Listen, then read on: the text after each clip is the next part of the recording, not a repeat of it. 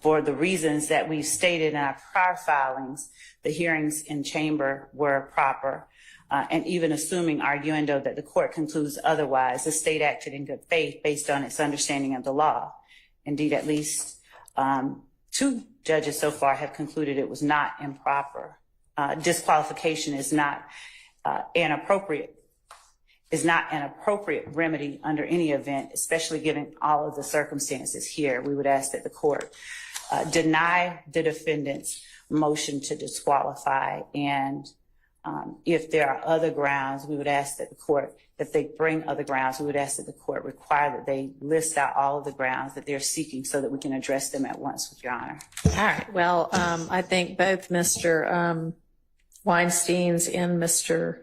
Shart's motions that are pending right now, Mr. Weinstein's for a mistrial and Mr. Shart's for a fair trial, set forth additional bases and suggest that as one of the potential remedies or grounds for relief. So I think the state has filed a response to Mr. Weinstein's motion on behalf of Mr. Kendrick. I don't know if y'all filed a response to the supplement, and I don't think I've seen a response to Mr. Shart's amended motion for a fair trial. So that filed Friday. Yeah, that was filed Friday, and I'm not quite sure when the supplement was filed, sometime last week. Okay.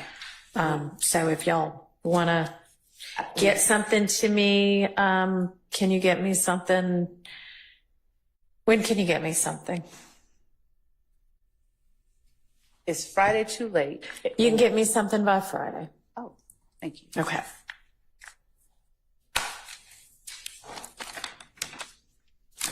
All right.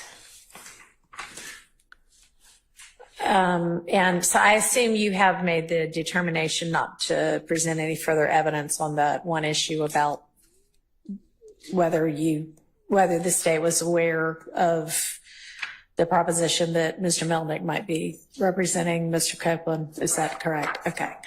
All right. Yeah. One more thing. We did receive the communication from Mr. Steele regarding proffers, and if an attorney rejects a proffer and insists on evidence. With regard to Copeland? Or? He said it generally. Oh, yeah. Oh, okay. No, proffers from an attorney. Okay, yes. Mm-hmm. And so to the extent that that is the way that that we would move or operate, we would to therefore require, if we're going to put up evidence, we're going to put it up. I don't know how the court views proffers, and well, I mean, I think that the case stands for the proposition that proffers are fine unless one party objects, in which case then you need to present evidence. And so if that's the case, we would ask to any circumstance where proffers, we would, if we have to put up evidence, we don't want to be dueling proffers with evidence. If it's evidence, it's evidence. But if the court proffers are okay, I'm okay with that. Okay, thank you. All right, how about on the discrete issue of the phone calls, jail calls? Yes, Your Honor. So I went back and reviewed what all we covered. So okay. We got through the 5 jail calls the state intends to introduce Mr. Copeland, and I also confirmed and spoke with Mr. Sharp, Mr. Steele. We were in agreement that we handled those jail calls related to Mr. Copeland on Friday. Well, okay. I'm sorry. I just thought there were like 2 things outstanding that y'all said, let us huddle and then we'll get back to you. Yes, Your Honor. So I'm incorrect in that recollection? In relation to the jail calls. Jail calls, yes. Okay. So, okay.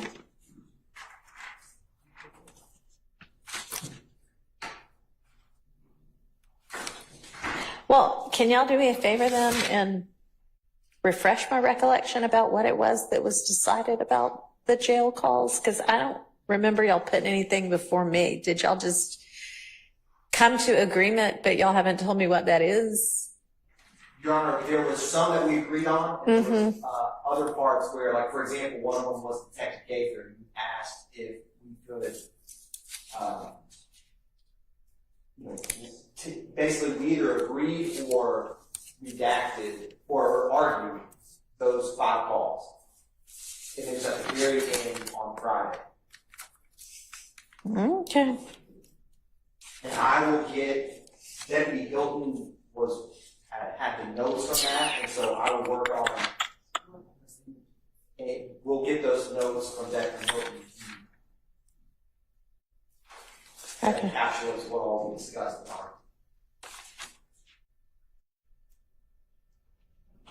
Okay.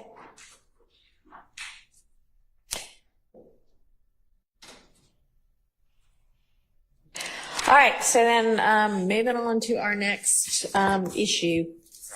Yes. Good morning, Your Honor. Good morning to everyone.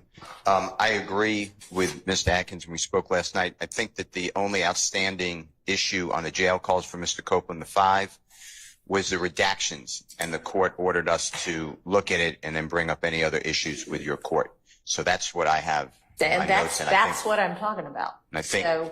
yeah, but I don't think that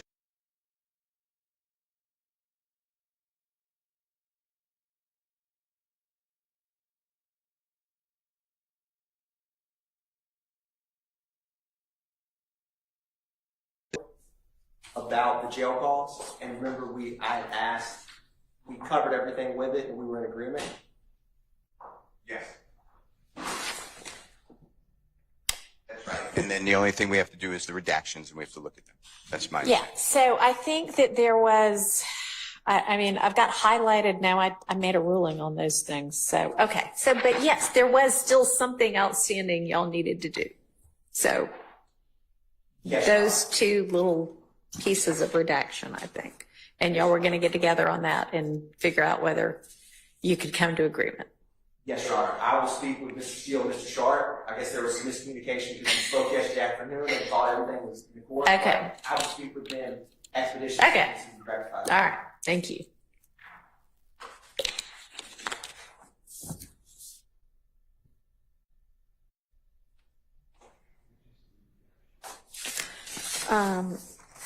All right, so then our next sort of big topic we need to sort out is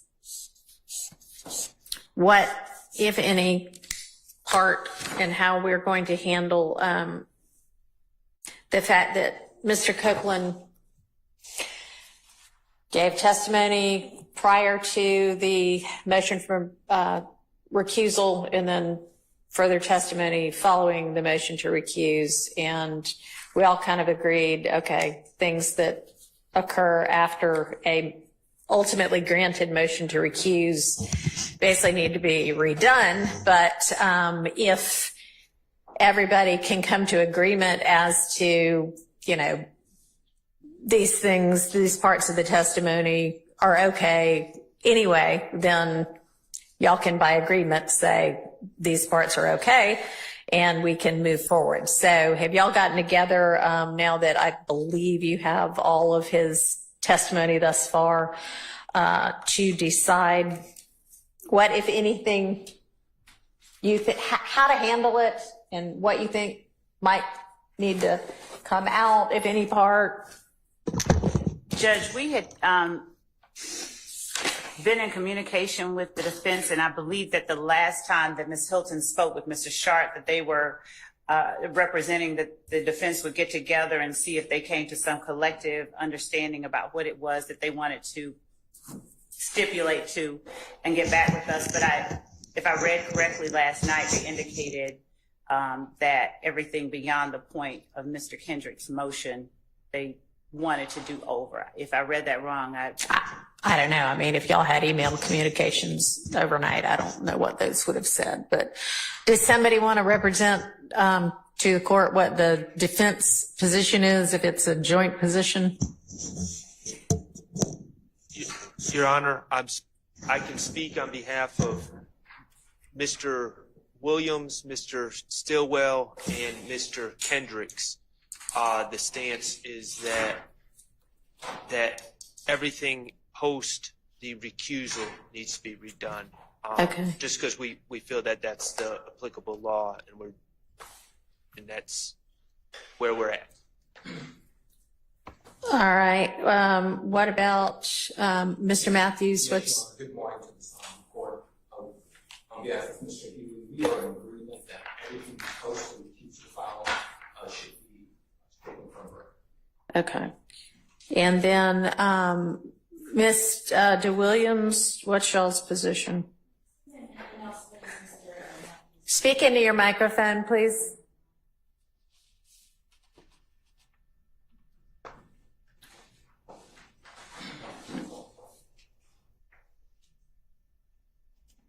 Same position as Mr. Matthews, Your Honor. Okay. All right.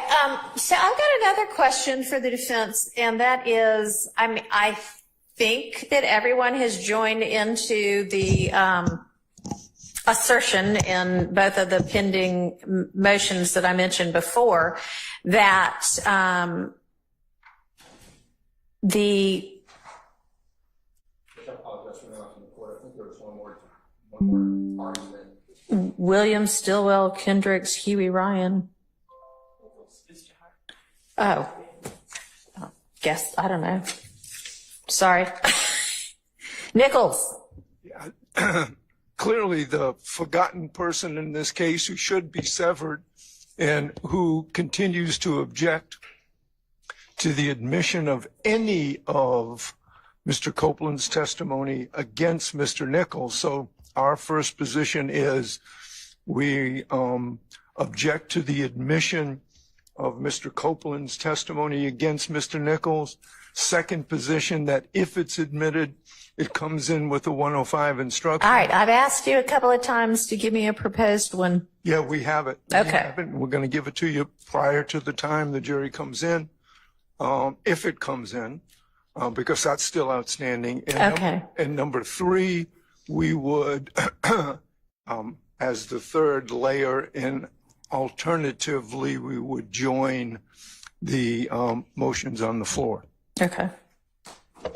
So on the proposed limiting, I mean, jury's coming back before too much longer. So go ahead and get that to me and the state so that we can contemplate language and whether, I mean, I think it would be appropriate to give. So, but don't wait till the evidence is coming in. Give me a chance to look at it beforehand. Assumes the evidence is coming in, and I don't make that assumption since the motions are still outstanding. I'm trying to cover things in terms of eventualities and, you know, conditionally and things like that. So I understand that. I hope you're not chewing gum. Are you chewing gum? Okay, great. No chewing gum in class. All right. So it's my understanding that everybody has joined in the position that Mr. Copeland's testimony was coerced based on what occurred during the June 10th ex parte. So, and yet I know at least some of you want that testimony and said that yesterday. So are you waiving the issue of its potential coercion? And good morning again, Your Honor. I am not waiving that All right. issue. So then how do we handle that? I thought it's two states. I was answering your question. If Mr. Copeland's resumes testimony, then my understanding of the rule is, or the law, is the way that the court announced, and I think all parties understand it, that once that motion by the Honorable Douglas Weinstein was filed on the 12th, everything thereafter is excluded, and we redo it. And that's what we, Mr. Atkins sent an email last night. That's what three of us responded to. I don't want to waive, though, the issue. I thought we should have a hearing with Mr. Copeland to determine did that in camera, if it's in camera, ex parte rather, June 10th meeting, did you feel intimidated, coerced under the Archer case, which from Maryland. I know it's from Maryland. Right. That we discussed.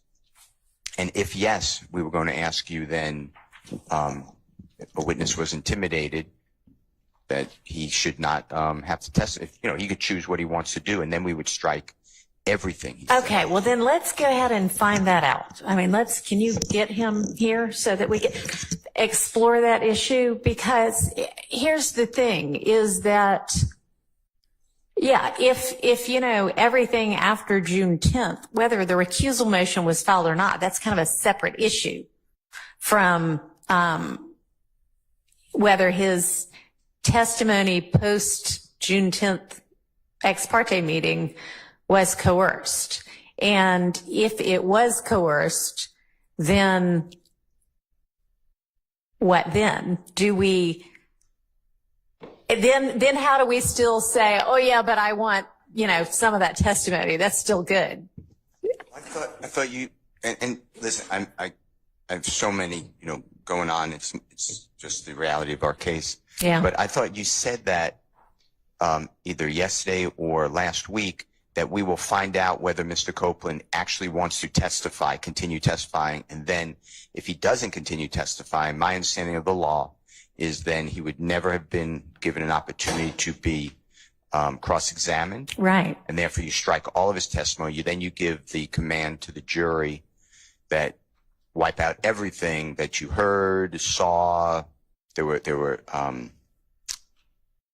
writings introduced, all exhibits are struck. Give me your notes. Right. That's what I thought. Now, okay, I just didn't understand because and thank you for clarifying, because what I was trying to sort out is, are y'all kind of taking the position it was coerced? We have to redo all of it based on the coercion, but then also, yeah, we want to keep parts of it anyway. So if it's yes, if it was coerced, then we need to redo all of it, or find out, does he at this point kind of redo are you intending to take a stand and testify, or are you going to be held in contempt?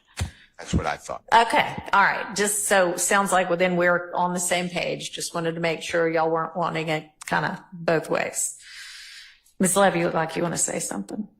I was trying to get a full grasp, Your Honor, on everything that was being said. And when I hear that we're looking into whether or not his testimony was coerced, of course I'm going to defer to the court. I would object to that for several reasons. One of which is that the court has had an opportunity to review what went on there. And I believe that based on what is there, right there on the transcript, the court can see, and I believe can make a determination that there's not coercion. So based on the way that the witness has conducted himself, and based on the concerns that we have expressed, the concerns that the witness expressed during prior interviews before I even came onto the case, I would ask that the court not revisit or go back and see, have a hearing on whether or not he felt coerced. Okay, so this isn't a revisiting of the issue, because the issue is live and still pending before the court in Mr. Kendrick's motion and supplemental motion for mistrial, and in Mr. Shart's, on Mr. Stillwell's behalf, revised motion for a fair trial. That's a big claim in both of those motions. And I mean, I just gave you to Friday to respond to them, but, and yeah, I think that on the record, it's a legal determination to be made. We don't necessarily need to hear from Mr. Copeland, because I'm not sure about Mr. Copeland's credibility on anything anyway, but. And so for those reasons, I would ask the court to not have us bring him in before that time that he has to testify. I'd also point out that his counsel was present. I know.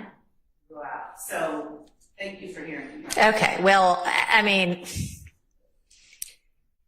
I hope that it is not up for debate, that some of what was said to Mr. Copeland in terms of potential ramifications if he didn't testify was incorrect. I don't think that there was any kind of, purposeful or nefarious motive in that. But I mean, at least with regard to the notion that he could be held until the trial of even the severed co-defendants was completed, I don't think is a correct statement of the law. If you believe that it is, then please provide me with what you're basing that belief on. But I mean, I also don't think that he paid much attention to that at all. He doesn't even seem to have, he kind of basically moved on from that, but that was incorrect. I think that some of the assertions about statute of limitations potentially were incorrect. I don't think that with regard to he seemed to be worried about a particular crime, the statute of which had apparently already run. But I think that in terms of the notion that he faced no potential jeopardy with regard to crimes based on statute of limitations. I mean, there's the immunity issue, which is wholly separate, but y'all are basically saying you don't even have to worry about it for the statute of limitations reason. They're saying, well, then how are we sitting over here charged with RICO for crimes, the statute of which, when the statute has run on the overt acts, they're in support of the RICO.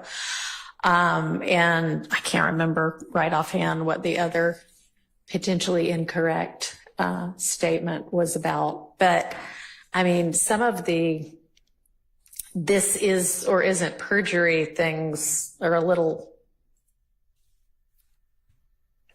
I don't think, quite exactly accurate either. Okay. So, I guess what I'm saying is you run a lot of risk, even if I say it wasn't coerced, if that is the legal determination I make. I mean, I'm saying it's a really close call. And it might be better to just pretermit that issue and deal with it a different way. Okay, so when that took me to the question I had yesterday, that I thought I had gotten completely wrong with respect to the motion to compel that we had filed, because it got to a point where he's trying to not testify.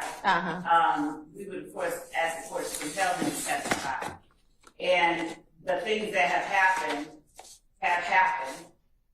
and he was, as I said, represented by counsel, as the court has already acknowledged. But I do understand what the court is saying, and I will respond to the motion. Okay. But I don't want to be dealing, and I can give you to Friday to respond, but I don't want to be us having no idea what we're going to be doing Monday morning. I want it sorted out this week. And your motion to compel was filed when? To compel his testimony. I mean, that was, yeah. And the order was entered on the 7th. And I don't think there's any issue that can still be in effect. I don't think we need to redo that. If you want to redo it, and I'll consider it anew. But, I mean, the more prudent course would really be to just bring him in here like tomorrow and say, and if anybody wants to come up with, he's probably been advised ad nauseum about everything at this point anyway.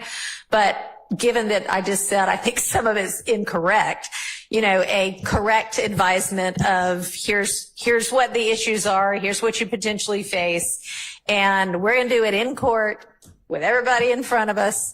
Y'all can have some input on what he is advised of. Does he have counsel currently? I know he's gotten rid of Mr. Melnick and Ms. Bumpus at this point. Yes, that's correct, Your Honor. Mr. Melnick withdrew representation. His father was fired, so no one has said anything to us about a lawyer on his part. So we are unaware of whether he has any representation. And I'd also point out just that since he is still under that immunity grant from the state, my position is that anything what he testifies about would not subject him to criminal exposure. We can't use it. We can't go out and.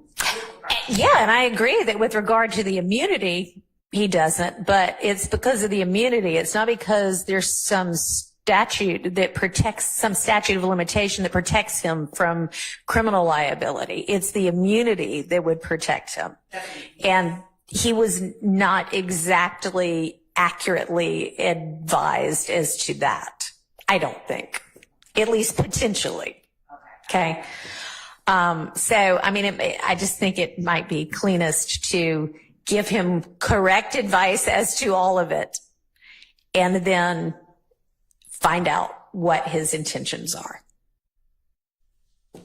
Would that work for everybody? Can I get an affirmative if that is in fact the case, not just a, like on the record, yes, if it's a yes. I'll be back to Mr. Williams, yes. Okay. Yes. Yes, Your Honor. Yes, Judge, with the caveat that no party, no state, even though they say it's our witness, not have any communication with that person while he's on the witness stand, which he still is, presumably. Thank you. Okay. And Your Honor, with respect to Mr. Harvey's request of the court, I would openly request that the court allow us, because like we have had to transport the witness, I request in front of everyone that the court allow us the opportunity to continue transporting him, doing as we have been. I mean, he's under your subpoena. Y'all are the one that needs to get him here, but no substantive conversations. Understand? Yes. Okay. All right. And y'all think you'll be able to achieve getting him here tomorrow? Your Honor. Can you get him here this afternoon? I mean, no, that's fine. But can you get him here tomorrow? I believe that we can. Okay. And Your Honor, how much inquiry is the court going to allow or examination? We don't need to examine him about that. What we need to do, I think, is, given everybody has agreed, is just properly advise him as to what the immunity order means, what the consequences or potential consequences of refusing to testify regardless of the immunity order mean, and find out what his intention is. Okay, so I would love to get from y'all a proposal on what to advise him of. And let's let everybody kind of agree to it before we do it. And then it might not be a bad idea to have counsel for him. I don't know whether he's going to want to hire somebody, or whether he is, I mean, he's not a criminal defendant, so he probably wouldn't be entitled to counsel from the public defender's office, but maybe I can find somebody willing to take it on, whether he can pay them or not. I don't know. So, Your Honor. Suggestions?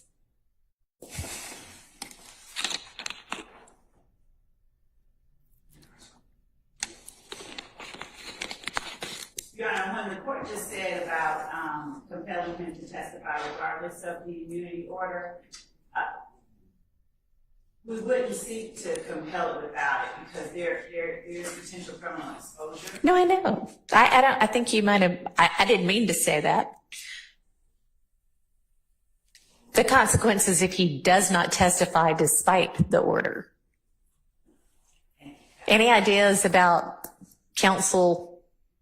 I mean, I think he's probably entitled to counsel if he wants it to advise him. I don't know. Hadn't done the research on that one. Your Honor, on behalf of Mr. Williams and I think the rest of the defendants, it seems to me most appropriate for the court to at least inquire of Mr. Copeland himself whether he is currently represented by counsel or not, and or what his intention is if he is not. Sure. I mean, yeah, I agree. I guess I can't find that out before he shows up here. I can have someone who just bring him in. We Okay. know where he is, so I can actually ask. All right. I mean, yeah, if we can find him and even, I mean, I don't care if he shows up by Zoom for me to ask those questions, you know? I mean, that's fine with me.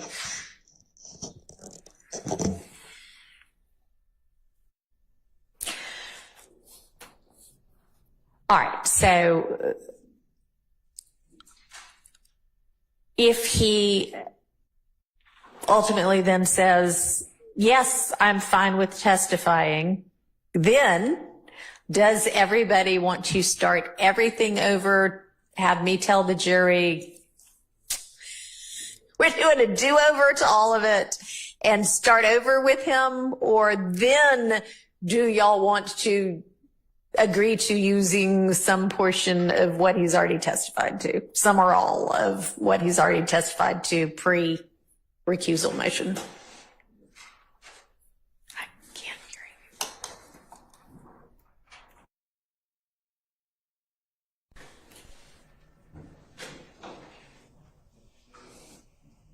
you. Y'all can think about that for a few minutes.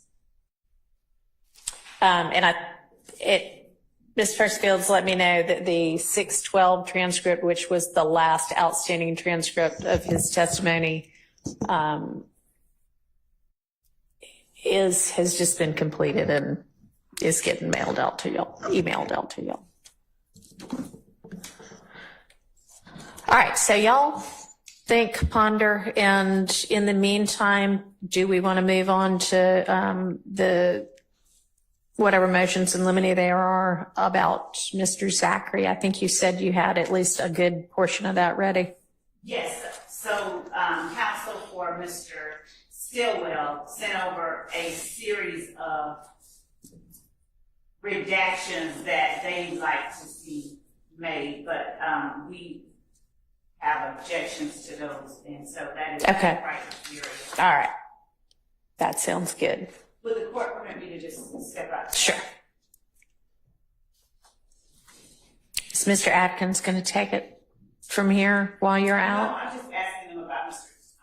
Copeland and see if I can get him on the phone and get an answer to the court today. Okay. All right. So the Zachary evidence, can somebody provide that to the court? Whatever we're going to be Yes, Your Honor. sorting through. I'll send the transcript from this interview, Your Honor, and if any defense counsel objects, I can send what Mr. Sharp sent us so that the court knows what we're walking through. Yes, Your Honor. That'd be great. Because it's broken down by numbers. Okay. Good. And does the court already have the transcript? I don't. No, but Mr. Atkins just said he'll send those.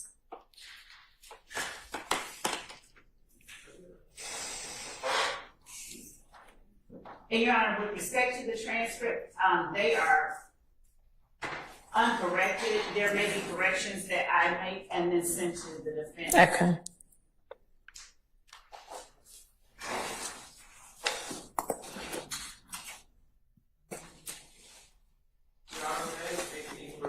Yeah, and maybe pick up your mic. And y'all, I think I told y'all yesterday, I'm trying to get longer stems for these, but I didn't even turn my mic on, so I didn't even get through step one yet. So it's now on, and I am holding it.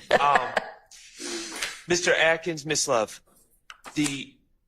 Mr. Zachary's statement, his statement that I did not review yet, or I've reviewed it, but I haven't given you the total redactions. Are you planning on playing the if allowed, the part where he talks to the feds about the guns. It's possible, and there were two statements. You should talk into the mic too so everybody can hear you. I keep remembering how loud I am. It is possible, and there were two. I think yesterday when I spoke, I was expecting one more from you. There are two, the 2015, the August 2015 one, and then I think it's the March 2017 one. And we have your redaction request for the the August 2017 one. So do you mean for both of those, or are you just asking about the March 2017 one? The transcript doesn't, I don't believe, say what date it was, but the time he talked to the federal agents after speaking to Investigator Gaither.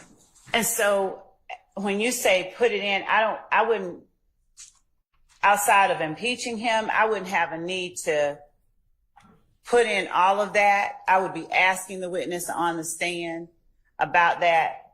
So I can, with the court's permission, I can break away and talk to you about exactly what it is that you're concerned about. Okay, well, I'm gonna send over my proposed redactions for the statement to Investigator Gaither, with the understanding that I didn't list out any redactions for the discussion with the federal agents. Okay. So you're sitting over the 2015 one, and then, Yes. okay. All right, so there's one that has been done completely, the proposed redactions, right? So we'll just start on that one, and then I'm sure we'll have a morning break at some point. Y'all can maybe, if you need to huddle more on the another one, then that's fine. Thank you.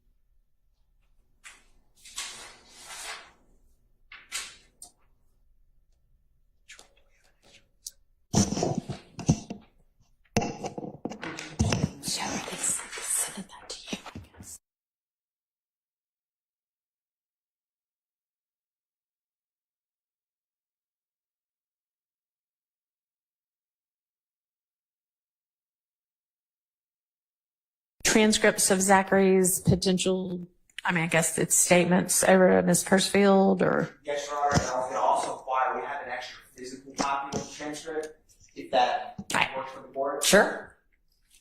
And then I will just email the redaction chart that we discussed. Okay. Waiting on that to come through, and then we'll get started.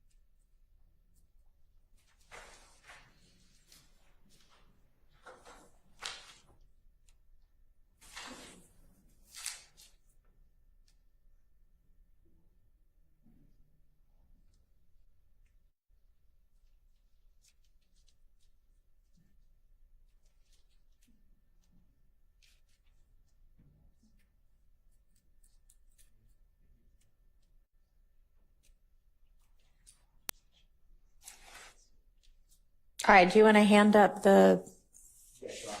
hard copy of the transcript? Because I don't have the electronic one quite yet, but I'm sure it'll come through at some point, but we can go ahead and get started with the hard copy.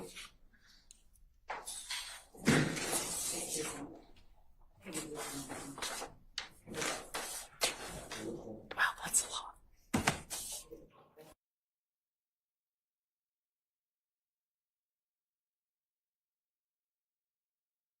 I'm the court can keep, but this teal colored one is going to be what we're going to discuss first. Okay. The red may come up later with the next. Put the red to the side right now, then. That's perfect, Your Honor. Thank you.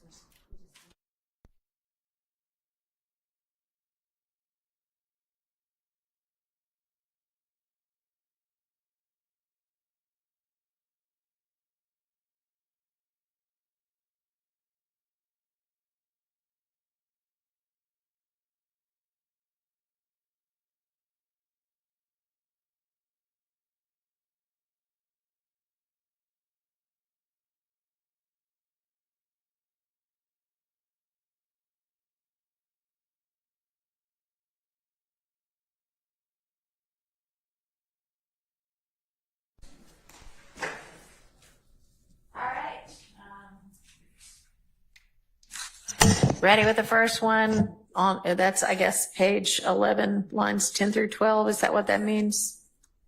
Or is that a time stamp? Your Honor, that is correct. There was a couple Mr. Short had that, for the most part, I could follow. So if there's a discrepancy, I may ask Mr. Short specifically what line he wanted, but I believe for the first one, that is correct. All right. And is this mine to keep, this teal one? Yes, Your Honor. I can write all over it if I want to. You can highlight it, write it. Okay. All right.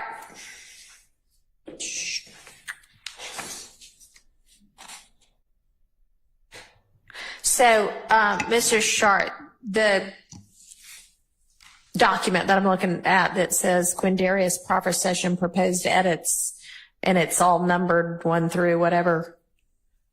Okay. So, where am I supposed to be looking with regard to that first one? Because it's a lot of different numbers. I'm not sure what they all mean.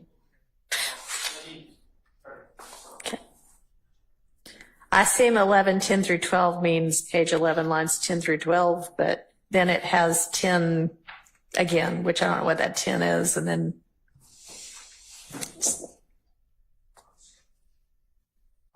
It should be when it ends. So it would be like 10. I'm pulling up my document. okay.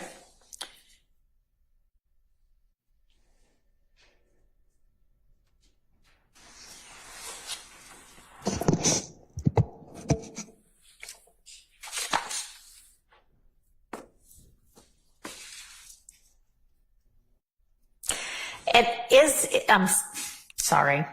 Go ahead with what? So that first one would be page 11, line 10 through page 12, line 10. Okay, that makes more sense. Gotcha. All right. And is one of the objections to all of this going to be these aren't proper under the co-conspirator exception? Well, not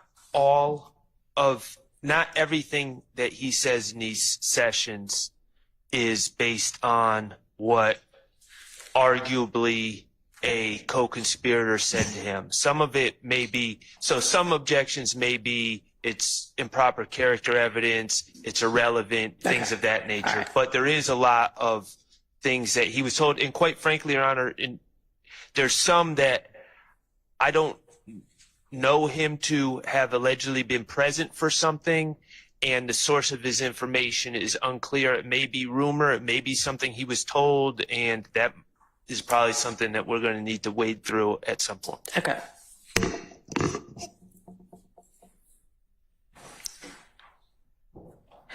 All right, so the very first one is, I'm about to tell you something, and I've just said I wasn't there.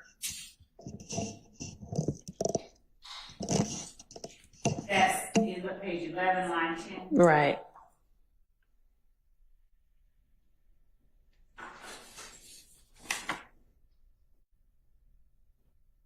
So it's obviously hearsay, so what's our exception?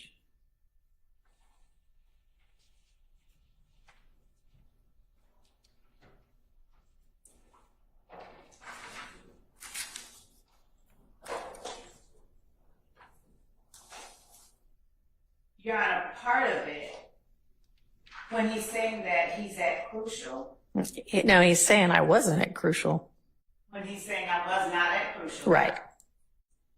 And he can't speak about being at Crucial. Mm-hmm. I don't have any objection to him speaking about or trying to speak about being at Crucial. I don't have any objection to taking that out. All right, so are you good with the redaction of 11 line 10 through 12 line 10?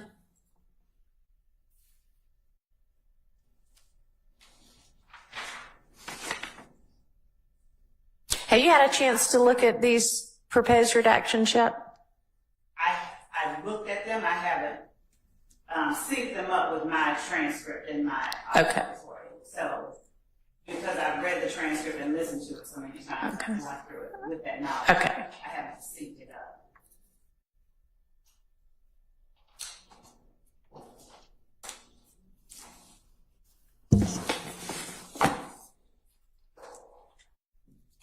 So I don't have an objection to up through line 10. I Okay. don't have any objections to it.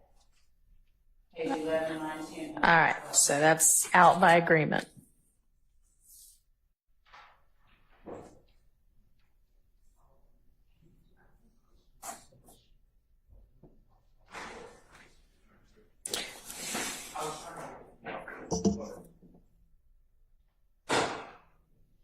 All right, so that one's out by agreement. Do you want to, is it, if I gave you 30 minutes, could you decide which ones you agree to? Okay. Is there something else anybody needs to take up before we take our morning break and let Ms. Love do that? All right. Anybody else? Nobody? Okay. All right. We're just going to take our little morning break early. So we'll be back at 10:30.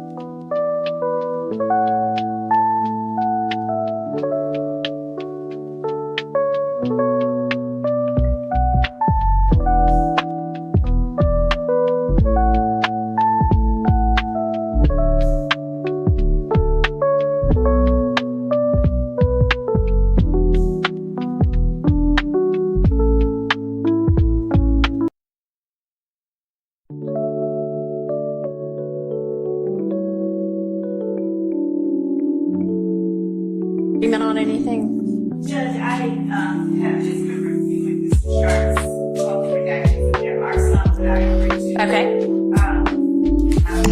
But regarding this, for the first, before I have a copy of his redaction, The proposed redaction, yes. yes. Okay, so looking at Mr. Sharp's chart, number one, we've already discussed. Number 17 is the next one. All right. And that's agreed to?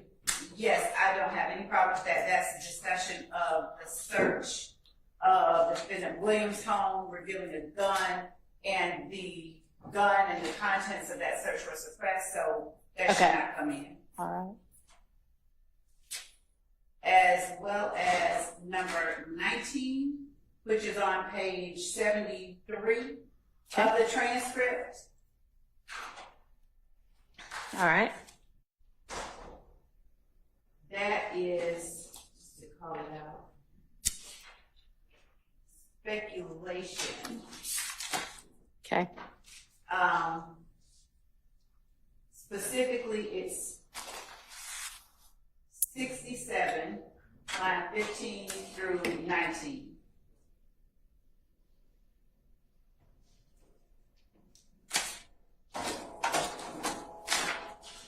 No, I'm sorry. Mr. Sharp has a description that is different than the lines that are listed. So 70, so on page 73, Mm-hmm. I don't have any objection to lines 10, he has it right, lines 10 through 13, no objection. Ms. Love, could you just give me the number of the section you had no objection to? 17. Okay.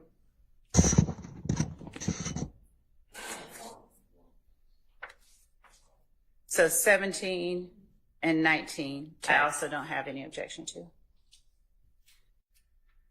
23, I don't have any objection to. Okay.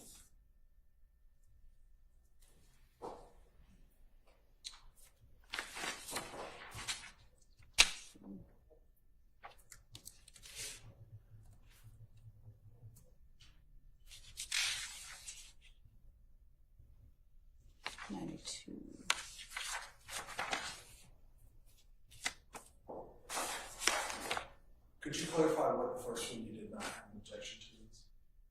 The first one that I did not have an objection to was number 1. And number 1, if you have, you already have the redactions? Okay, so it was Mr. Zachary, after saying he wasn't at Club Crucial, he talks about what happened at Club Crucial. And Your Honor, I will say that as it stands, I'm not trying to get that in. I don't know if something else changes, but right now I agree that it should come out. Okay. All right. So we had gone through 23. 24, 25, 26, I don't agree with. Going to 27, it is 9211.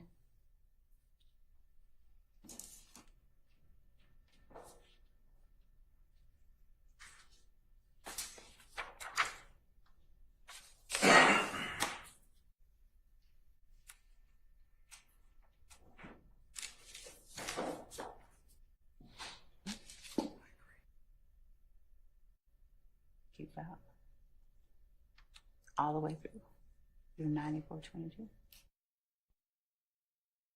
through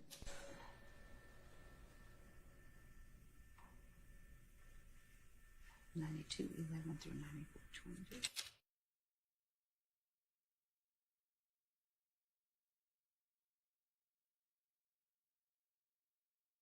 That's what I've gotten to agree to. If the court permits me to further review the rest of them, because some of them I was looking and I don't agree to, I'm ready to argue those, or I can. Let's do that right now, and then over the lunch break, you can go through the ones you hadn't hit yet and see whether there's agreement on any of those.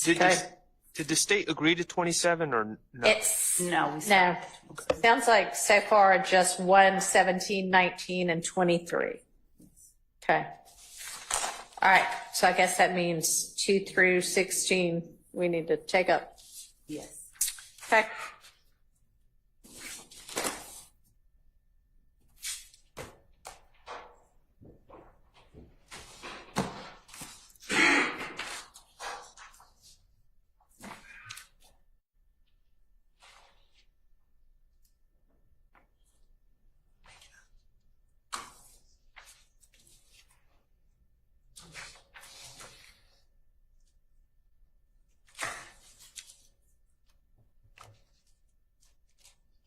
And Your Honor, will we just follow the same pattern we did last time, where the defense tells what their objection is? Yeah. So I mean, the objections are essentially on the proposed redaction. So I guess the objections generally speculation about why they shot up the house.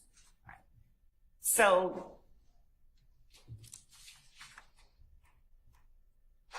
page 13, line 16 starts at Dennis talking with the witness about the house getting shot up, and this is following, I think you have to go back a little bit further to page 12 to get better context. In that conversation, the witness is talking with Demekion Garlington about people that call him that night, starting on page 12, line 14.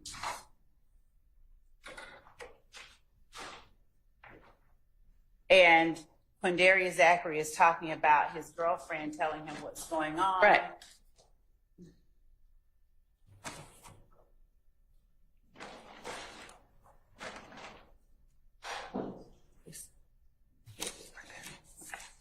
Yeah, so it starts at 13, line 16. He doesn't have objection to him saying, hey, this house got shot up. It's why the house got shut up, which the objection is speculation. So my argument, assuming I established the proper foundation, is that with Quindarius Zachary saying that Trevante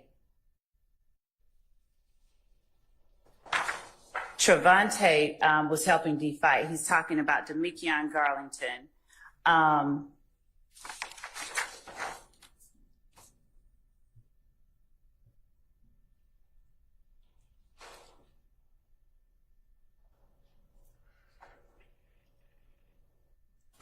Right, so what would his basis of knowledge be? You would need to establish that he's got a legitimate basis to know that. That's the point that I'm making. Like, without doing it, I wouldn't, if I were not able to do it, I wouldn't proffer it or even try to play it. And so you think you can? Yes, that's the point. Especially, Your Honor, when we're talking about, he goes all the way through to line 2. Right, 14, line 2. Okay, I was looking at line 14.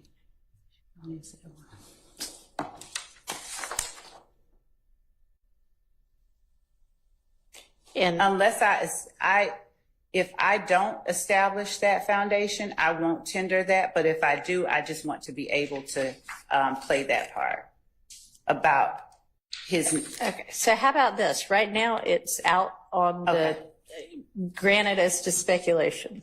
okay, And if you establish it, okay. then that'll be a different story. That'll work. Okay. 14. Okay, so the next one being page 25. So 25, page 25, line 9 through 2512 is a direct statement from the witness about an incident that's listed as an overt act on the indictment. Okay, And what they were doing, it's an admission. all right. It's an admission against it. All right, so what's our objection there, Mr. Short?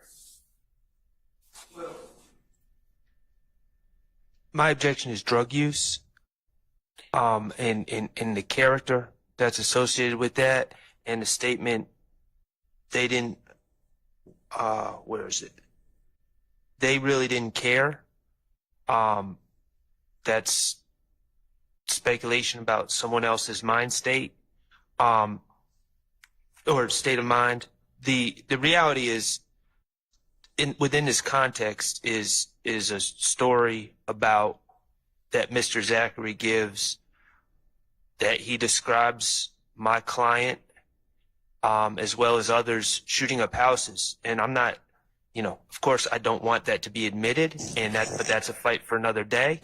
But I'm not objecting to that on any of these bases, but I am objecting. So I'm not objecting to him talking about that at this time, but I am objecting to him pontificating about my client's state of mind as this was going on, because he can't really speak to that.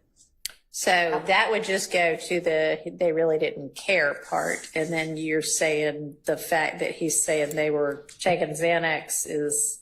I don't know his basis of knowledge of that, but I don't believe that to be true, but I don't know his basis of knowledge of that. All right, Ms. Love. So Judge, my argument right now until I speak to him is that he is in the car with the persons that he's speaking to the detectives about. He has the opportunity to observe them up close. The question posed, as the court can see, is did they feel some kind of way that you didn't get out of the car? We believe that the evidence has shown and will continue to show that these people he's in the car with that are shooting up these houses are his friends. He's known them for a long time, and his personal observations of them and personal knowledge of them is what allows him to make the assertion that he does, that as to why they didn't care that he didn't get out of the car while they're facing arguably danger. They're the ones getting out, according to Mr. Zachary, doing the shooting, but they were high, essentially. So that's the reason why they didn't mind him not getting out of the car. We'd argue that it's intrinsic.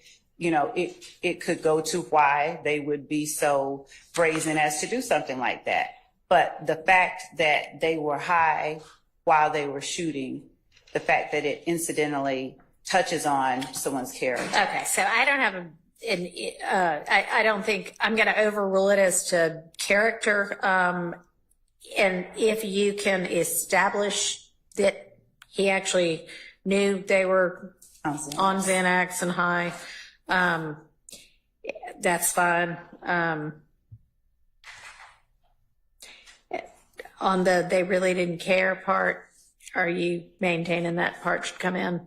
Yes. Because his observation is that they didn't mind. He's offering up an explanation as to why. Basically, the investigator's a little bit incredulous that, right. What's the motive? The motive's just they were hot. Yes. All right. Well, if you can establish that he knows that they were on Xanax, then I will let you use that part. So overruled as to character and sort of like to be determined as to the basis of knowledge on whether they were high or not. I put subject to foundation. Okay. So that is number.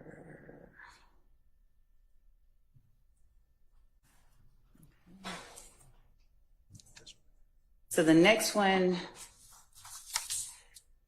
is further down. Mr. Zachary is asked by the prosecutor, what was you all's intention when you all headed over there? He says that we were going to kill one of the boys. And then the prosecutor says, and one of the boys, I know we talked about a bunch of names, but which of the guys were you looking for? And then Mr. Zachary responds, the request is to take out 17 through 25 all the way.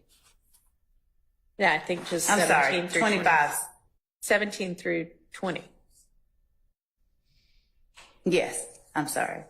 So 17 through 20. Right. He's specifically talking about their intentions when they went on this shooting spree. I think that it's not only relevant, intrinsic, it gives a motive for what they were doing. He has personal knowledge of it. He was in the car. They were riding together.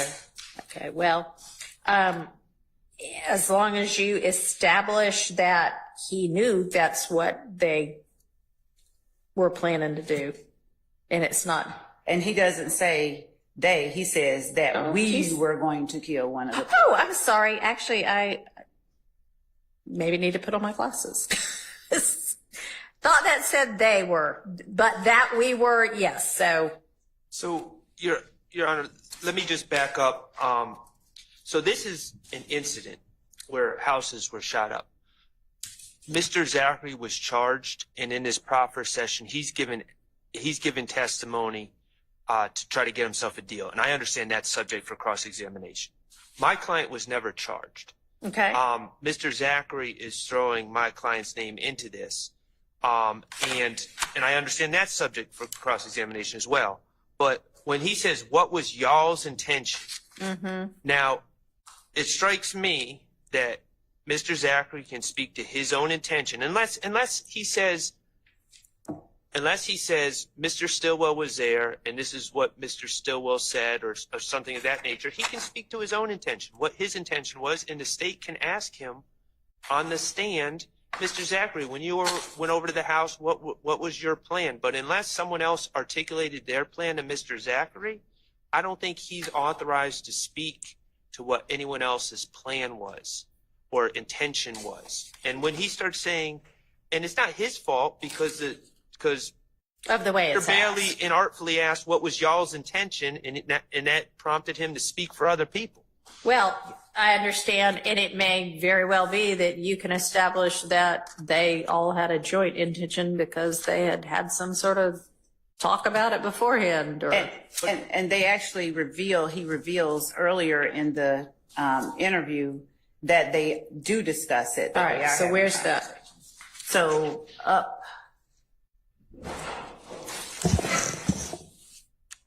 on line 4, he says, because he said we're not going to shoot a house, leave that to them. So on line 2, Investigator Dennis asks, why does Moontoon, and that is actually Antonio Sledge, it's spelled wrong, tell you not to get out of the car? He said, Mr. Zachary said, because he said, we don't shoot up houses, leave that to them. That's one point that they're talking. Further back on line, page 24, when Mr. Zachary is talking to Detective Dennis about the kind of guns that they have, he's naming them. Okay, I mean, it does look like they kind of had. Well, Your Honor, he's Line 9. talking about what Moontoon said. Moontoon's not even here. My client is not Moontoon. And so I don't find respectfully what Ms. Love said to really address the issue. All right, so where is it that your client gets, what is it that is indicating that he's talking, his speech includes your client if your client's not in the car? No, my client is supposedly in the car according to Mr. Zachary. But what Ms. Love talked about is Moontoon telling Mr. Zachary to not get out the car, saying we don't shoot up houses, leave that to them. What that has to do with my client's intent to kill someone, I'm not seeing that link at all. And my whole point is this, Your Honor, if they can establish that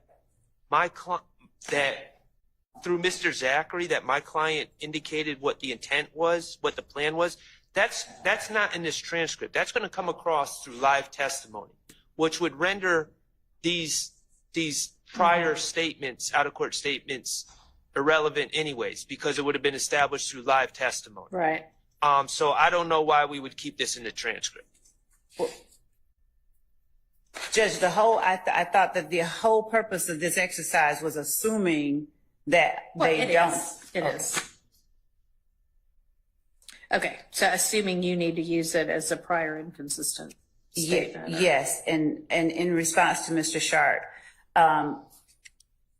Mr. Zachary is talking about his own intent and his understanding of what the conspiracy was. Arguably, this is a conspiratorial act of going out to shoot. We were going to kill one of the boys. So he does not, I don't think that it's improper for him to be able to talk about what the intentions of the group that he is acting as a part of were, as shown by their actions and their words throughout the course of the conspiracy itself. But if his statement is just based on assumptions he's making through the actions of others, then the jurors are in a similar place as Mr. Zachary to make that, to draw that conclusion. But Mr. So Zachary, I don't understand why Mr. Zachary, his conclusion about what my client's intent was, would be particularly helpful or relevant to anything unless my client articulated it to him. And from my understanding of what Mr. Zachary's saying is, he gets a call from his girlfriend Summer. Mr. Garlington and Mr. Sledge leave the club.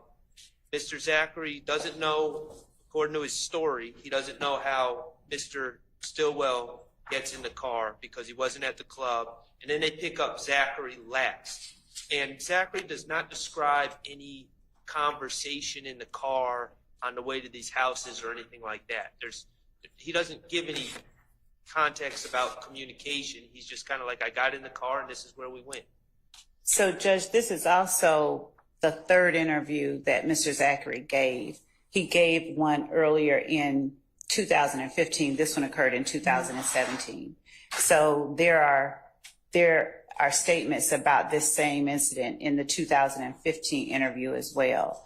So we haven't gone through that one, but I could cross-reference that as well and provide those cross-references to the court. But the reality is that an assertion by a co-conspirator, if everyone is acting towards the same goal and people are getting shot up, houses are getting shot up, and With assault rifles that are in the car. right. Yeah, I'm going to overrule that.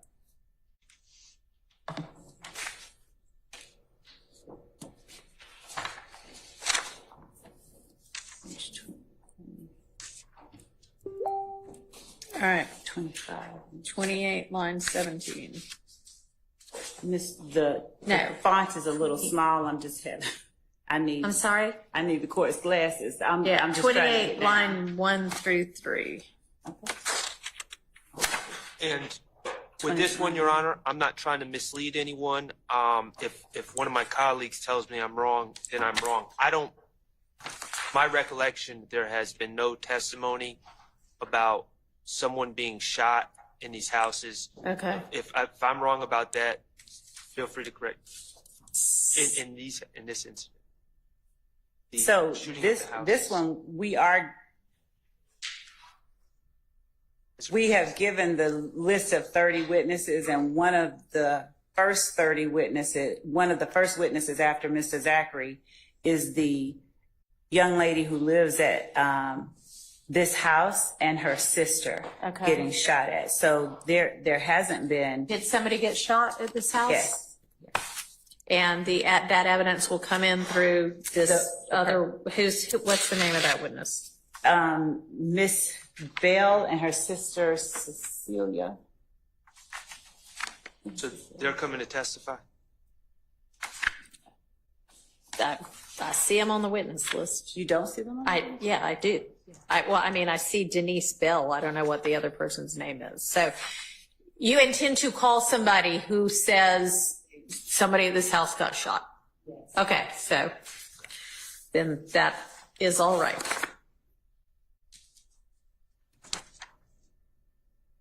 All right, number 6.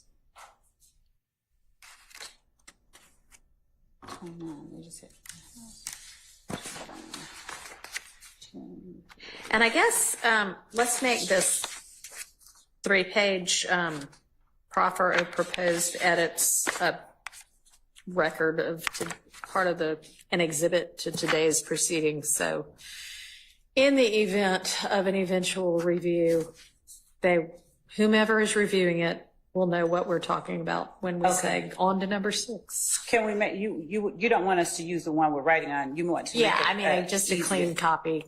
Okay. Yeah, I know we're all writing on ours right now. So yeah, just a clean copy, and it can be, We can do that. I don't care who makes it an exhibit. Okay. It's basically just for purposes of the record. I can make it a court's exhibit to today, court's exhibit 1.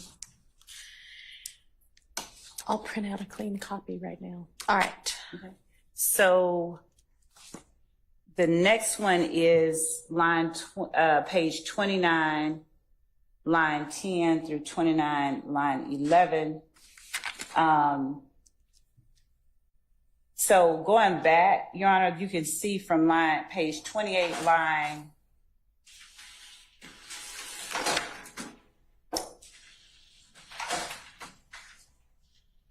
you can go back up as far as line 7, but you'll see that there's context. You want me to pause? No. Okay, you can see that there's context. Mr. Zachary is talking about where they went, what they did. And at line 18, he's talking about the house on Oak. And later on, you have Investigator Dennis talking about his familiarity with the house. Right. The fact that he offers a concrete fact, his knowledge about the house, and Mr. Zachary doesn't correct him or doesn't say anything about it, I would argue it just How would goes he to the correct him effect. to that? I mean, it's not something that by itself is very material. There's just, Then take I it don't, out. Strike it. Granted. you're, okay.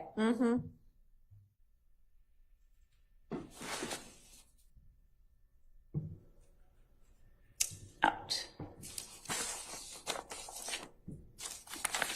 All right. I'm just writing August 6th, 2024, Courts Exhibit 1, as to this 3-page Yes, Your Honor. proposed reductions. Okay. So the number 7 is page 33, line 1 through 35, line 14.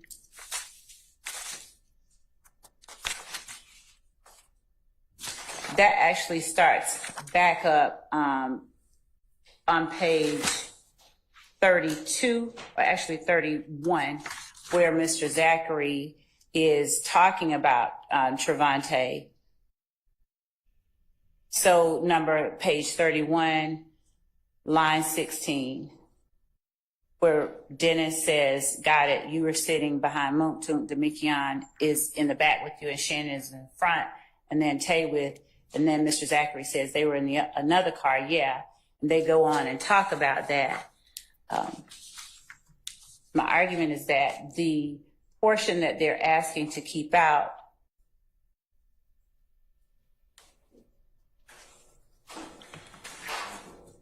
is all information Dennis is exchanging with Quindaria Zachary about activities that YSL and Rivals are sort of involved in. Mr. Dennis talks about how they thought it was kale, and Mr. Zachary says no. it's, he corrects him, no, and then Dennis says, well, enlighten me, and he's like, no, you go ahead. But Zachary later on line 17 says they tried to say that we did it, acknowledging that there is a we, acknowledging in a way that helps to prove count one in our indictment. There is a they who is an opposition group who tried to say that we did it, we being YSL. Where is the part where the opposition group is saying they thought we did it? I see the investigator saying we thought y'all did it, but No, line 17 where he says they tried to say that we did it on on page 33. oh, it's back on page 35. I'm sorry. Okay.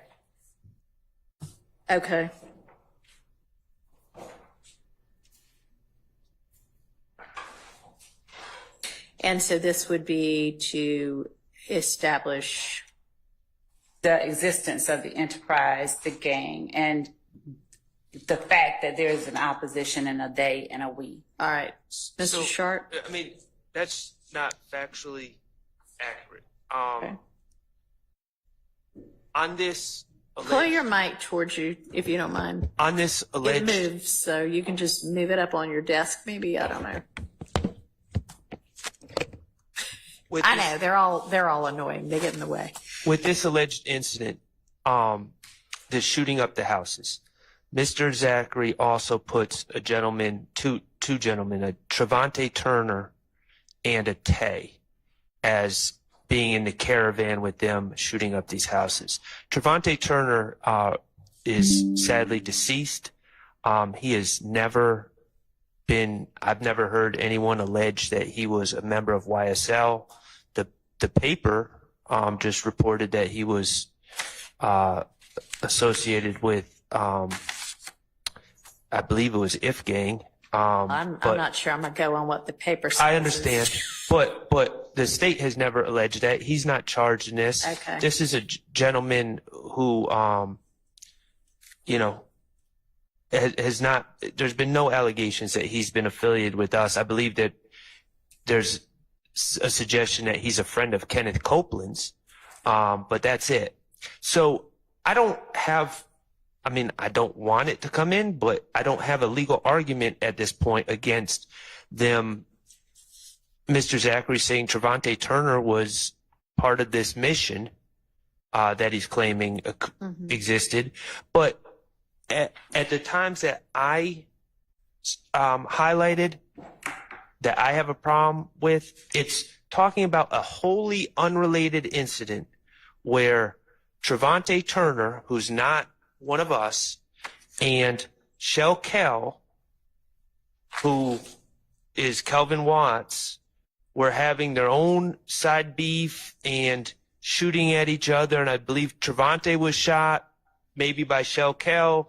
Mr. Watts was maybe shot by Trevante, but it has nothing to do with this indictment. It's not alleged as an overt act, and it has nothing to do with, if I were to, for the purposes of this argument, agree that there's a group called YSL and it's a criminal street gang, which obviously is an issue here, this incident would have nothing to do with that.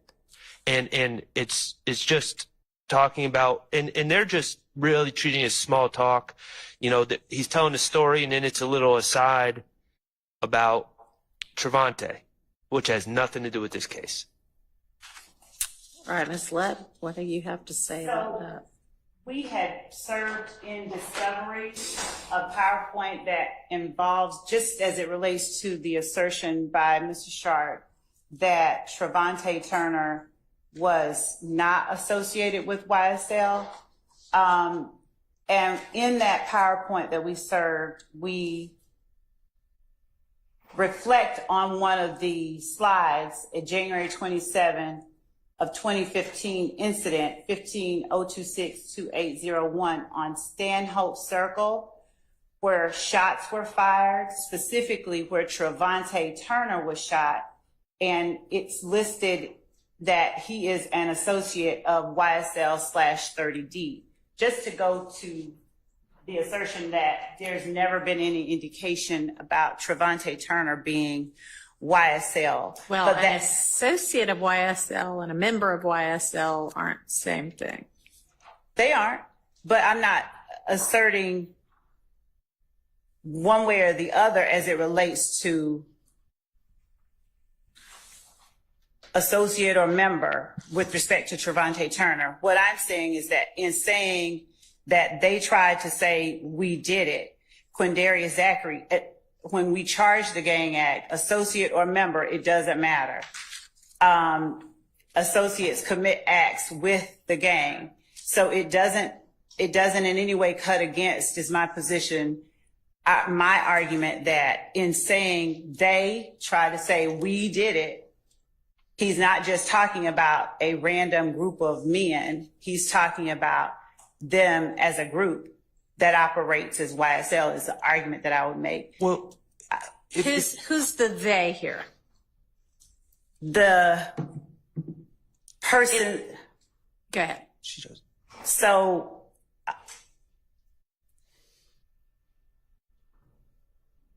All right, let me. so if gang is the gang that So they're is that the they here? This is the associates part of the gang yes. that there's the alleged beef back and forth and the series of shooting. The members that are involved in this little, even if it's a side incident, are all that gang? Yes. Okay. Well, if that's the money line, they tried to say, like, how's that admissible? They tried to say we did it. I mean, false accusations by an unnamed group about something that the declarant, in this case, Mr. Zachary, is actually saying they were wrong about. How's that admissible to anything? And if that's the key section, that's inadmissible in itself. But I think this whole section is just wholly irrelevant, and it confuses the issues. And if the court goes on further down,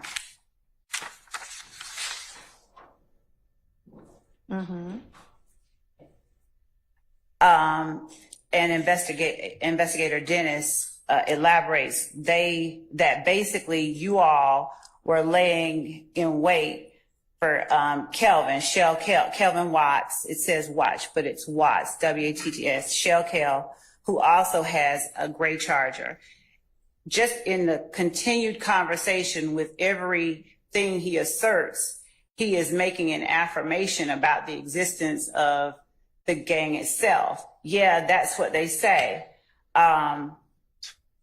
Is what Quindarius Zachary says. He's not pushing back against the notion that they would be laying in watch for Shell Kel. He's just saying, yeah, that's what they say. There's an acknowledgement still of an opposition and of a group that he belongs to. All right. So He's literally saying, no, that didn't happen. right, but she's not offering it for whether it happened the way they said it happened or not. She's offering it for the concept that Mr. Zachary is saying, yeah, there's this we here that is YSL, and that is certainly relevant to the issues in this case. And if you want some kind, I mean, if it even comes in, because I assume, this is all if he doesn't testify as the state thinks he will, and then they have to impeach him. Although, it would be interesting to see how you use this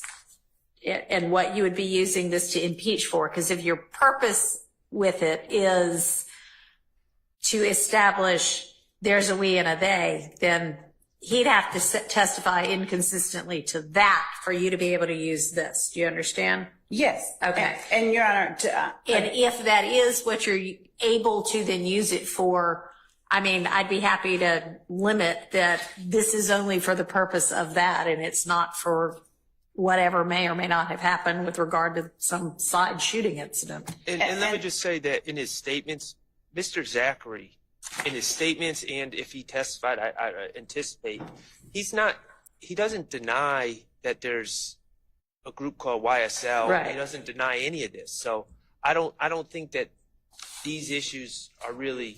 Yeah, that's what I'm saying is this one may be one that never materializes. Because I would say this is potentially admissible as impeachment on the issue that you're saying you want it for, not anything as to whatever this actual shooting is. Understand? Yes, and Okay. my understanding about the exercise overall is just to identify those portions that just absolutely cannot come in. Right. So I don't want you up here saying, so, hey, tell me about this time that, you know, you and whomever were involved in this shooting with the, you know, whatever it is.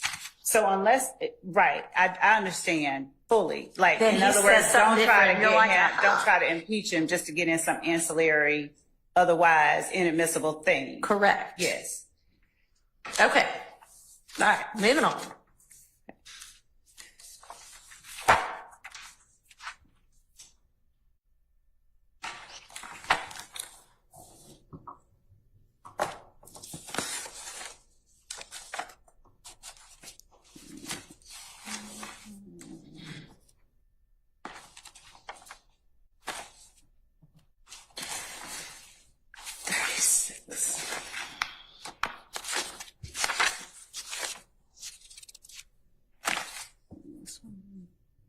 Number 8 being page 36, lines 1 through 30. I'm sorry, I haven't read it all, but if it is gang members being happy because Gaither's not working anymore, how's that relevant? So, Your Honor, Yes. I would argue. But I can concede that and say that there's really not, I can let that one go. I Alrighty. can stipulate to that. Okay. I just like it. And, Your Honor, And I think I may have made an error on that. 36, 1 to 24 is certainly about that. I'm not certain 37, 8 to 18 is about that same thing. Okay. I thought we were just doing the 1 through 24 first. Yeah. All right. Well, I mean, he's got it all as number 8. So, Okay. all right. So agreed that 36, that part is out. So turn into 37, 8 through 18.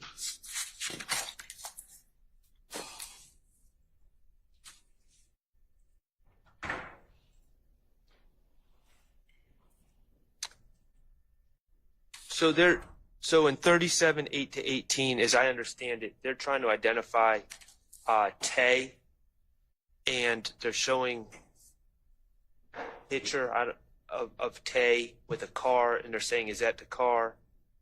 And then Investigator Underwood and Dennis and Zachary are agreeing, no, that's not the car. That's the car that got shot up by another person named Kel. It's just about Tay's other car that was not involved in the April 28th, 2015 shooting up houses being shot up. It's just Okay. talk about another car being shot All up. right. Is Has that nothing to do- relevant? So, Judge, in context 37, Mr. Sharp's objection goes all the way into page 38, unless I'm reading it wrong. No, it's 37, 8 to 18, right? Correct. Okay.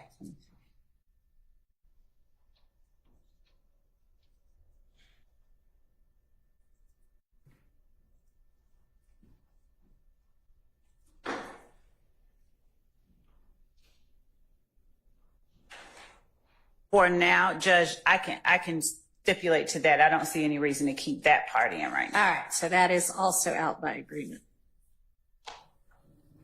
And Your Honor, should anything, and I don't anticipate it, but should anything come up that causes me to ask the court, hey, there's something I agreed to that I need to get in now because Let's this not wait happened. until the last minute to do it. Okay. It would only be by virtue of something happening on the stand. Okay. I mean, can you imagine a scenario why it suddenly becomes relevant that some other car that It's not the car being shot up. It's Mr. Zachary giving the description of the individuals and his knowledge of certain individuals. Tay. Mm-hmm. Okay, so that's lines 3 and 4. Is that Tay? Yeah. And 16, where he's talking about the other boy called Kale. Those sort of instances. I don't foresee them being necessary, but I didn't want to not say to the court, hey, this might come up. Okay, well, so maybe if there's some issue as to who Kel is. Okay. And then I think that the next one on number 8 is all of page 38. Yeah. It's 38 line 8 to 39 line 11. Hold on. 38. Line 8. Okay. Through 39, 11. Really to 39. It's Through 39, line 1. the end of 39. Okay. Oh, It's two different incidents. It's a discussion about Tay, people saying on the street. Again, I'm just trying to clean up this transcript. It's just going to be confusing to people. I don't care if all sorts of bad things come up in about Tay one way or another. Right. But I'm just trying to limit confusion that Right. the jurors would have. And they're talking about people on the street saying that Tay shot up Rich Homie Kwan's dad's barber shop. Rich Homie Kwan's I have no father objection is a to- barber and runs a barber shop. All right. She may agree. I have no objection to 8 through with the clarification that he made because I thought it was the whole page. Okay. So I have no objection to 8 through 24 Okay, of so- page 38. All right. And then on 39,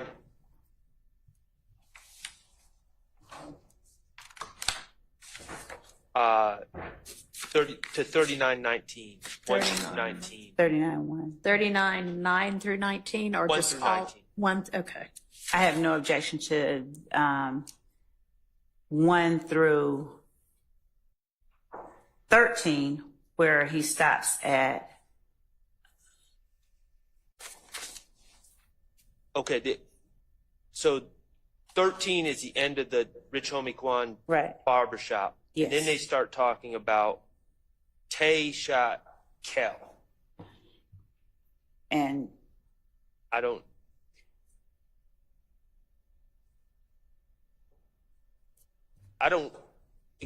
represent Tay. Tay's not associated. So, but it's just I just think it would be confusing. Why is it? Tay is associated. That's what we were just talking about. Tay being Trevante. Right. Who is dead and not on trial here, right? Well, that's true, unfortunately. Okay. So is it relevant?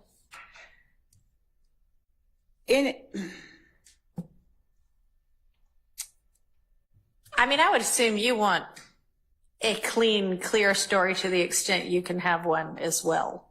So is this relevant to the story the state is attempting to tell? Yes, it goes over into page 40. There's a video that we're going to have about with Quindaria Zachary, Antonio Sledge, I think Demekion Garlington, and they're saying they're talking to Shell Kell, who is Ifgang, and I think that they have a gun. That's my memory, that they have a long gun, and they're saying we ain't going back and forth, and they're saying disparaging things. Mm-hmm. And it's over a girl named Antrevia Smith. And when the court sees Tree in this transcript, they're talking about Antrevia. Okay. So to the extent that we're talking about one associate or member of YSL, Trevante, and we're going on into the fact that Antonio Sledge and Shell Kell were seeing Antrevia. We're getting into information that we've noticed the defense that we're going to introduce anyway. So I don't know why this would not. I don't know or understand the nexus between Mr. Sledge threatening Kel on social media over a common girlfriend and Tay shooting Kel. I mean, I'm not talking bad about the guy. I think there was probably a lot of people that had problems with Mr. Kelvin Watts, and We'll take it out. Tay shooting. All right, they'll take it out. We'll take out. So it's going to be 15 through 21. All right, so we already agreed to 39, 1 through 13. So I think this would start at 14. 39, 14 through what? 14 through 21. I have 4215. It bleeds into number 9. I think that's why I was unclear. I made it its own separate one, this issue. Wait, what now? To number 9 on my list is the continued discussion about the beef between Kel and Trevante, and they start out with Trevante shooting Kel, and then they talk about how Kel allegedly shot up Trevia's house. Again, something that I don't believe that the police believe is true. That was Mr. Zachary We don't. saying his understanding was that Kel shot up his girlfriend Trevia's house. All right. Hang on. Ms. So- Liv. In as much as Mr. Sharp said that the police don't rather believe that Mr. Zachary's line about Kelvin Watts shooting up Entrevia's house, that part is correct, because Entrevia Smith relayed to police when she gave them that video that Kelvin Watts was in the house with her. Mm-hmm. So in as much as Quindarius Zachary is attempting to push responsibility from what we believe is one member of his group to a member of the opposition group, I would think that would be relevant. It wouldn't be the first thing that I would ask him. It's something that I don't think is inadmissible, but it's also something that at this time, we're going to talk to him. We've noticed the defense about our intent to talk about when Entrevia Smith's house got shot up. Mm-hmm. It's just not every line of this portion that Mr. Sharp has labeled number 9. We may not get into every single line there, but the topic itself is what we did notice them that we're going to introduce evidence of. If they bring up shooting of Trevia's house, that's one thing, and that's, it may or may not be relevant. But my issue, and I don't agree with the state's characterization about Mr. Zachary lying about it. What we're dealing with here is not Mr. Zachary lying. Mr. Zachary wasn't at Trevia Smith's house. Mr. Zachary was not shooting at Trevia Smith's house or being shot at Miss Smith's house, Trevia Smith's house. Mr. Zachary is passing on rumors that he's heard through the grapevine about who did what, and the police are saying, well, we don't believe that's accurate because we believe that Shelkel was in the house. So how could he shoot up the house? So it's whether it's a relevant topic or not, it's all based on hearsay that Mr. Zachary has no firsthand knowledge of. Judge, I just point the court's attention to the first line of page 41. And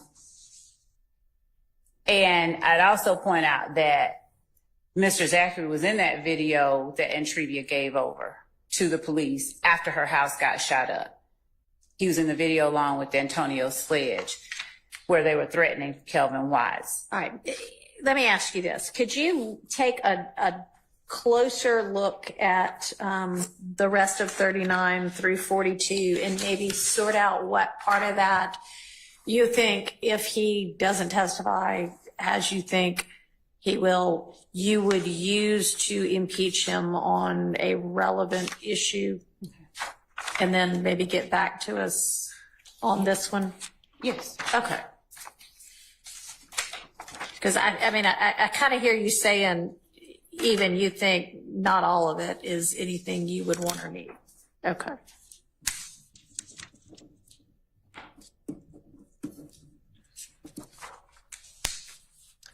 And that's all the way through 42.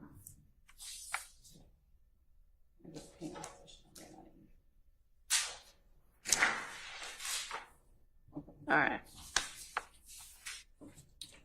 So.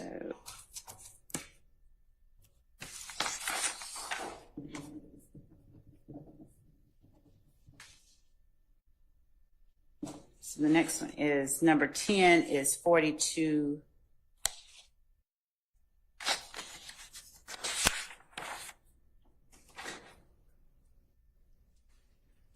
Line 17 through 44, line 6. What is it? So when the objection is lack of personal knowledge, I am laboring under the assumption that Mr. Sharp's belief is that Mr. Zachary lacks personal knowledge. I would just ask that the court allow it, because it's all opposition actions towards one another. Shell Kell shot up the gambling house. On McDonald Boulevard, Dennis asks on page 43, line 1, that's when Thug's car got shot, right? I believe, if we haven't already, I believe that we have we've touched on that there was a shooting where his car got shot. But it may have been with Kenneth Copeland and some of the stuff that we have to redo. Right. But Mr. Zachary is saying, yeah, shot up Thug's car. Thug wasn't studying it. All of that information, maybe not like that, but that information we anticipate bringing out. So to the extent that Mr. Sharp objects and has as his basis lack of personal knowledge, I would just ask that the court find that it's admissible subject to the proper foundation being laid for it. Okay. That seems reasonable if you can lay the foundation. Okay. Yes. Okay. After consulting with others, we're going to withdraw our objection. Okay. All right.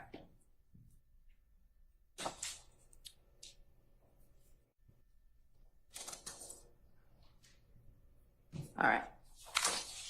So I'm gonna take that out.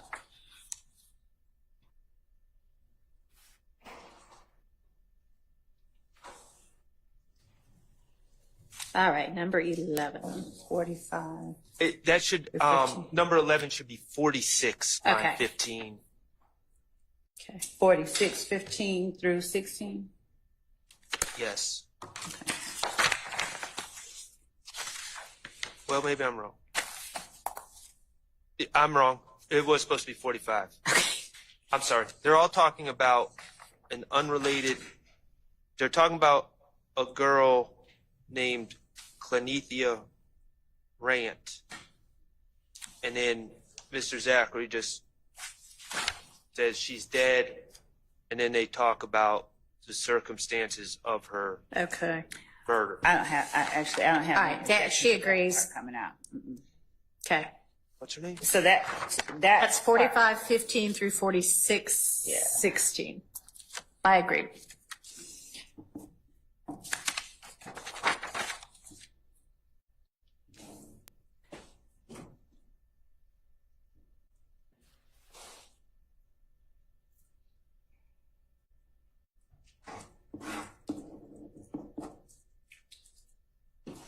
Okay, let me interrupt y'all a minute.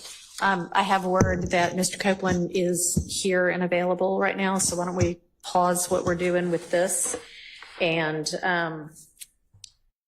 have him in, see if he has an attorney, see if he wants an attorney. We don't yet have anything put together that I'm going to advise him of, but I'm good with that. we could get through a little bit more of this, tell him to hold tight, take a lunch break where y'all can come up with something. But I could at least find out about the attorney issue right now. I think that's Okay.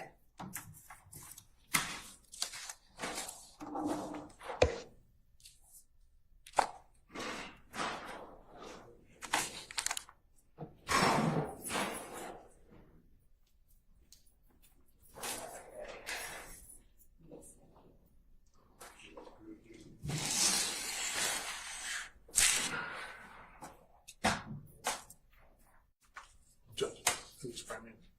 Yeah. Okay. Hi, good morning, Mr. Copeland. I'm Judge Whitaker. I think you've been before me before in unrelated matters. Huh? I'm the judge taking over this case now. So go ahead and have a seat. What I want to ask you right now, I know that you have been given immunity with regard to your testimony.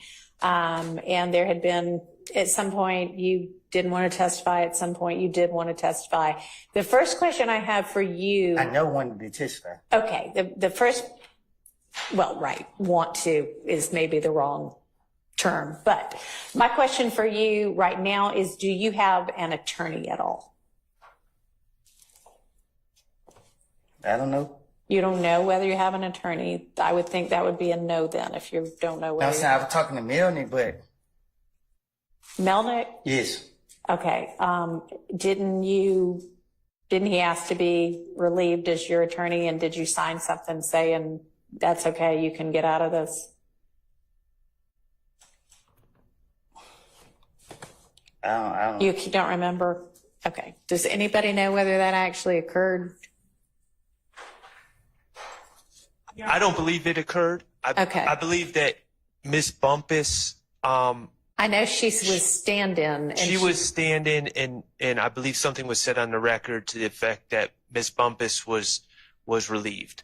But yeah, I know she was. There but- was nothing about Mr. Melnick to my knowledge. Okay. Maybe There was, Miss Bumpus actually said yesterday, I believe, during her testimony, that Mr. Melnick had directed her to tell Mr. Copeland that he could either exercise his, well, he could do she's one not to thing, testify. right?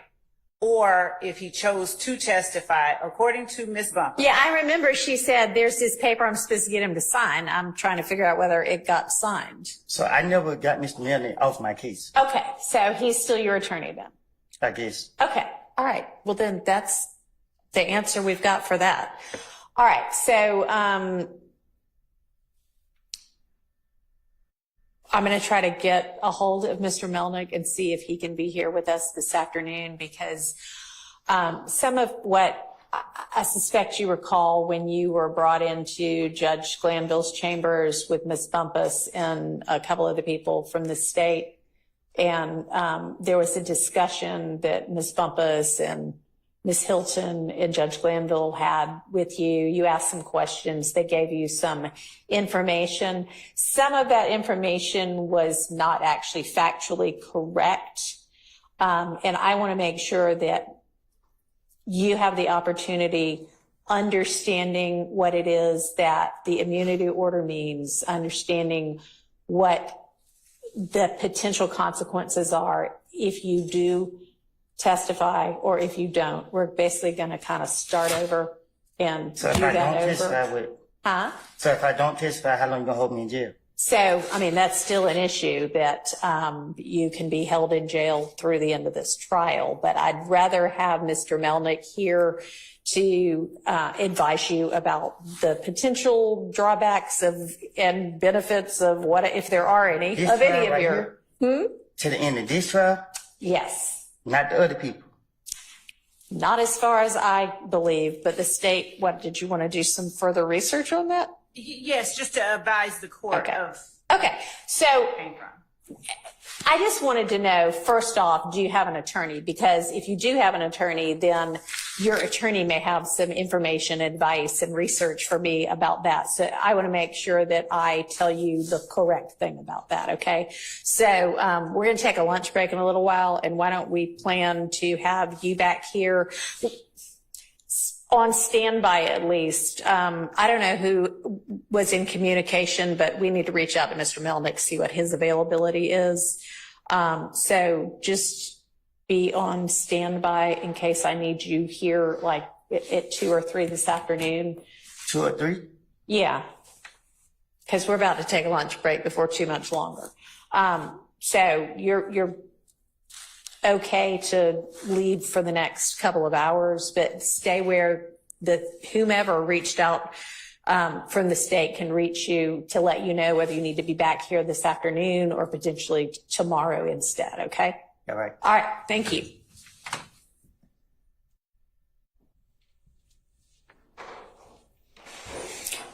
So, I don't know who. Okay, my litigation manager is going to reach out to Mr. Melnick, see if he can get a hold of, see if she can get a hold of Mr. Melnick and find out what his availability is. And depending upon his availability, we'll just see when it is that we have Mr. Copeland back. Because I want him to have the benefit of counsel. And then I also want y'all over the lunch break to work on whatever you think ought to be the correct advice to him. And if you, the state, believe that it is possible to hold him past the trial for which he is under subpoena, then you show me what authority Yes, Your Honor. lets you believe that. Okay? All right, yeah. One thing, I think that the transcript reflects this from June 10th, and as well as Ms. Bumpus's testimony yesterday. Mm-hmm.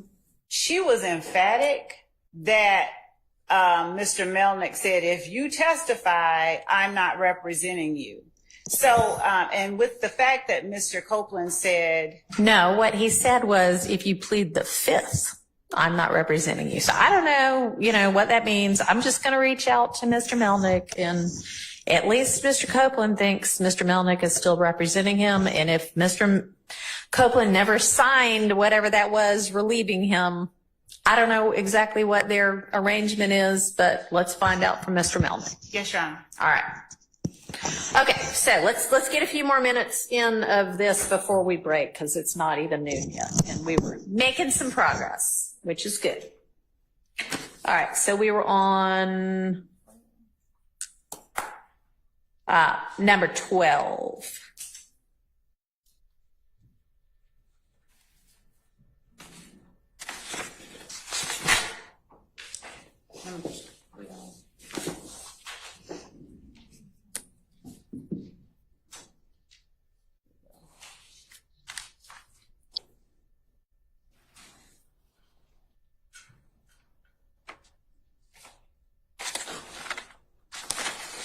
Number 12 being page 47, lines,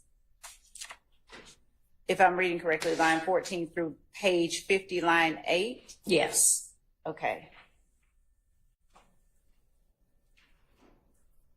So, Your Honor, the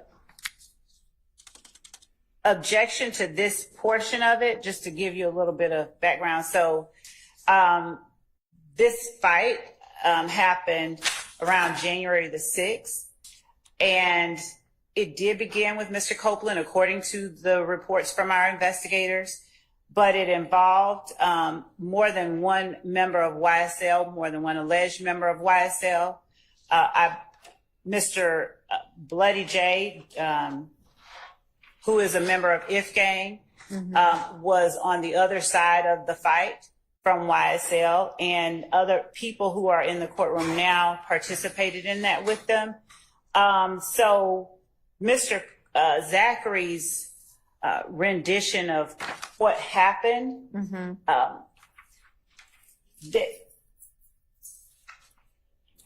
we would argue it's Mr. Zachary's knowledge of and participation in this gang is what allows him to be able to tell this to Detective Dennis. Mr. Shart's assertion, it does not appear that he was there, I don't think is a ground to exclude it. Assuming that the court is satisfied with the foundation that the state lays for Mr. Zachary's Being ability a to- co-conspirator. yes, we would argue that it's admissible. It's So do you know whether he was there or not? so So let me ask Mr. Shart, is the basis for you saying you don't think he was there that no on line 23 is that the basis of it? What page, line 23? 47, line 23? Because I don't think that no is actually an answer Oh, to. no, Okay. it's not based on that. Okay. I You have no actually reason to do not believe. know. Okay. I actually do not know Okay. he was there, and I haven't heard anyone talk about him being Okay. there. Do we And know whether and he this was is- there? page 48, line 5. Start at line. Oh, so we went back there. Yeah. Okay. Okay. If he was in fact there, then And then I withdraw. somewhere else he says, would he? Okay. All right. Well, then you'll withdraw that objection? If he was there, then yes. Okay. So that number 12 is withdrawn. All right, number 13.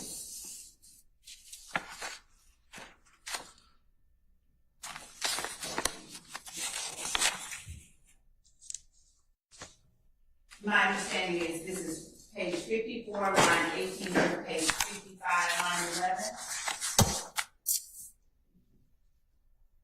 11. Yeah, let's take that up first. So the state has no objection to page 54, lines 18 through 22, where investigator Dennis says, who they say killed him, meaning Donovan Thomas. Zachary repeats the question. Ultimately, Zachary says, shoot, they say Woody and them, I don't know for a fact. So I would agree and argue that he don't know. Okay. So it's He's not. telling them, Okay. So 54, line 18 through 22, you concede should be redacted. so, and let me also give further clarification. Mr. Zachary, later, he tells earlier in 2015, he relays to law enforcement about statements made to him by 2 people in the courtroom now. And 2 people admitting having killed Donovan Thomas. Okay. This statement right here is after 2 years later. So, when he says, they say Woody and them, I don't know for a fact. Mm-hmm. If somebody argued that that's an inconsistent statement that should come in, I'm not objecting to it coming out because what I feel is a lie is irrelevant, but I'm not objecting to it coming out. Okay. So, Your Honor, we got a lot of moving parts here, because eventually, I agree with Ms. Love. Eventually, in this statement, Mr. Zachary claims that Mr. Kendrick told him that they killed Nutt, and Mr. Stillwell told him that they killed Mr. Thomas. Okay. So I anticipate, because, I was doing this for Mr. Stillwell, but I anticipate other counsel in this courtroom arguing that are affected by this, arguing that this is spilling the beans and it's not a statement by a co-conspirator and therefore not admissible. Which part are we talking about? Okay. I think. Okay. So, right. Okay. Okay. If I guess I'll rewind. I will say that if there is testimony, either through direct testimony or cross-examine or impeachment, that my client said something to Mr. Zachary, or that Mr. Kendrick said something to Mr. Zachary, then I would want to get that in. 18 through 22. Right, because it would be inconsistent with the claims he says later on. You know, here he's saying, well, they're saying Woody and other people, All right, but I then don't know. later on he says, my client directly said this. All right, So if that comes in, I'd want to use that for impeachment. I'd have to know who the they is here. Right, before that could be, if the they is Mr. Kendrick or Mr. Stillwell, yes. But if the they is some random amorphous gossip rag, Well, no. it would be relevant because if he's telling the truth, okay, assuming he's telling the truth. Oh, I see I see what you mean. If he's already said, or he will later say. He's going to say that he already said in a different statement, and later in this statement, he's going to say that my client told him at night. And if he's holding that information, then him answering, they saying Woody and them, I don't know. All right, I still need to find out who the they is then, because the question posed by the investigator is who they say killed him. I think right? So who the streets are saying. Okay, well then for Mr. Zachary to say, here's what the street is saying, is not inconsistent with, but I actually know because the perpetrator told me it's the perpetrator. So that would not be this 18 through 22 would not be inconsistent to a statement by Zachary that Mr. Kendrick and or Mr. Stillwell told me personally that they're the ones that did it. You see what I mean? I see what you mean. I would argue that would be the time a reasonable person would say, who they say did it. Well, if my client had said he did it, say, well, I don't even need to tell you who they say. All right, well, I would reject that argument. So that's out. All right, so next.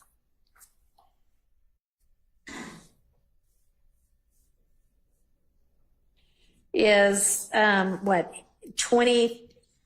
page 54, line 23 through 5511. Is that all going to be the same That is all. chunk of whatever? Okay.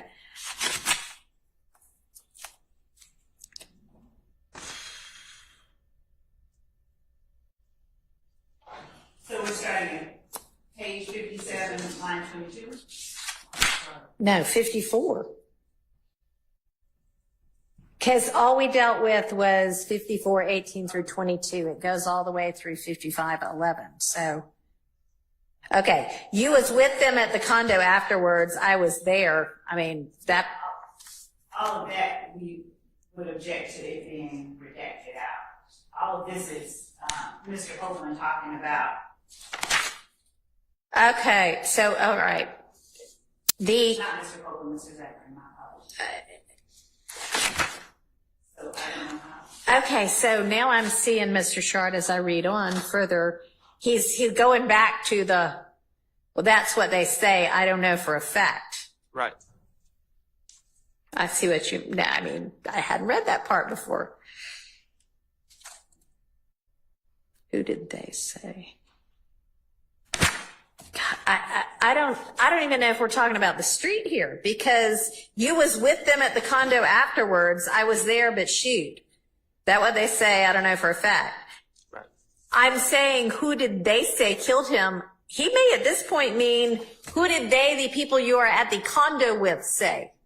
So, can anybody actually point me to who the they is? If I flip back far enough? In this particular interview, no, not as it relates to good this Lord. statement right here. Because it's one of those. It's all over the place. No, it's as it relates to the way that Dennis is talking to Zachary. Yeah. He means it just like if I were to just pop up and say, who did they say did it? There's no they identified. Is there a video of this? Yeah. All right, I may need to watch the video of this part because maybe the inflection will let me know whether he means. Let me watch the video on this. Can y'all send me that and then give me a timestamp for this part? Let me revisit that whole thing, including the 18 through 22 part. If you send, I don't know if you have the times marked, but if you send the video that shows Mr. Zachary's face kind of zoomed in, I think it's an MP4 video. I think it's right around 27 minutes 30 seconds. 27 minutes 30 seconds. I believe so. Thank you. Per my notes. Okay, thanks.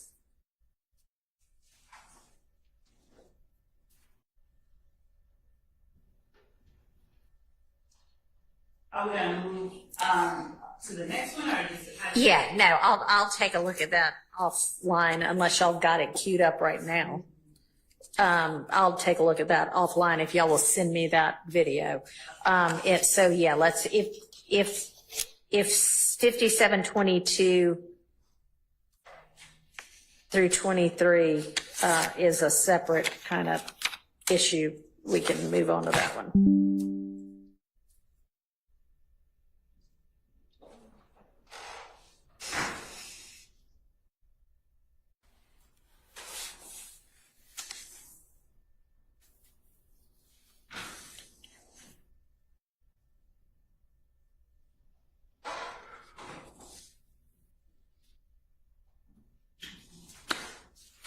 All right, I have 3 digits. I know it's meant to be a typo. Probably is it just 5722 to 5723? Because it has 223. I think so. Your objection, Mr. Shart, here is 57 lines 22 and 23. I'm going to withdraw that. Okay. So that one is not objected to.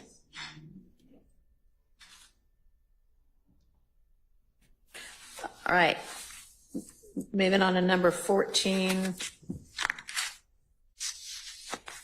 which is page 60, line 19 through 61, line 20.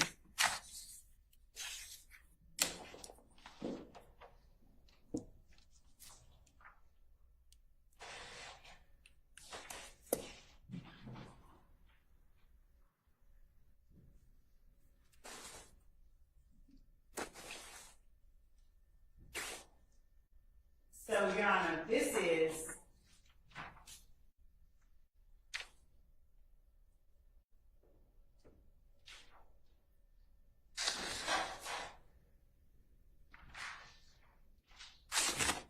I'm going to withdraw that one as well. All right.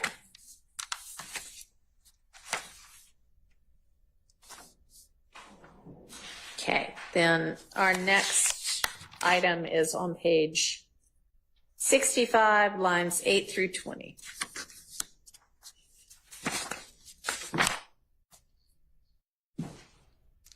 We're on number 15. Yes.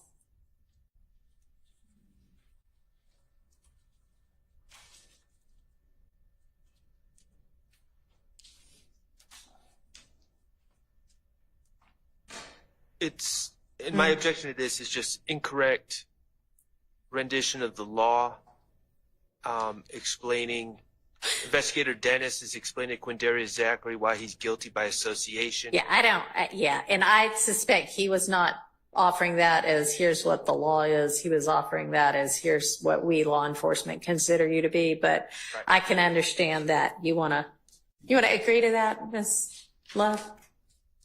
Judge, is the court will give my counsel is sitting here whispering in my ear. The court will give me 1 second. To get there and consider it, yes, I will give you a second to do that.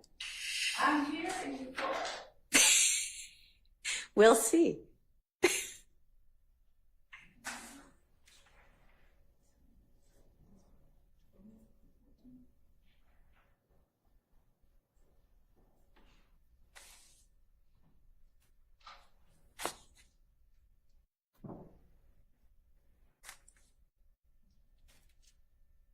I'll give you about 10 more seconds to make your decision, then I'm just going to make my ruling. I don't object to 65-8 through 65-20 coming out. All right.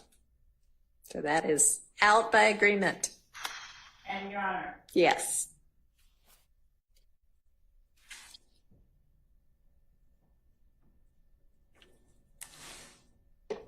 yeah, I don't have any objection.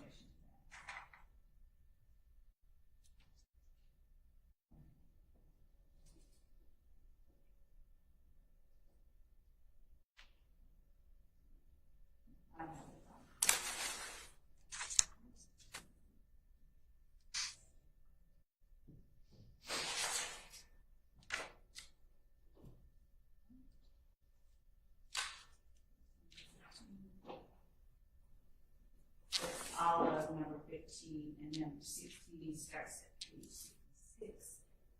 Line 12 through 66. Line 18 is what I understand.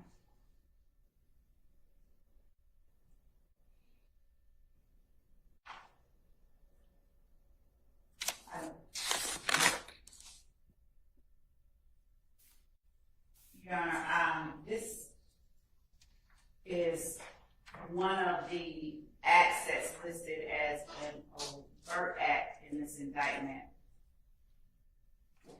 As I'm reading it, page 66, line 12 starts out talking about the gun that Mr. Zachary got caught with on May the 7th, and then Investigator Dennis goes on to say the assault rifle you're in the video with, and he's saying what it came back to. And then you have Mr. Zachary saying that's Moon's gun. But he is acknowledging that he and Mr. Sledge, who the state alleges, Mr. Sledge already pled, but Mr. Zachary is indeed YSL. So they're swapping guns. We would just argue that this is evidence of count 1 and the gang count in this case. That's not my issue. Count 1. Okay, so do you have an issue with lines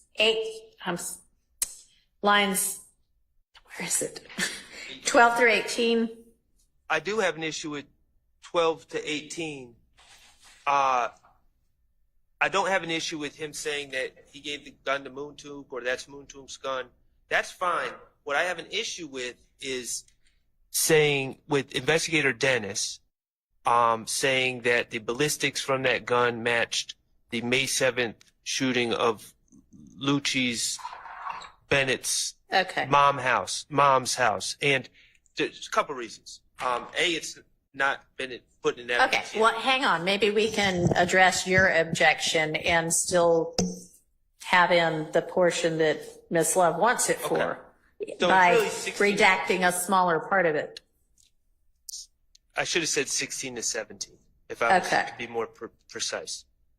Okay, so any issue with just with redacting out 16 and 17, Investigator Dennis's statement about it having come back to that? Not for the purposes of Quindarius Zachary.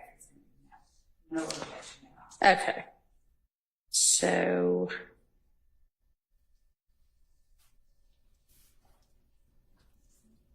that's 66, 17 through 18, out by agreement. Okay, and next we move to 68, 24, and 25.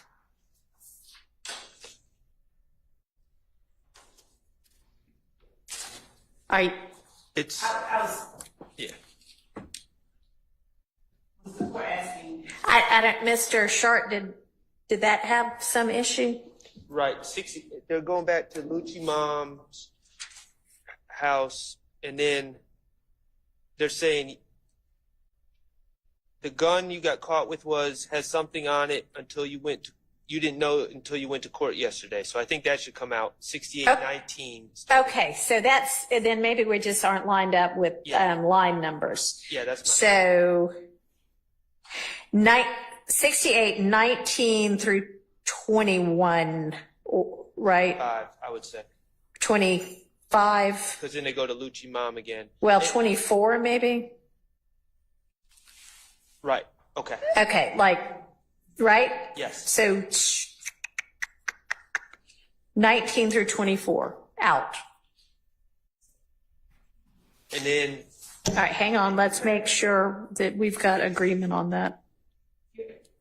So when 19 through 24, so that's page 60. It's page 68, lines 19 through 24.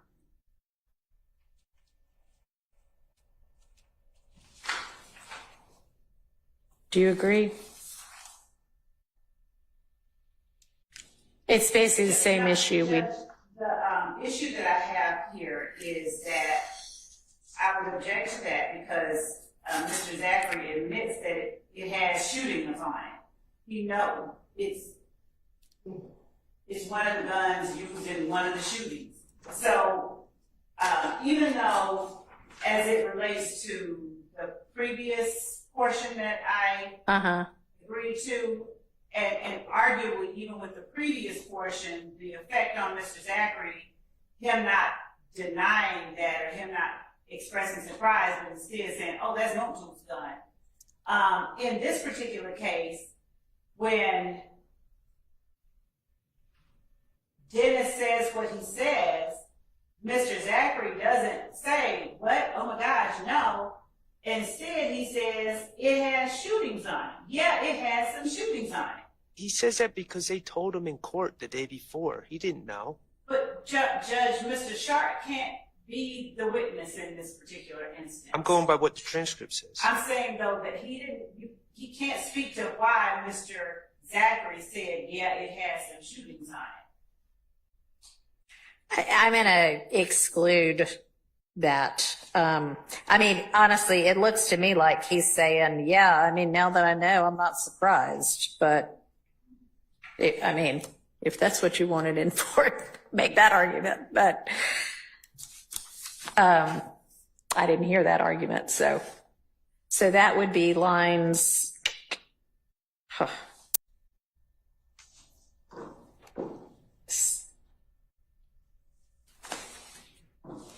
So you're saying, hang on, Mr. Sharp, on 68, where are you proposing that redaction start? 19 to 24. 19 to 24, okay. I am going to exclude that.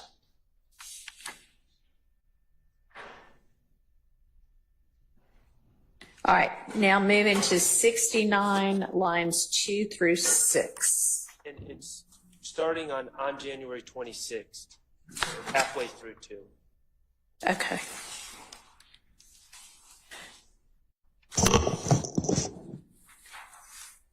Through 5, really.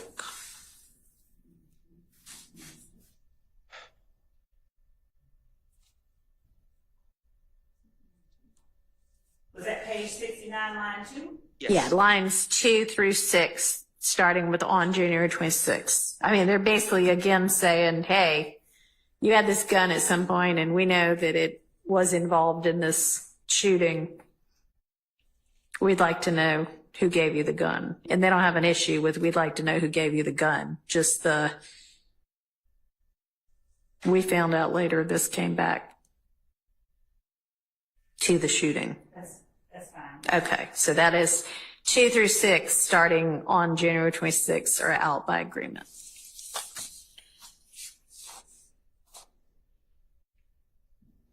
Okay.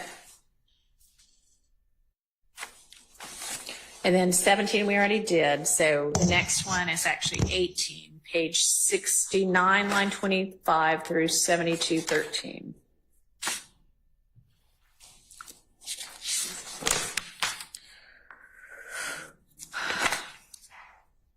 And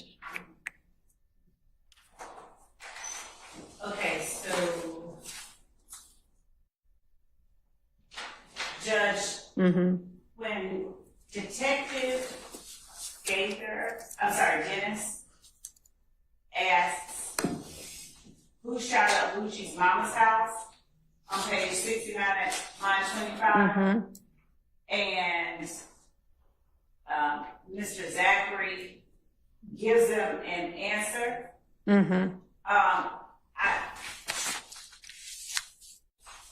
I would argue that all of this is information that I should be able to ask him about.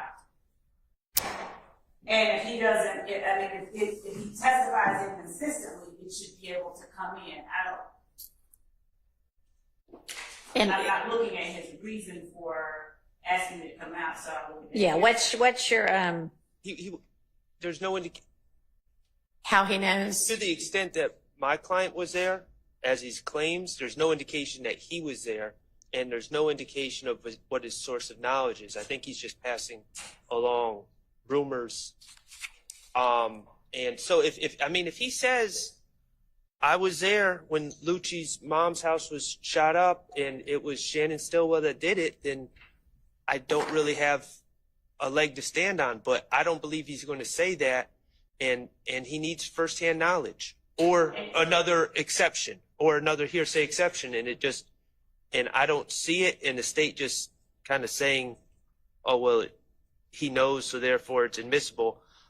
There's just so much rumor and back and forth in this case, and I think that the investigators, I'm not trying to criticize them, but they're just trying to gather information, not in preparation of trying the case, but just trying to get some broad, generalized, what the word on the street is. So, Your Honor, as with any evidence or testimony that we elicit or tender, we have to establish a foundation before it's admitted. So we would not be seeking, and this we don't believe is just rank hearsay. So we just have a different position, and we would ask that the court just allows the opportunity to lay the foundation and present it. All right, and I assume that your foundation is going to be co-conspirator exception, that they all know this because they're in the gang and they communicate and they need to be able to know that argument. I mean, I would think so. And frankly, even on 73, when they asked about what about Thug's stepdad's house, he actually says, I don't know for sure who did that one. So, I mean, he's clearly, if he doesn't know, he's beats me on that one. Well, I think, I don't speak for Mr. Zachary, but I could see a world where he's a layman. And so he's saying, well, I haven't heard, I don't know for sure means I haven't heard anyone, no one's told me about that. And I don't think the co-conspirator, and I'm not saying that Your Honor said this, but I don't believe that the co-conspirator exception is satisfied by just saying, oh, well, it was a bunch of co-conspirators talking. I think that they need to establish who said what to whom and where in the circumstances of that statement, so we can see if it falls under 801 D2E. And so that's, I'm in the blind right now as far as how the state plans to get into that. But what I don't want to happen is the state, when Mr. Zachary's on the stand, to try to bring up, well, who do you know who shot Lucci's mother's house? And he says, I don't know, I wasn't there. And then they say, well, didn't you tell the investigators that Woody and Shannon and Pokey did it? And it's it was just based on nothing, but it's already out there now. And Judge, that would be a leap. That would be to say who did it and then didn't you tell them. I would at the very least establish a basis for his knowledge, either from things that he has said previously or from things that he says on the stand. So it wouldn't be as if it would be some kind of backdoor way to get in somebody's name that, is sitting here in the courtroom. It would be the proper pulling out of evidence of the witness on the stand. It would be establishing a foundation for his knowledge. Okay, but we're assuming if this comes in, that it's coming in because it's coming in as an inconsistent statement, you're impeaching him, right? I mean, obviously, if he gets up and you ask him about it and he testifies to all of it on the stand, then there still might be a foundational objection, but then we deal with that then. But if you're getting it in because you're having to impeach him, that's what we're trying to decide now. And so I don't want to wait and have the jury there and make the jury go away while we figure out the basis of his knowledge. You know? Yes. So I don't know if you. We'll swing back around to that one. Okay. Let's see.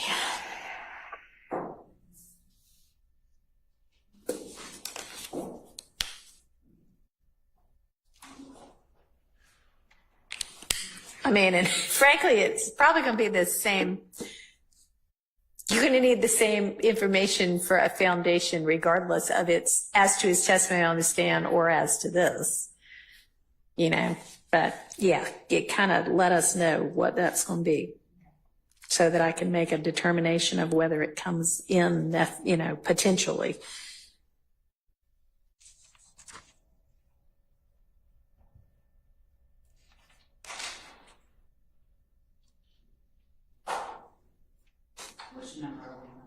Well, that was 18. You agree about 19, so we're moving to 20. And y'all just let me know when lunch gets here and we'll break. Oh, it is here? Okay. We're going to break then. All right. Great. So it's 12:15 right now. So far, Ms. Rosser has not been able to reach Mr. Melnick. So, you know, it's probably more likely that it'll be tomorrow than today. So why don't we, I don't know, maybe I'll know more after lunch, but let's break until 1:30. Is that enough time, deputies, for getting everybody fed? Okay. See y'all back at 1:30.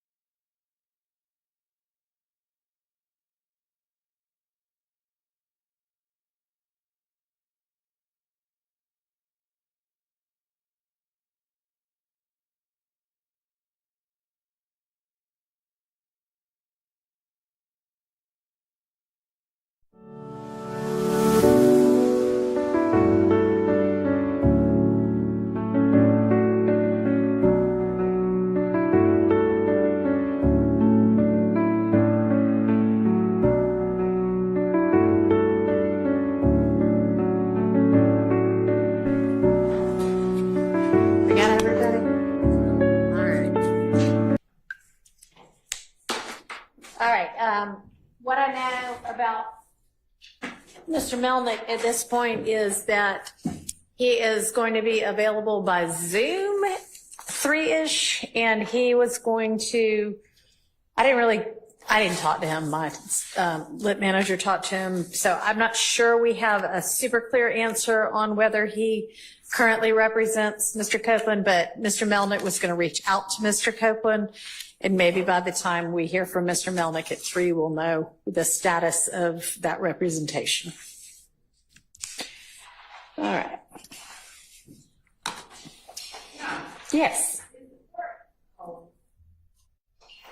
Am I cold? Is the court cold? No. The court's never cold because these robes are really heavy and hot. So no, but I mean, I realize that it is probably objectively a little cold in here, so I might nudge it up 0.5 degree for y'all. And then if y'all, okay.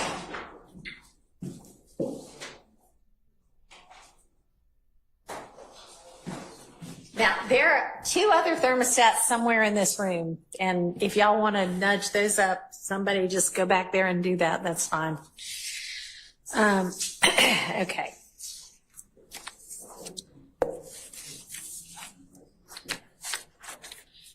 All right, so we were, I think, on item number 20.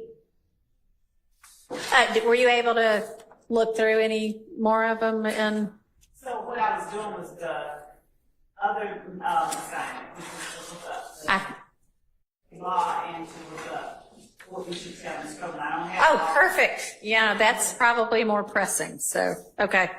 What do you know on those? So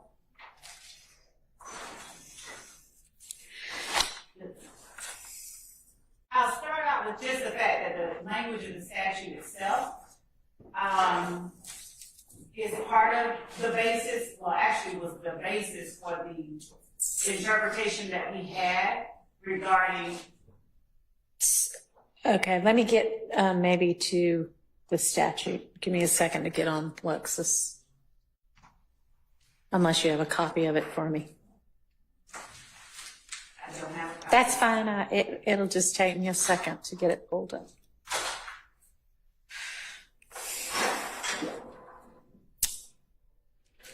So you're talking about 24.5.507? Yes, Your Honor. Okay.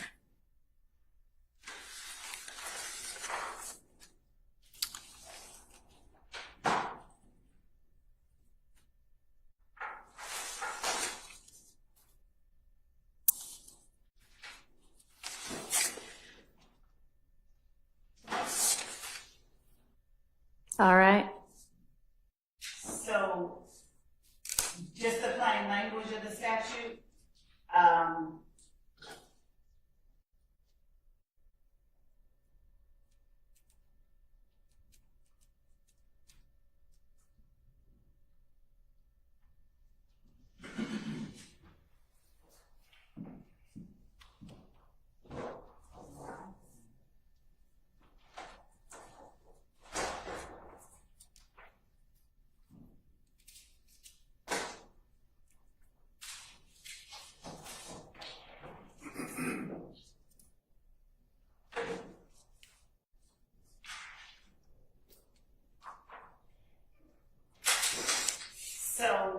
just the plain language of the statute, Your Honor,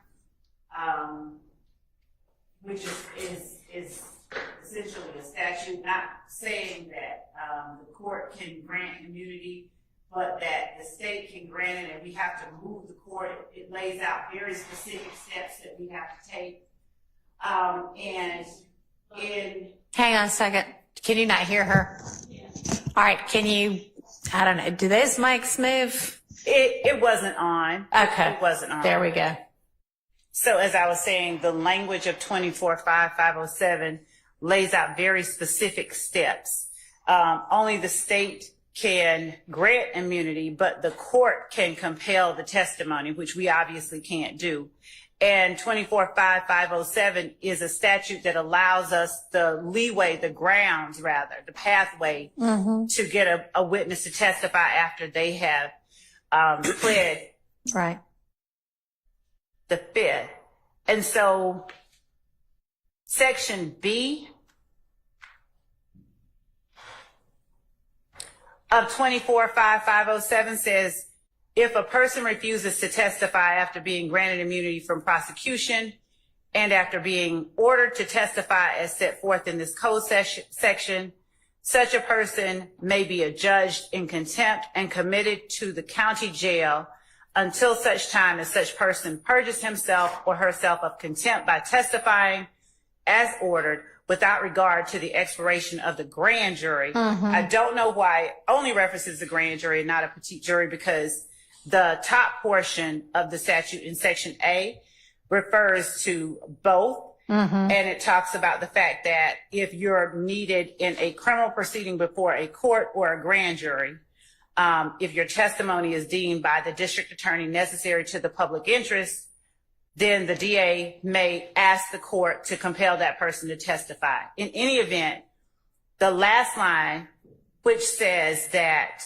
if the grand jury before which such person was ordered to testify has been dissolved, such person may purge himself or herself by testifying before the court. I don't have the reason that they refer to the grand jury and don't reference a trial jury. But given the fact that the statute itself refers to them almost interchangeably in Section A, when they say if you're either brought before the grand jury or a criminal proceeding.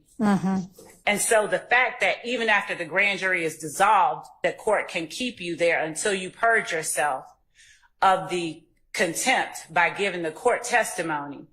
The extrapolation that I made was you can be kept until you purge yourself of the contempt by testifying, because you don't have a right to assert a Fifth Amendment privilege. Right. So one thing I would wonder about with regard to that argument is it's sort of a kind of basic canon of statutory construction that if certain language is used in a part of a statute and then it is not used in another part, that there's a reason that it's not used, that there's some significance to at one point saying before a court or grand jury, because they clearly knew they could use different language. So the fact that they didn't include it all in the second part, there might be a reason for it. So that I think kind of cuts against the argument that I can hold Mr. Copeland throughout all three trials. So I think we need, if there's some sort of case law that indicates that if the testimony at issue is before, like for a trial, that somebody can be held even after the trial is over until such time as they decide to come testify in front of a court about it. So someone sent me a case, but I haven't fully got it. It's in re long, 276 Georgia App 306. I'm reading it. Okay. And if anybody on the defense side of the room's got a case that says the opposite, then that would also help us out, that answers the question the other way.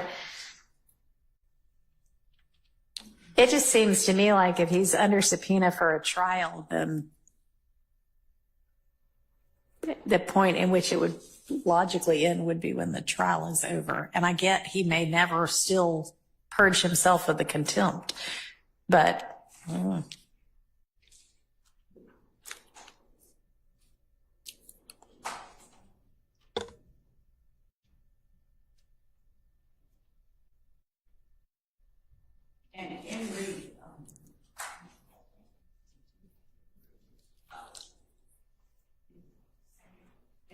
it's a 2005 case, Judge, so I haven't looked carefully at it, so I don't know if it's cited in the annotations. It is for a different proposition. Okay.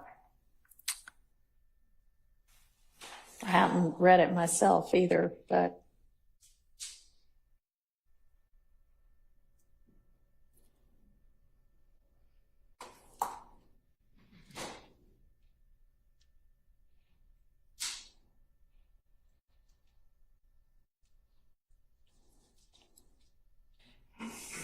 I don't know that this case really answers the question we're asking.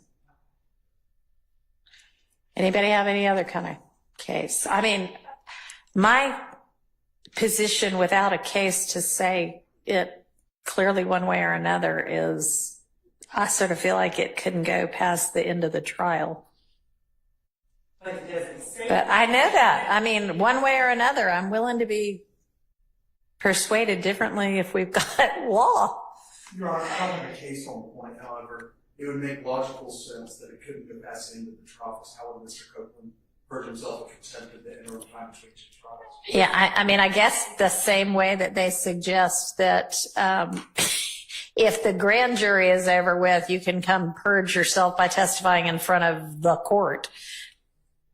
Not that either of those really achieves the end that is sought by the immunity order, but it's a way to purge. But, you know. And arguably, the testimony would be under oath and available. It was not going to be available at, I mean. Not at that trial. Right. That was less, yeah. So I'm sort of going with through the end of this trial unless somebody tells me differently. All right, has anybody come up with anything else that he ought to be advised about?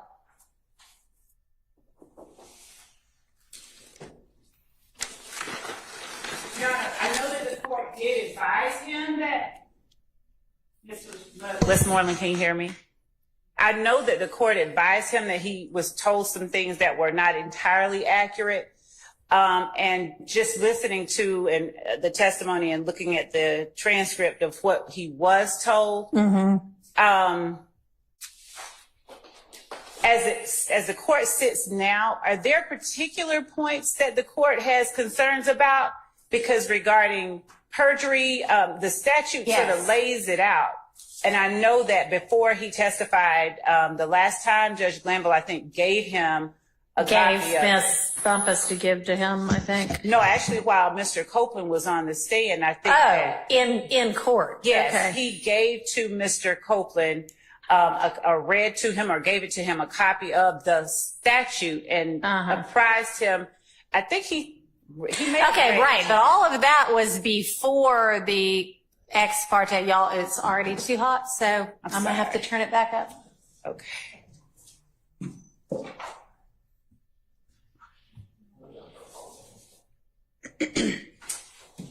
But I went up a whole degree, so I'm seeing if a half degree will make a difference. I would survive.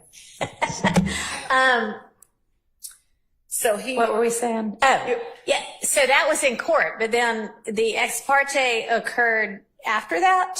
It did. And much closer in time to when he ended up testifying. So I'm thinking that probably was well, who knows, but that may have been the thing on his mind at the time. So one thing, and I mean, there's, this is he comes in on page, at 10:03, and it goes until 11:30, and I mean, there may have been a break or two in there, but so I realized that it's not just he's told one thing at one point in time, and that's really unclear. I mean, it may be that the gist of it gives him the right information, but for instance, I know there was one thing about perjury that I didn't think was exactly accurate. Just as an example, if I can find it. Okay, so on page 51, the example, and I know what Ms. Hilton means. I don't think that anybody is purposefully trying to mislead anybody. I think we're all, you weren't there by the time Mr. Copeland came in, but I think Ms. Bumpus, Judge Glanville, and Ms. Hilton were trying to make sure he understood. But Ms. Hilton says, your example that you gave me What if I said I did something and I know you didn't do it and you said before you didn't do it? That's not perjury. That is a prior inconsistent statement. Well, I mean, yes, it's a prior inconsistent statement, but it might also be perjury. It might not be, but, you know, I mean, yeah, there'd have to be some, you know, proof that it's a lie. But to say that's not perjury is technically not necessarily correct. And you're also talking to a layperson. And he clearly, I don't think, understands. I mean, he even says, I don't understand any of this at the outset. And, you know, we're talking about purge versus perjury. And I just think we need to make sure we give him clear instructions and then he can make a decision. Yes, Your Honor. And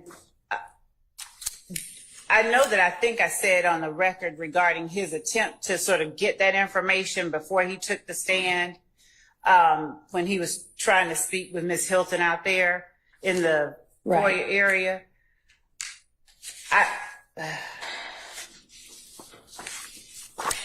Yeah. And then, you know, we also discussed the like immunity versus statute of limitations. And yes, the immunity, because he has been given immunity, protects him from being prosecuted based on anything he says, if he says anything. And that is true. But he was also sort of told, you don't have any statute of limitation worries either. And that's not necessarily true. And it may have no practical effect because if he can't be prosecuted, he can't be prosecuted, even if it's for something within the statute. Right. But it was technically not necessarily 100% accurate information. Whether he in any way relied on that, I'm not saying that at all. But I just want to make sure we do it entirely to the extent we can correctly and accurately. So would the court be inclined to read him the statute and then respond? I don't know. I'm asking. Respond to questions because, for instance, I even heard, it may have just been a misstatement, obviously, and people communicate differently, but when Mr. Melnick was saying regarding how his testimony couldn't be used, but we could use the testimony we can't. So I don't know. Some people keep saying he's got use, and then some people are saying he's got use and derivative use. So I probably need to look at the order. I wrote the order, and I literally modeled it after the exact words in the statute. Like I took the statute and put it in the order for the most part. And so the part of the statute that says that no testimony or other evidence required under the order or any information directly or indirectly derived from such testimony or evidence shall be used against the person in any proceeding or prosecution for a crime or offense. That sounds like derivative use to me. And so that, you know, that was in there from the start. And all right. And yeah, do you want to, I mean, what's the perjury statute? I will look it up. And frankly, I'm not sure that either giving him or reading him any of these statutes is going to be particularly helpful, but that's why I would like for him to have counsel so counsel can explain to him, here's what the perjury statute means. Here's what your immunity order means. Here's what a prior inconsistent statement is. Here is what you face if you decide not to testify regardless of your immunity. And then, sure, if he has any questions of the court, still we can entertain those. But and I don't know how wise it would be to even make the request that if his counsel seeks to understand the extent to which the immunity exists, like if he would speak to us, but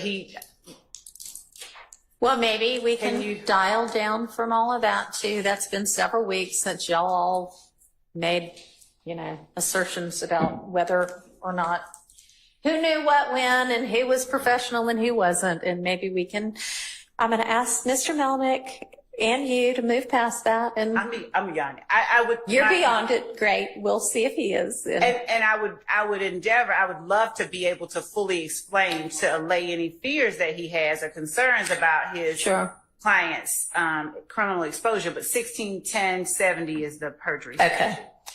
And then I ought to know prior and consistent statements by heart, but which one is that? 24 something? I don't know. I'm sure I have it in front of me somewhere, but I think those would be the 4 relevant things: the order 507, perjury statute, and prior and consistent statements.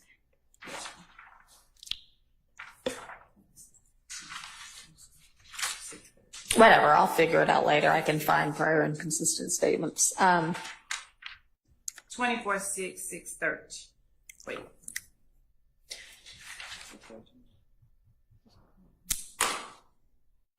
Twenty-four six six 13. Witness's prior statement. 246613B.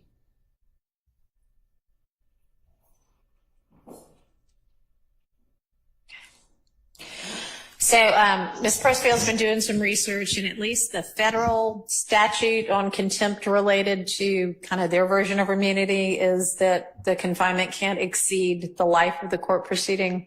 So that's sort of, I know we're not the feds, but Is court proceeding the indictment, or is it the trial of a severed, because if people are severed? Like, I don't know the answer to that. Judge. Yes. Yes, I don't, who said that? Email sent to this person on that side. You did what? Say that again. There should be an email. Ah, okay, to Ms. Pressfield, okay. And do you have a short answer for me? Yeah, we don't just hold people in custody.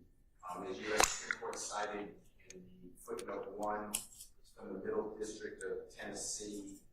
Our issue is a deposition. The person refused to testify. There were trials coming up. They were not set yet. The government's position is like the state of Georgia.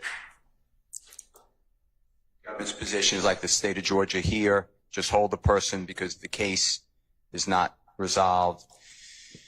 And the Middle District, the district court judge gave reasons, and then the footnote they gave the U.S. Supreme Court that the contempt is punishable for this trial. And after that, we don't do for other trials that are not set, and the government can't continue the same contempt over and over again. They can bring an obstruction of justice indictment against the person or a contempt criminal charge against the person.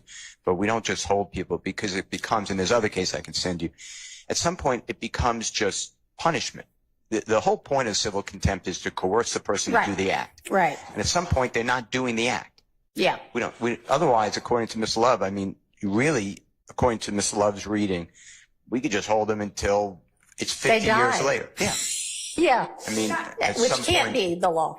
Judge, And I know you're not arguing that, Could but the court permit me a moment to just review the case that Mr. Steele just sent over? sure. Did you send it to everybody? He did. I got Okay, it. yeah. I just want to read it. And Mr. Matthews. Similarly, is civil contempt, and I'm looking at in re estate of Banks. In re estate of Banks is going to be 339 Georgia App 144.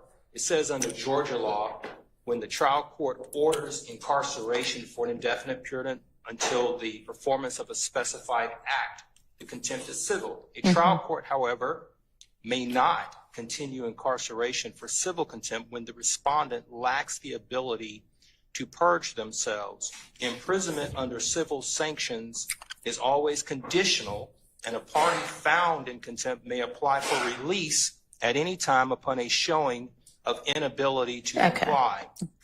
The moment it appears that there is inability, it would clearly be the duty of the judge to discharge the party, because the purpose of civil contempt is to provide a remedy and to obtain compliance with the trial court's orders.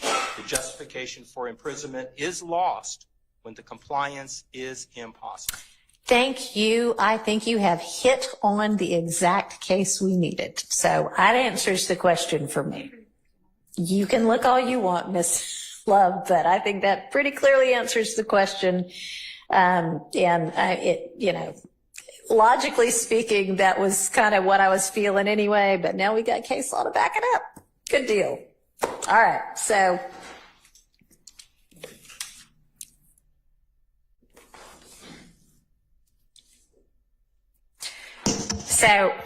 I am proposing that if Mr. Melnick is in fact representing Mr. Copeland, I ask Mr. Melnick to please make sure he understands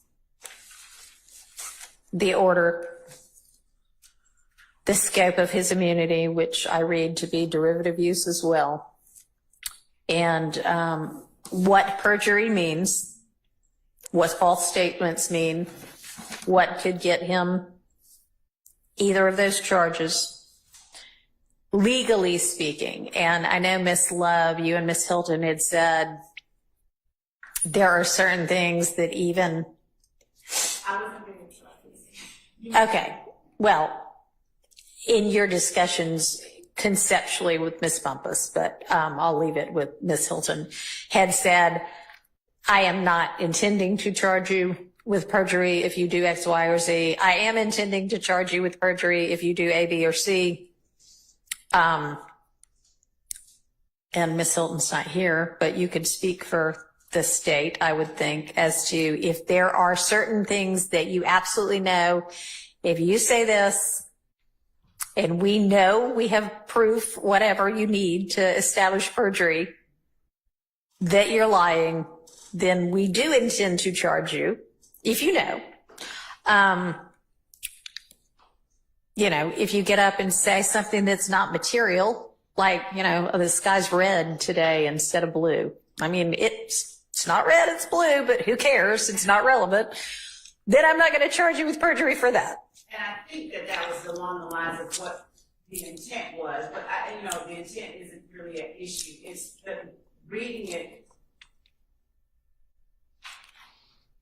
I'll just say I agree with what the court is saying about that. And, if you then say, I don't know, I don't remember, blah, blah, blah, to whatever, every question we ask you, then we will impeach you with prior inconsistent statements. This is what this means. And you don't have to explain that. Mr. Melnick can explain all of that. But I would just propose to make sure that I ask Mr. Melnick to explain all of that. Then he can confirm, yep, we've done that.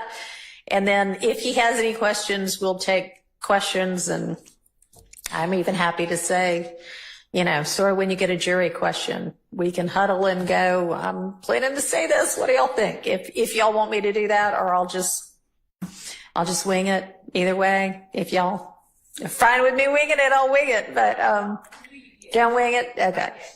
All right. So that's kind of what I'm thinking we do at 3 or 3-ish or whenever we have Mr. Melnick available.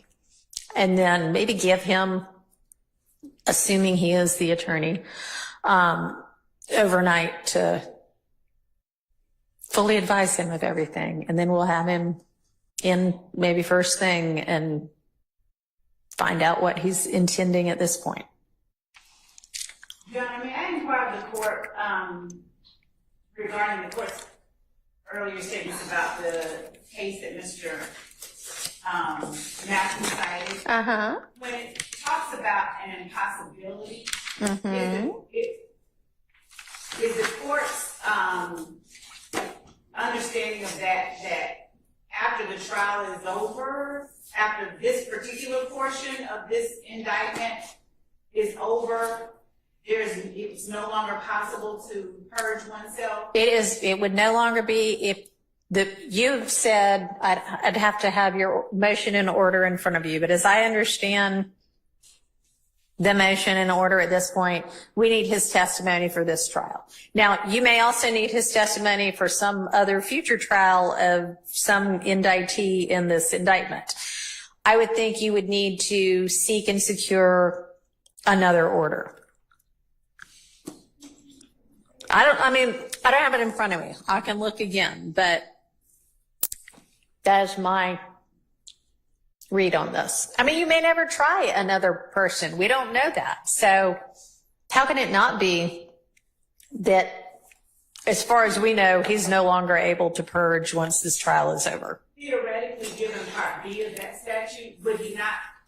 Right, I've made my decision and I get it, but I don't think that, I just don't think that that supports your argument. So I think unless and until you can bring me more law, I'm done with it might mean to this part of it. Okay. All right, so let's go back to our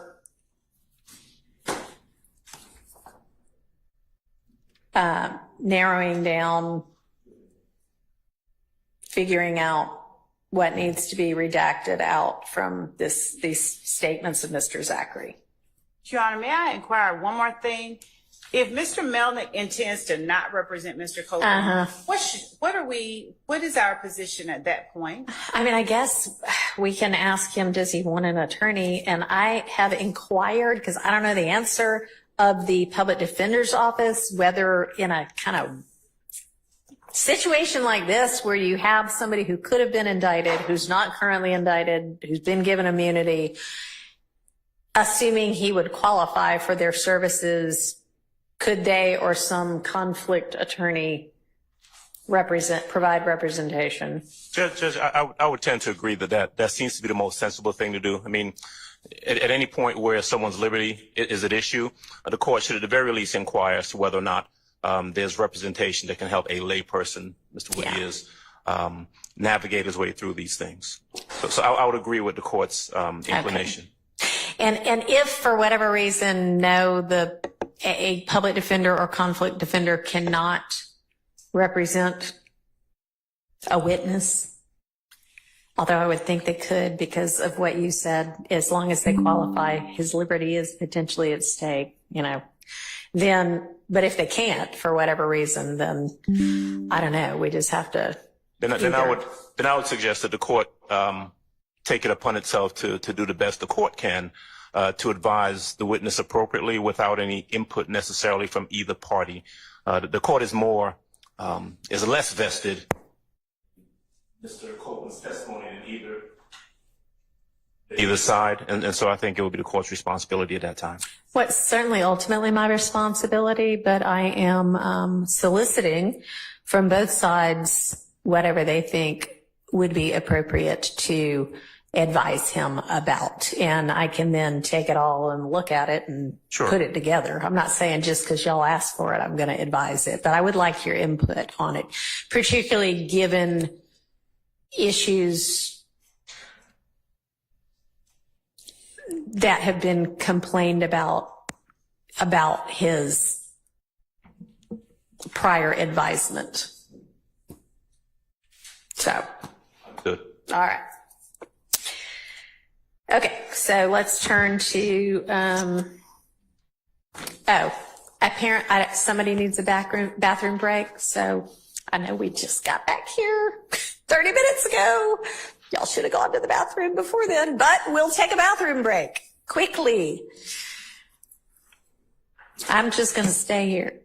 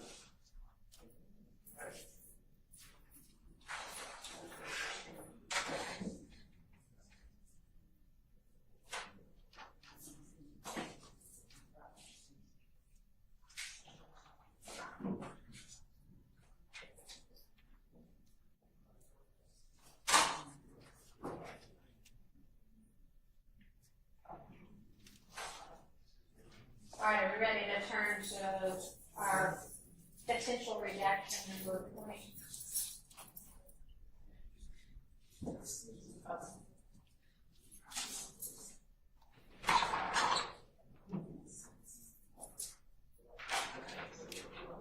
Should I take silence as assent? How about resignation? Because Yeah. Fair enough. All right. So, and whenever Mr.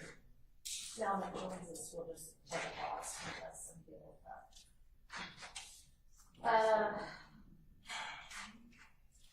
All right, so we're now going to be on page.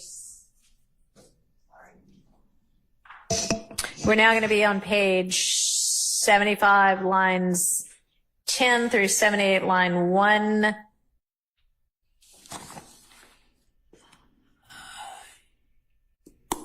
Hearsay about who shot at Woody and who shot Boo, and I'll have to look at it. Oh, and by the way, I was, going to circle back and listen and look at the video on that one item, and nobody, to my knowledge, sent me the video, so I haven't been able to look at it yet. Can y'all? I uploaded, I neglected to inform the court, I uploaded that Dropbox link for recording. So. I don't know if I still have that Dropbox link. I don't know. Can you just shoot me the link again? Yes, sure. Okay. I try to keep the same link for the transcript, so I will resend that link. And then there's one long version of the video, and there's a smaller one where it breaks it into smaller chunks. I've used VLC to operate. I don't know if the court has that player on your system. I think so. I think we have that one. Okay. I will resend that, Your Honor, right now. All right, great. Thank you. Okay, so let me. I recommend that you send the smaller chunks, so the bigger chunks have a harder time. Actually sending, yeah. All right. And is this hearsay? So, Judge,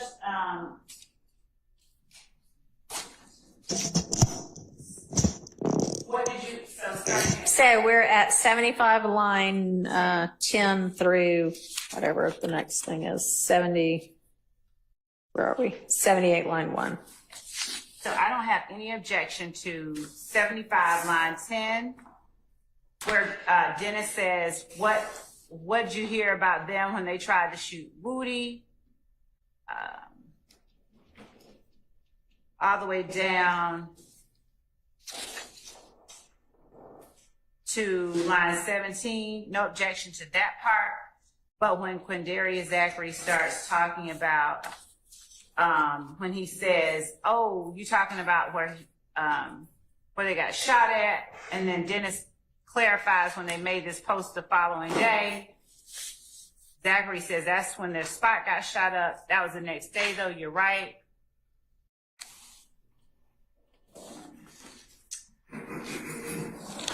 And when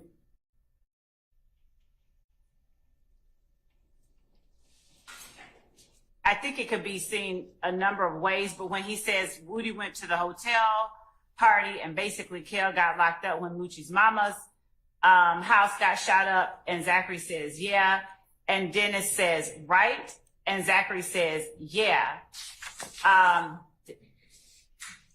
If that portion is being offered for hearsay, if that portion is being objected to on the grounds of hearsay, I would say that that's just a matter of showing the proper foundation. And I would ask that that not be excluded before that foundation is properly laid. If it can't be laid, if we don't lay it, then we don't try to get it in, and we don't backdoor it in any way. So I would object to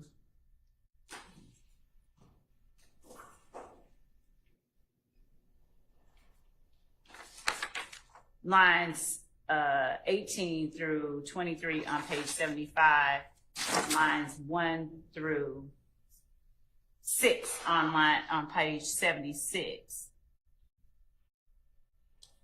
And as, Okay, well, I mean, that all seems to kind of be like the question on the floor for discussion, right? I mean, they're like saying, okay, what is it we're talking about now?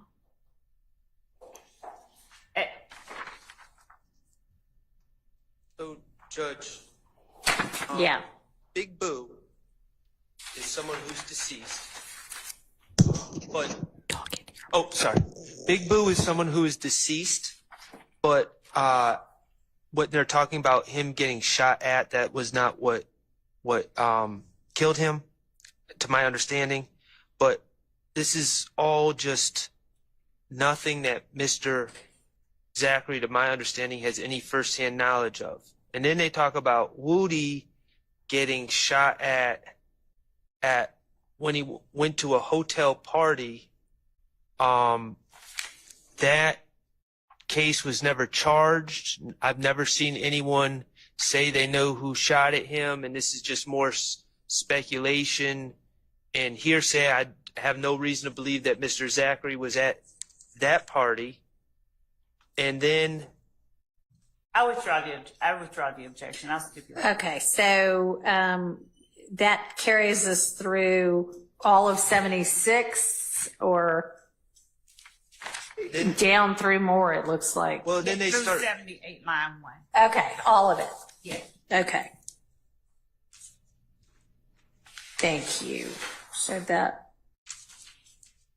entirety of what is represented by our number 20 is redacted by agreement. All right, 21. That's page 79, line 14 through 22. Speculation about who shot at Thug's stepdad's house.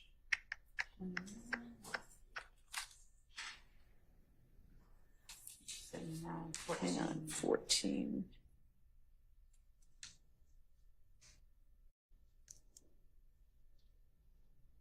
Yeah, I mean, it's pretty clearly speculation. We don't have a problem with Okay, that. so that is out by agreement.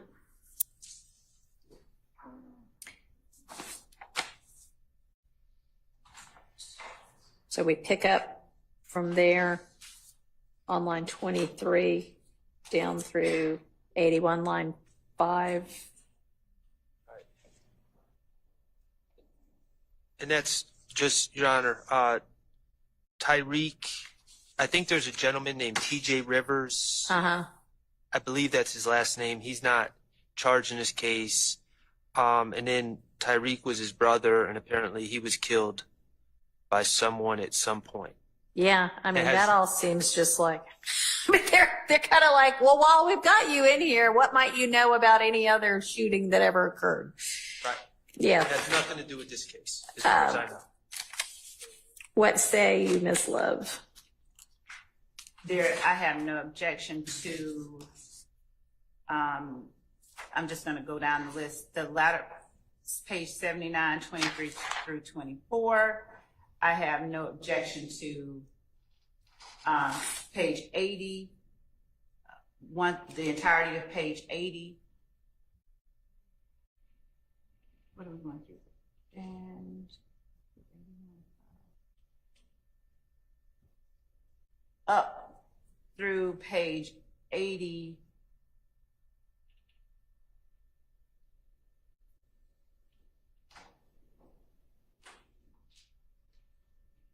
They're saying 81, line 5. Let's deal with that. I mean, that all looks like.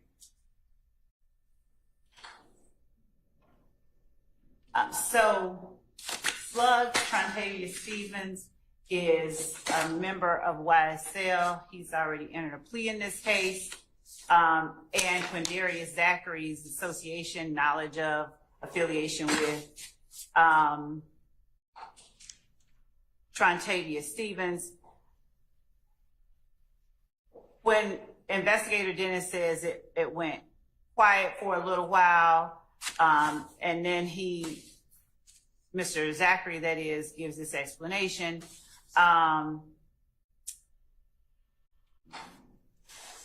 that supposed to say? I can go without that. So All right, 1 so- through 5 I'll Okay, stipulate. all right. Thank you. All right, and then our next thing is so that one's incomplete, it looks like. 81, line 13 through 82, line what, Mr. Sharp? I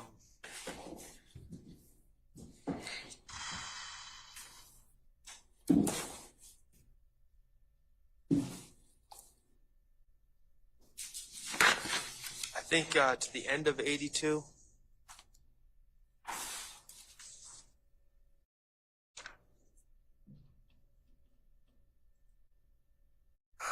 Oh, well,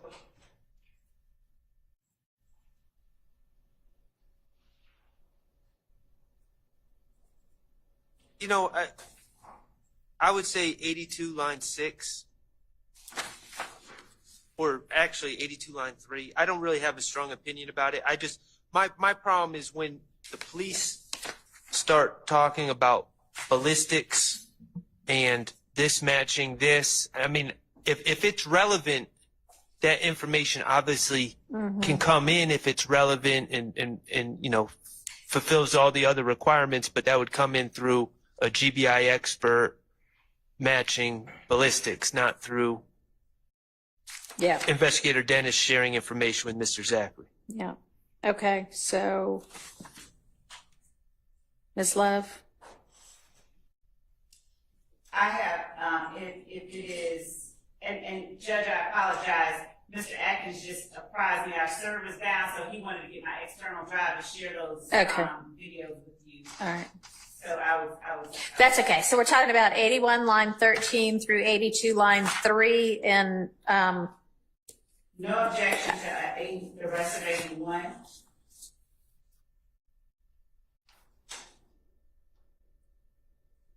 So from line 13 down, no objection to that.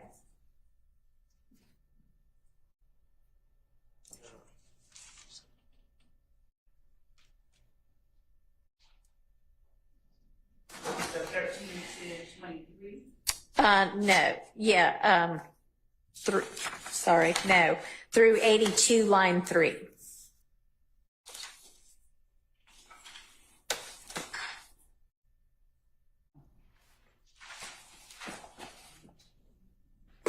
No objection. Okay. Thank you. All right.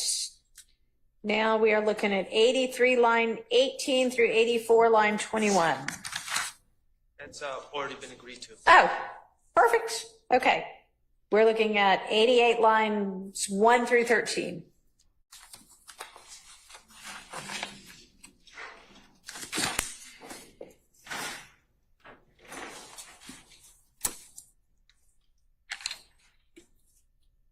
So, Your Honor, let me be clear. This is my understanding. Mr. Zachary, after I read this, and then I've since read his other statement. I reviewed them both. Right. I've read them before, but I was unclear if Mr. Zachary was claiming to have been present at the club compound incident. After reading the first in time, second in that I reviewed statement, it's clear to me that he does claim to have been at compound. Okay. My understanding, but there seems to be a blending of what he saw versus what he was told, because my understanding is at some point he flees from the area. He is definitely, by his own words, not on 285 when Lil Wayne's bus is shot. So he can testify, or he has firsthand knowledge, presumably, about things he saw while he was there. But when he says Pee Wee ain't do the shooting, he wasn't there for the shooting. And when he says, I know who left and went behind it, though, and he says DK and Shannon. So he's saying Walter Murphy, who's entered a plea deal, and my client went behind Pee Wee's car, Jimmy Winfrey's car. So to the extent that he has firsthand knowledge of things, I concede that he can testify to what he saw, and anything he has firsthand knowledge of that is inconsistent, if he had in fact had firsthand knowledge, he can be impeached. But there's certain things that he speculates, or maybe someone told him, I don't know, but it's not clear to me. So Pee Wee didn't do the shooting. That's a conclusion. He did not witness the shooting. He did not witness anyone do the shooting. So I think that's inappropriate. Okay, so that is 88 lines 1 through 3, basically. And even the police are like, yeah, we know he didn't do the shooting, so. Well, people in Cobb County would be interested in that, but. Okay, well, I don't know. I mean, maybe they're just saying that to see what he's going to say. But then he says, I don't know who was exactly in the car. I know who left out and went behind it, though. Yeah. So to the extent that if he witnessed a cars Right. leave compound, I get it. Right. But beyond that, things that he did not witness, that's what I'm objecting. I understand. So I'm trying to kind of take it piece by piece, because you're saying he cannot say with certainty Pee Wee did not do it unless Pee Wee was with him at the time. Amongst themselves. Okay. Do you have any basis for? Well, the portion of it where, so Mr. Zachary, like Mr. Copeland, makes assertions about the shooting itself and who was doing what. And the way that the shooting happened is a person is driving down the road next to a bus, and in order to be able to both drive the car and shoot the bus, from the way that both vehicles are positioned, you would literally have to have one hand on the wheel, and it was a precarious kind of circumstance that would be needed for the driver of the car, who is Mr. Winfrey, to also be able to at the same time fire the gun and shoot the bus. So in as much as it reflects his personal knowledge of all the people who were there and what was going on, we would argue that his assertion that Pee Wee didn't do the shooting would be subject to a foundation that, we would seek to lay, and I can't say that we have laid that part yet. I think that he is just saying he didn't do the shooting. He was a party to the crime, but he didn't do it. He was driving. He couldn't have. So is Mr. Zachary in a second car that's involved in this?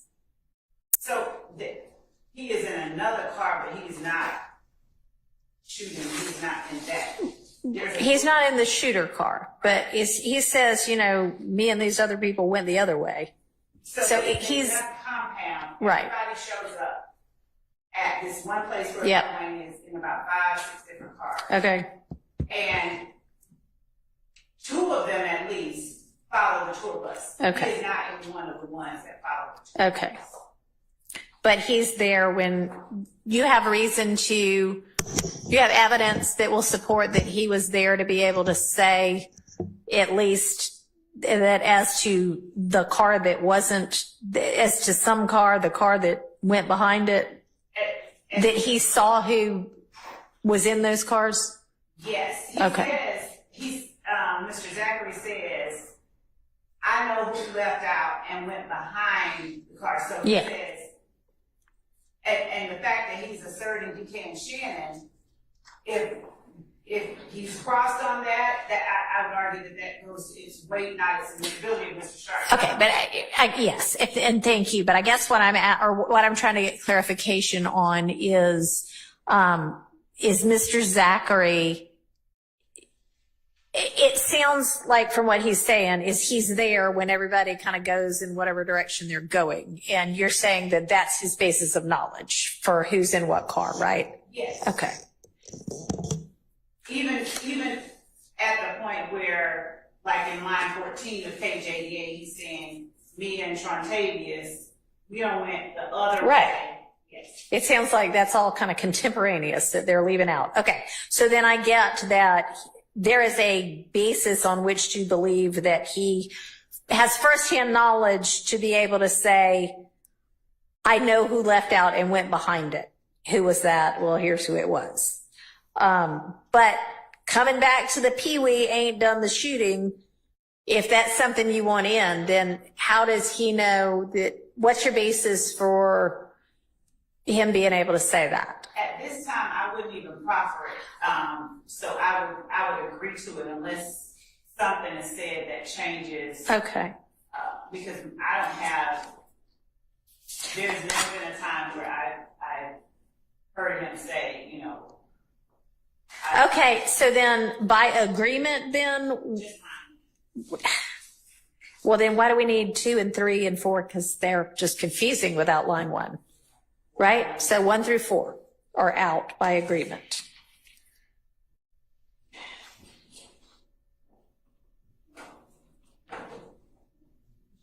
So then 5 through 13, well, 5 through, how about, But 5. how about that? I mean, the 5 through 9 I see as kind of a one little answer that he seems to be able to know. They say truth was with them. What? And then what about that part? I don't mind 12 through 13 coming out. Okay.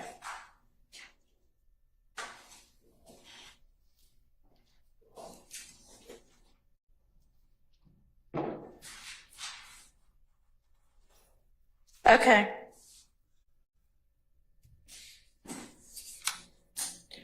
So we're at, the next one is 90, page 90, 11, page 90, line 11 through 90, line 14. Correct.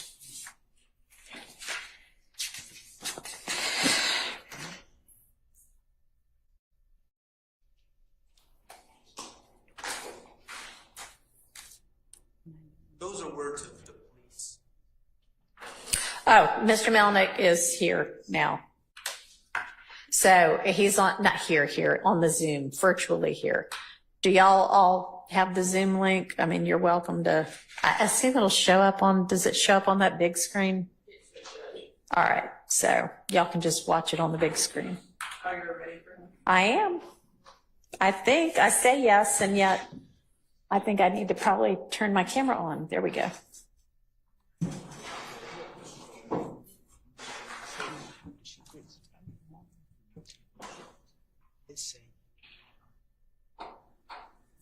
Hi, Mr. Melnick.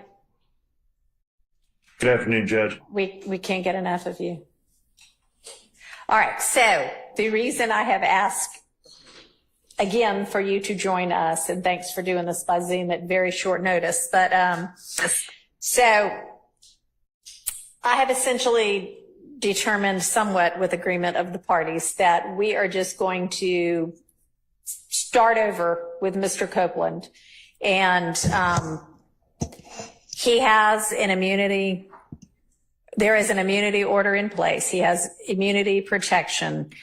And I plan to bring him in and find out what he wants to do. And I would like for him to be counseled. And I just had him in here a couple of hours ago and asked him if he had an attorney. And he seems to think that you are his attorney still. And so I'm checking in with you to find out whether that is the fact, either still or again.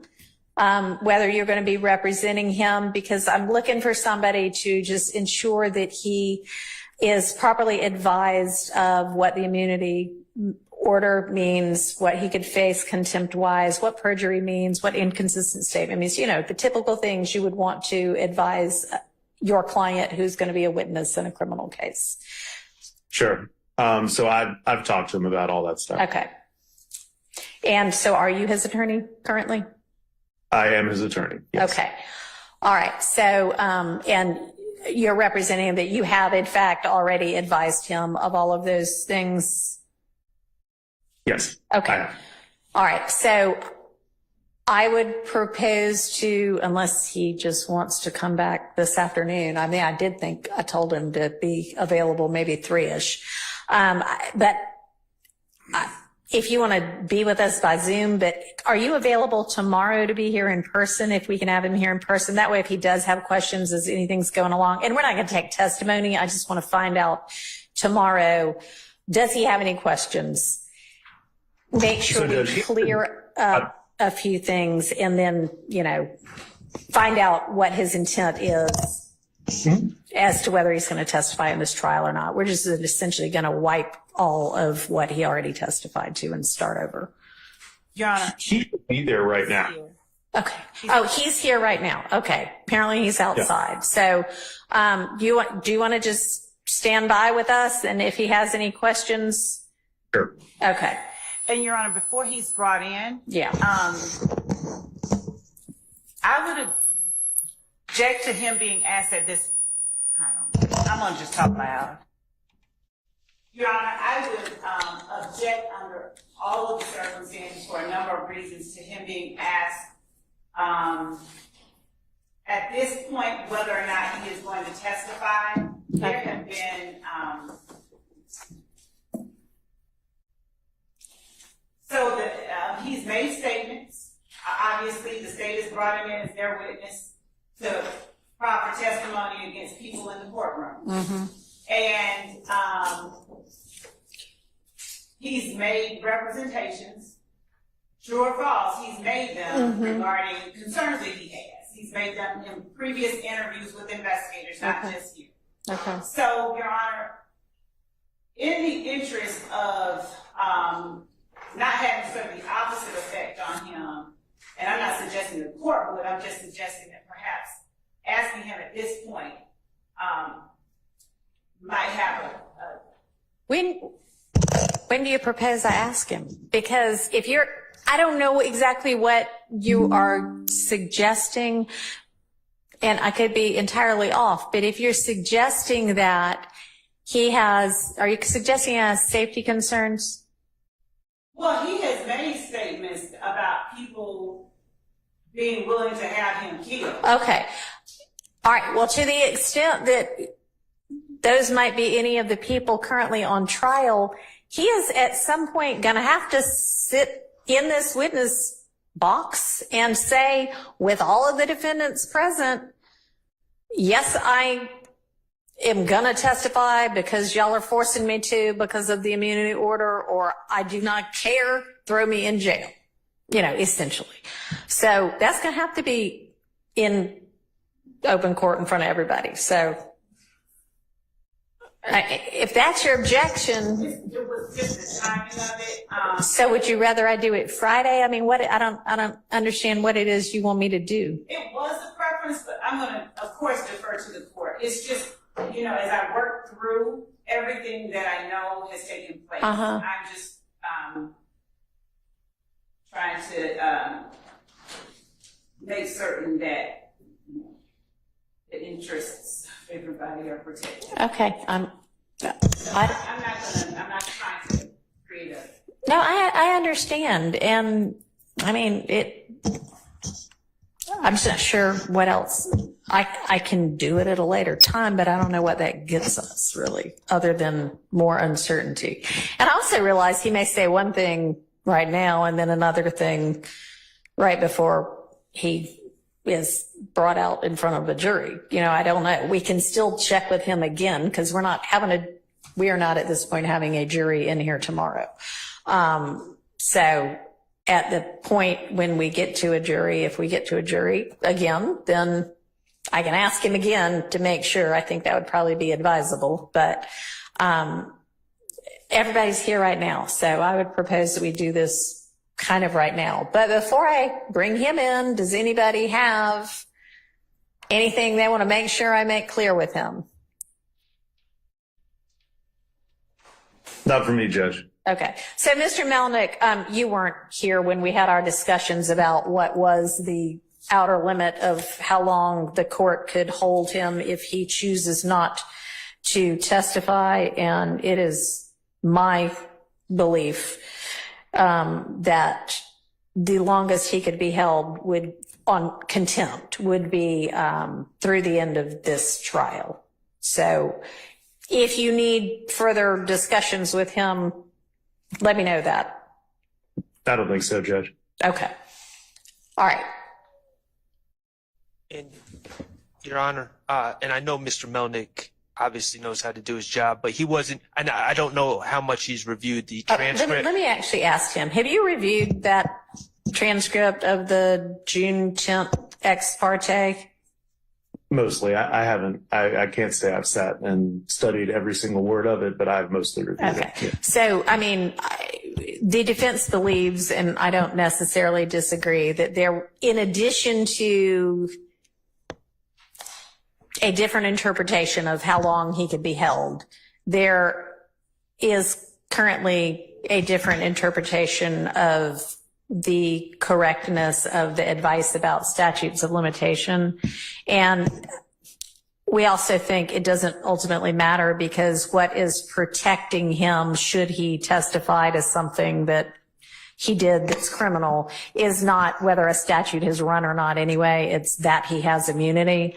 But it's possible that a couple of, every statute that you could be worried about has run is not accurate. So, I think you were aware of where in there they said something about a statute, and you're probably aware that there are things he could still be charged with. And does he understand that not every statute has necessarily run on everything he might be criminally involved in, but it doesn't matter because of this immunity order? Or I don't know whether, go ahead. Yes, Your Honor. Okay. He understands. All right. And then, are you confident that he has a sufficient understanding of what might subject him to a charge of false statements or perjury? Certainly he does. Okay. Anything else y'all can think of on either side of the aisle? Okay. Yes, Judge, can we inquire as to whether or not Mr. Melnick, and I'm sure he has had an opportunity to discuss with him any potential federal ramifications he may have in regards to his testimony here? Okay. And my interpretation of the immunity order is use and derivative use. But of course, we're not the feds. And Your Honor, the court has every ability to do this, but I would object to counsel for the defense. I've asked them to raise anything that they think we ought to be thinking about. So, I invited them to say that. So I don't know whether you want any additional time, having heard that potential issue, Mr. Melnick. Mr. Copeland and I have had enough time to talk. All right. Okay. Is there a screen where he can actually see Mr. Melnick over there somewhere? Okay. Thank you. All right. Let's go ahead and get Mr. Copeland in.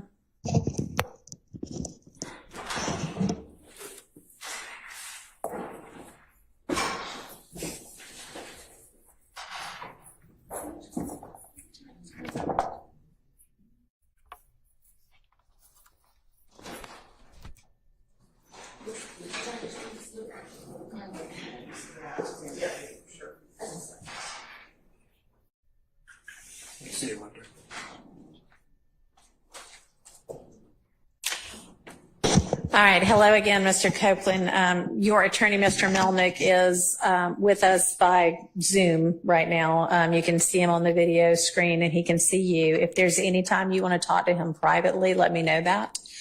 And I know y'all have had an opportunity since you and I spoke this morning from the bench and the stand to talk about the fact that the state is not interested in you pleading the fifth, and in order to avoid you pleading the fifth, they have secured an order that says you now can be essentially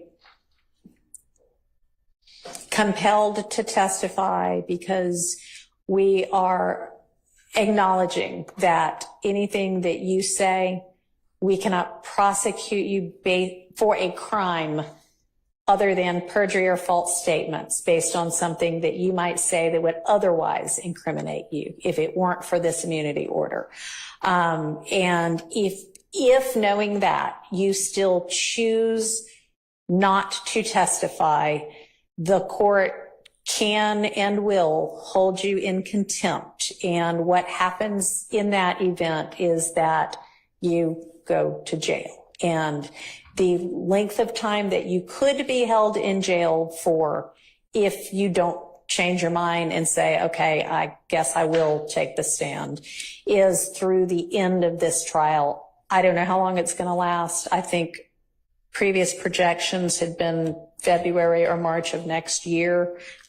I don't know yet, but I guess that's not outside the realm of possibility. But it would only be through the end of this trial. It would not be through the end of whomever else might be severed from this case and tried later. And I know Mr. Melnick's talked to you in more detail about that. So I want to see if you have any questions of the court about that. I didn't understand. Now you said at the beginning. Didn't understand anything. All right. So. No, I'm saying, like, I heard you, but I don't know what you're talking about. Okay. So tell me what it is that you'd like more information about. You said something about what they said about immunity? Yeah. What you mean? Okay. Does anybody, I think I've got the order. Mr. Melnick, have you reviewed the immunity order with him? Oh, you saying it's the same from last time? Hang on a second. Yeah. The same one as last time. Yeah. This one. So that's the one I'm talking about. And that is still in effect. So you're saying that changed? It has not changed. All right. So what has changed is, it's my opinion that I cannot hold you in jail if you refuse to testify beyond the end of this trial. I think you had maybe been told something different earlier. And I don't think that is. So I ain't got to wait till every defendant that's not here. Correct. But you would, if you choose not to testify despite this order, you would potentially be held in jail through the end of this trial, which might be February of next year, might be March of next year. I really don't know. It ends when it ends.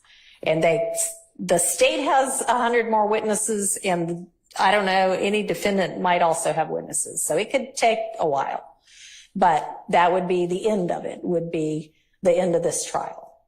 Okay. So do you have any other questions? Okay. And do you want to talk to Mr. Melnick any more about this particular issue? No. All right. So I'm going to ask you right now, because I'm planning to have the jury back on Monday. And I am going to tell them, we would essentially start over, because I want you to have a voluntary, to an extent, choice and knowing choice whether to take the stand and be questioned and cross-examined or not, knowing that if you do, other than if you lie, as Mr. Melnick's discussed with you, and it's something the state knows and can prove, they could charge you with perjury or false statements, but they can't, if you incriminate yourself about another kind of crime, they cannot use that to charge you with a crime. And they can't say, Well, can I speak? You can, yeah, if you have I have told the state I have lied and lied and lied and lied. I know. And so how are they going to be able to question me? I mean, that'll be their problem. That's their case to make or not make. I mean, that's not for you or me to worry about. So they said they're going to be able to charge me if I lie. Like, when it's up to them to choose when I'm lying. Not prior. You've said you've lied and lied and lied in every, I don't know what you've said, but let's even say you've said you lied in every statement you ever gave to the police. If you get on the stand and say that again, or if you say, all right, this one was the truth, that one they cannot charge you with perjury for, because those are things in the past. What they might be able to charge you with is, I don't know. I mean, give me an example of something that you know he didn't do, and well, maybe not. Never mind. Don't do Can I that. give you an example for what they told me? Yeah, yes. And then I'll see whether that's what I think or not. Yes. So she said that the only reason she won't lock me up, I just want to know if it still applies. Okay. She said if I do two things, if I plead the fifth and I say that I killed Donovan Thomas. Okay. She said if I don't say them two, she will not lock me up. All right. What was the first one? Pleading the fifth. Say it again. Taking the fifth, Judge. Taking the fifth. Okay, right. And you can no longer, so taking the fifth means I might say something that gets me in criminal trouble. I might give you evidence against me that you could then use against me. That's what it means to take the fifth, is say, I am not going to give you evidence to use against me to charge me. When they give you that immunity order, immune just basically means we can't do this anymore. It's like if you get an immunization, oh, I'm not going to get the measles now, right? Because I'm immune from it. Because it's like getting you a shot that says, I can admit to a crime on the stand, they can't charge me with it. They have said you no longer have a privilege against self-incrimination because we have committed to not being able to prosecute you, not being able to bring criminal charges against you because of what you say. We cannot take that evidence and use it against you. We can't take that evidence. If you say, well, I committed some crime. Here's what I committed it with. I buried it in the yard. They can't go dig it up in the yard and then say, well, we've got this. They can't use any of that. So that's why taking the fifth at this point would get you in trouble. Being held in contempt is what we So what if they don't formally have call it. they facts together? Like they saying something that they don't know what they're talking about, and then they ask me about it. They can ask you about anything they want to. If in your answer you admit to a crime, they cannot charge you with that crime. Now, if you admit to a crime and they have evidence that is pretty certain that you did not commit that crime. For instance, somebody gets robbed yesterday and they have proof that you were in Europe yesterday. There's no way you could have committed that crime, but you say, yeah, I committed that crime yesterday. That was here in Atlanta when they know you were in Europe, and they got video of you in Europe and you sent a postcard that said, I'm having fun in Europe. That would be proof that you're lying. And so that they could charge you with perjury for, okay? Or false statements for. Okay. Okay? So what I want to know from you is when we have the jury back on Monday and you're still under subpoena, so you're still obligated to come, and I'm asking you now, when they're like, all right, we're calling Kenneth Copeland, are you going to say, okay, ask me what you want to ask me. I'll tell you whatever I'm going to tell you. Or are you going to say, nope, I don't care if you throw me in jail. I'm not saying a word. I am not getting on the stand. It depends on how I wake up. Okay. All right. Well, then we will just revisit it on Monday morning. So plan to be here at 8:45 on Monday morning. You're free to go for now.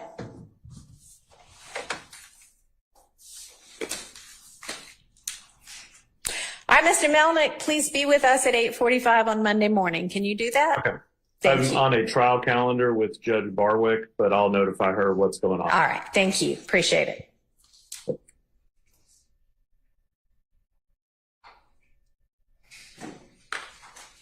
All right. So there we have our answer to the extent we have an answer.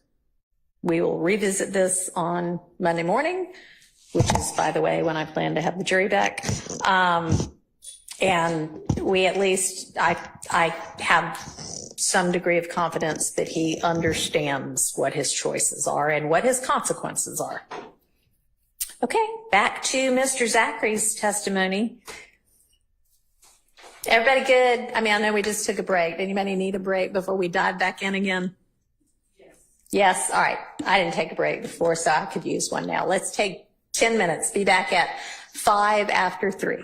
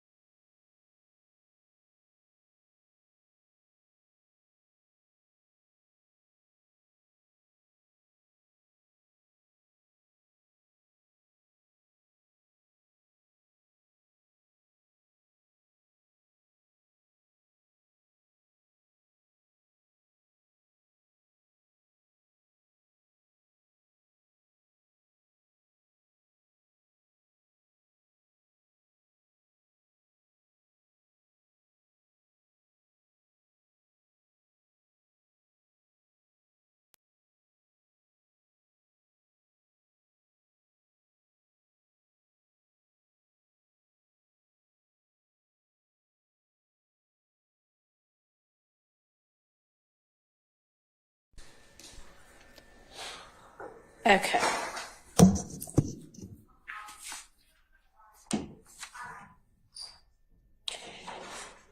All right, so I think we are on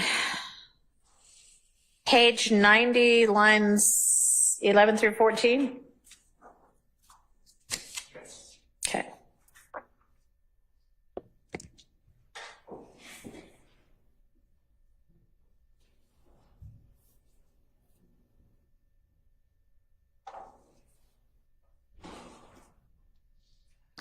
That's law enforcement speaking, basically saying that how Shannon involved in everything. So when they hear his beef, it's almost like call Shannon. That's the detective. And then the other detective follows it up with Shannon, the shooter. Yeah. Now, I will say on page 90, line 14, I should add this. I've reviewed all these statements and I've written notes where I feel that the transcript is insufficient. In my notes, I have on 90, line 14, Underwood, Investigator Underwood says Shannon the shooter. And then Dennis says because, and then Underwood says Shannon the shooter again. Okay. So that's my objection, is the police labeling my client the shooter. Well, the answer is good for your client. I understand that, but I just... But yeah. All right. What does the state say? Your Honor, it's a question, it's not an assertion. They're asking is Shannon the shooter, and the inflection given by any person repeating it wouldn't do as much justice as listening to it. Well, I will happily listen to that as well. But even if line 17 is a question that is saying Shannon the shooter, right, then we probably could just go with line 17 and not like the 11 through 16. So what do you think? So 11 through 13, we would object to being excluded because that's Detective Dennis asking of Mr. Zachary something about one of the defendants currently on trial based on Mr. Zachary's relationship with him and affiliation with him. I don't have any objection to 14 through 16 coming out. Okay. That's what they want, but we would ask that the court, I think Mr. Atkins has had an opportunity to send the link to the notes. He said it's taken 31 minutes. Yikes. So I may be able to, I don't know if... I mean, if y'all have it and could just pull it up, I can listen to it right now. You can do that. Then also I'll bring it to you. Talk into your mic, please. On line 21, yes. Investigator Dennis, my notes say, what it says, indiscernible, says about that action. About that action? Yes. Okay. Speaking of Shannon. Let me ask y'all, are y'all actually providing a transcript to the jury when you play these statements?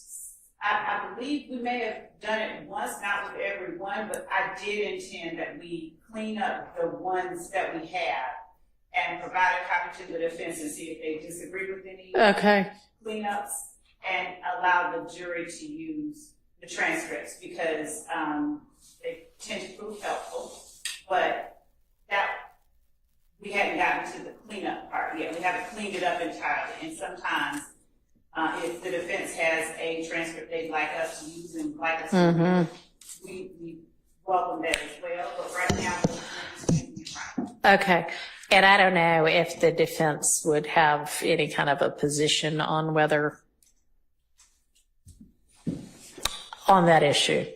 There's a lot of issues with these transcripts, a whole lot, and just in all honesty, Your Honor, I don't see how we could agree to a transcript without all of us just sitting in here and going through with a fine-tooth comb. No, I agree, and it may come to that, but it may be, a lot of times, I think when audio video is played, at least in my courtroom upstairs, there are a lot of times when it's hard to hear. It's kind of like muffly. Even if I take it in my office and listen on my computer and I can hear it crystal clear, for whatever reason, once it gets out here and gets played through, whatever, it's not as clear. Now, maybe down here in 1C, it's a better audio video system and everything's been clear.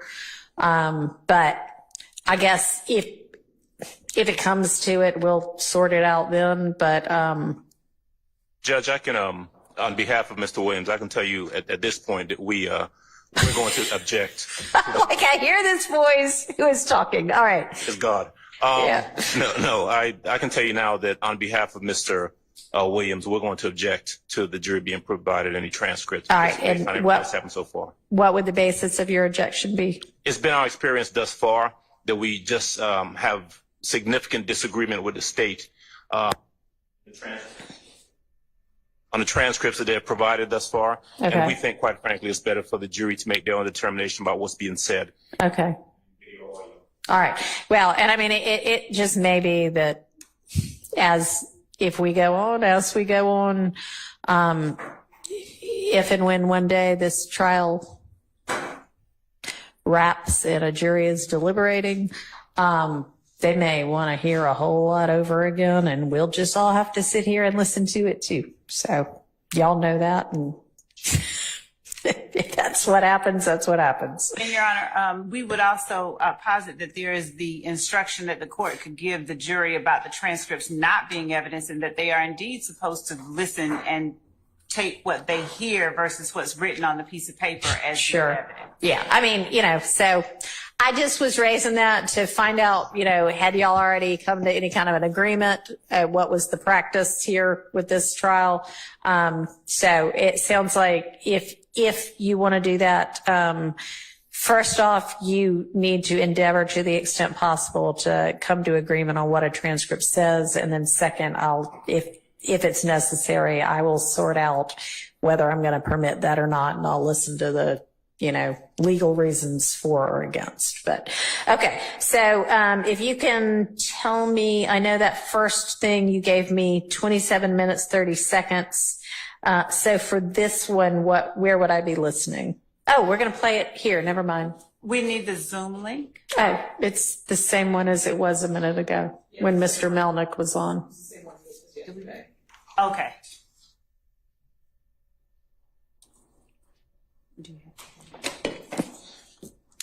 And for this, because the only sound appears to be coming out of those two little strange white speakers, can y'all turn one my way? And I think that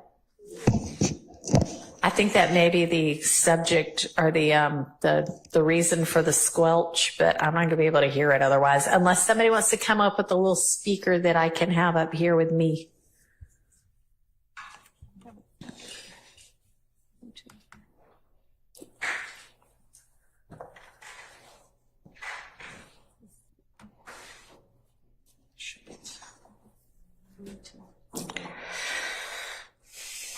Judge, could the court give me just a minute? I'm trying to get it open and then trying to get to that point. Okay. And as long as we're going to do this, we might as well listen to both of the ones, and I don't care which order we do it in, but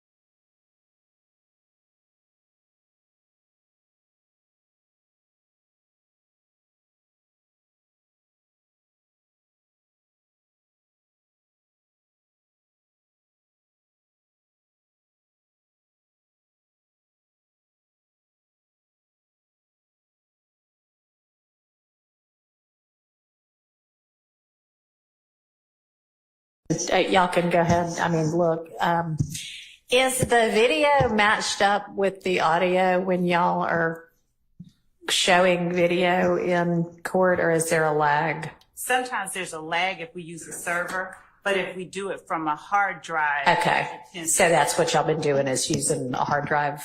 We've done both, and that's what happened. All right. What are we going to be doing right now? A hard drive. Okay, perfect. Because honestly, sometimes it helps to see what they're saying in addition to listen.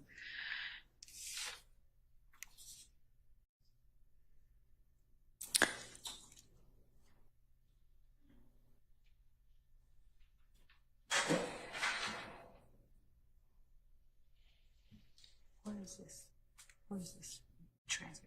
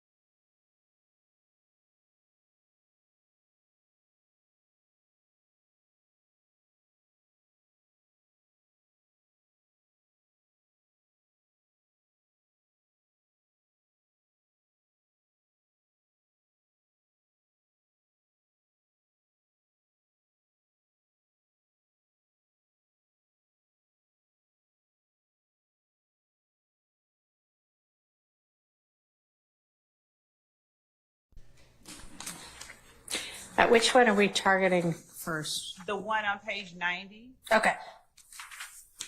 I'm just trying to get.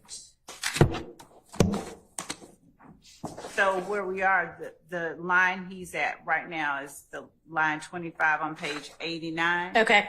So if I may, I'll just. Sure, that's fine. Yep. That ain't the slug real just take the care of him. So Slug ain't go on the bus yet? Nah, when I told you he grew up, he even on that.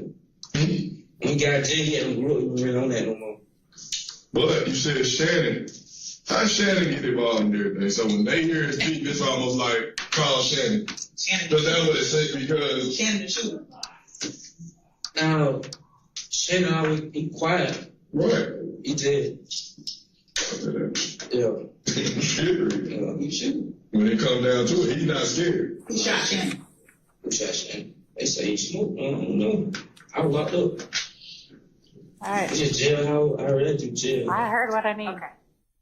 That's definitely a question. Shannon the shooter? And then the answer is no. He's quiet. So 17 is fine to be Can the court remind me of the one before? Yes, so that was with regard to item number 13. And y'all said it was around 27 minutes, 30 seconds. And I'm wondering, and we may need to play more of it than that, because I was asking who is the they that they're talking about. And I was just going to maybe listen a little bit in front of that. But then, so anyway, that was the issue there. So I don't know how much we're going to need to listen to find out who the they is. Or if we can find out who the they is. But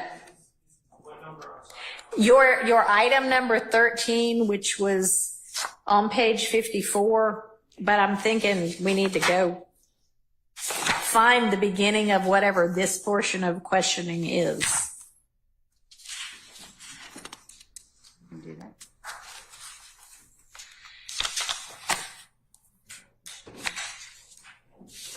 There's a whole lot of days in here. I think that it would be helpful for the court to just have the whole listen from the beginning. That's fine. I'll do that. That'll be my homework. Does the court have, or Ms. Percival, have a thumb drive? Because I can easily just copy it onto that thumb drive. That's probably the easiest thing to do. Probably not here, but definitely in my actual chambers. We've got one. Maybe Miss Bugs could bring us one down before we finish for the day. Okay. All right. So I think that answers on our number 25, which was page 90. We were going to, by agreement, strike 14, 15, and 16, because you can't hear what they're saying anyway. But leave in, not by agreement, leave in 17 and 18.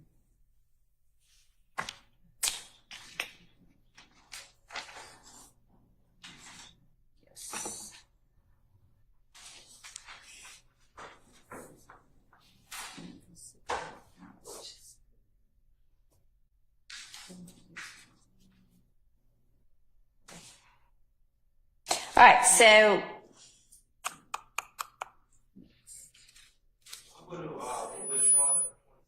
okay.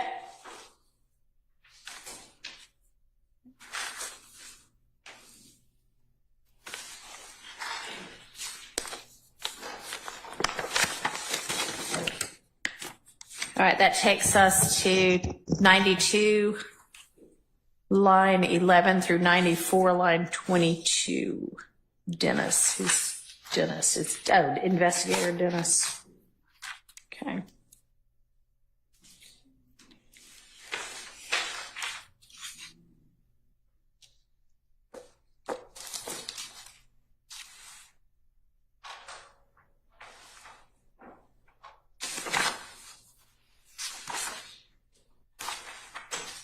So,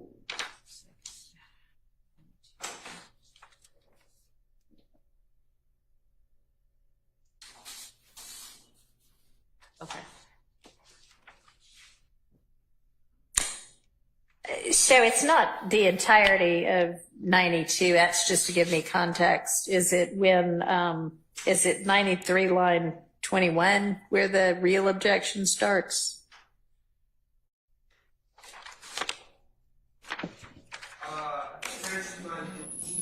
92 line 15. So investigators. Oh, if y'all don't mind turning those speakers back around now so we don't have squelch. So, Matthews, bring around the corner. Bring around the corner. Thanks. Yeah, and it's trying this way a little bit. That's good. Okay. So investigator Dennis was present. He was working an extra job at Club Compound, and he's already testified, and he's provided live testimony about what he observed at Club Compound.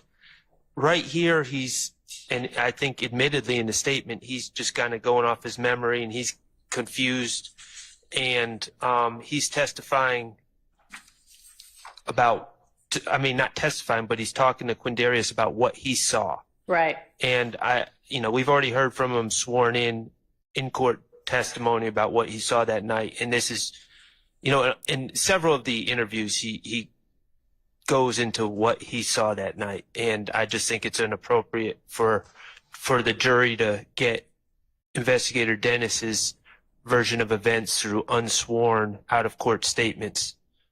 And they're likely to confuse it with what he said on the stand. Okay. So can you pinpoint for me on page 92, is there anything, well, I guess line 15, like right. He's leading into it. He's talking about DK, who's Walter Murphy, and I believe it was Pokey. That's Kai Kendall, and he's actually wrong about that. Fatty is Kai Kendall. And so he's just kind of setting the stage of the people he saw.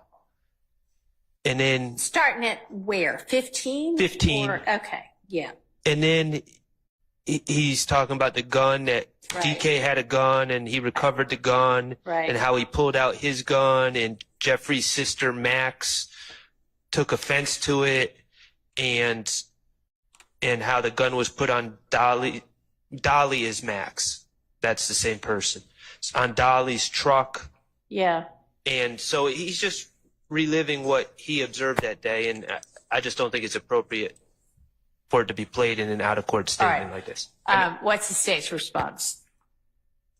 Your Honor, with respect to the sections about Detective Dennis relaying and receiving input from Mr. Zachary, information about the Little Wayne bus shooting, as Mr. Sharp said, Detective Dennis was there that night, and as he relayed what he saw, Mr. Zachary's reactions are the more important thing. Obviously, the jury has heard Detective Dennis on the stand, and particularly at line 93. On which page? I'm sorry. Oh, page 93, line 15 through 17, for instance. Where Detective Dennis says, but DK had a gun. I recovered a gun from DK that night. And Zachary says, yeah, I saw that. So Detective Dennis's words impact on Zachary and his responses to them are the more important thing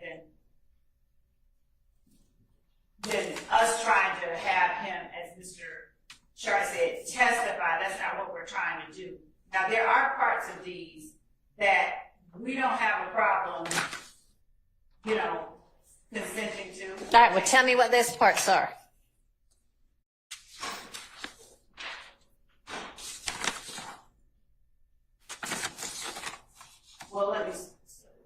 or the opposite. Tell me what parts you really maintain you want / need / believe you're entitled to get in.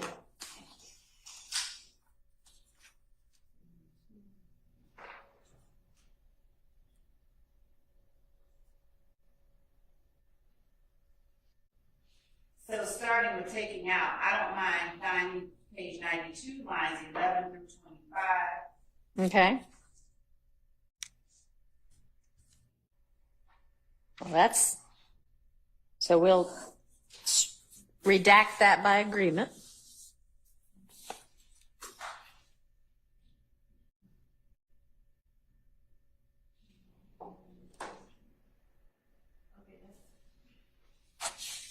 And I'm sorry, I missed what the court said. I said we'll redact that by agreement.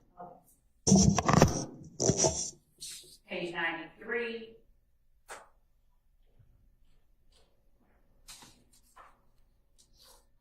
Lines 1 and 2. Okay.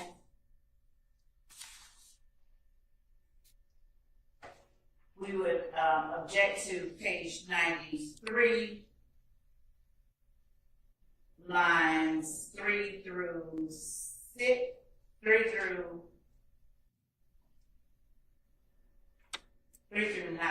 Okay, so that you believe should be in. Yes. All right. And that's because as Investigator Dennis is talking about Cookie Dog Fatty and DK being like this, Mr. Zachary is making his assertions about who among them was actually there. so he's actually showing I've got knowledge of this. And okay. That's our position. All right. Any response on 3 through 9 of 93, Mr. Sharp? No, I'm All fine with right. that. So that is then in by agreement, essentially. All right. As we go on further down. And then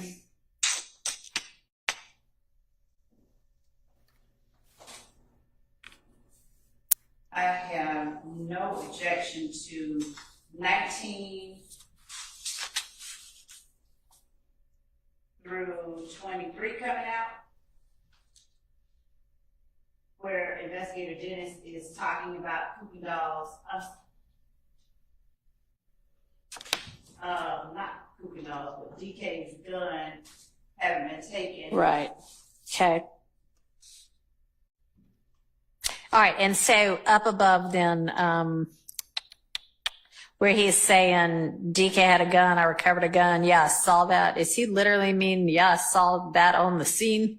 Yes. Okay. Yeah, that seems like that could come in.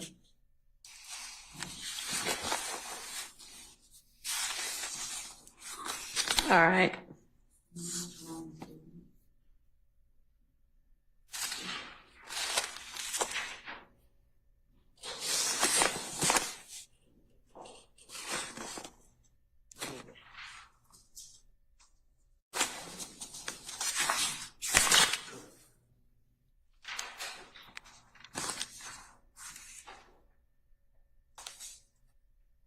So lines 20.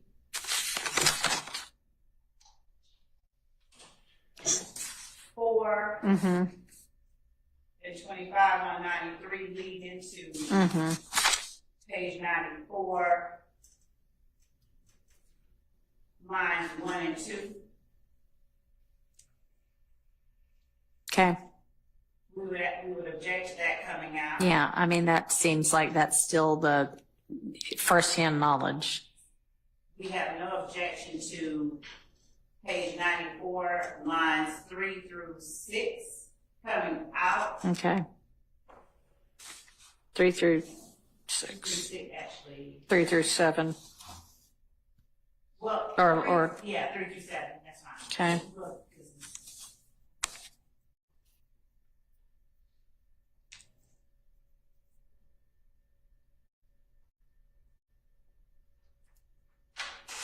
Line 8 through 10.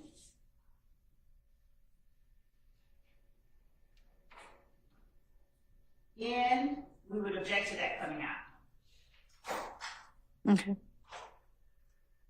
We we would object to line 11 through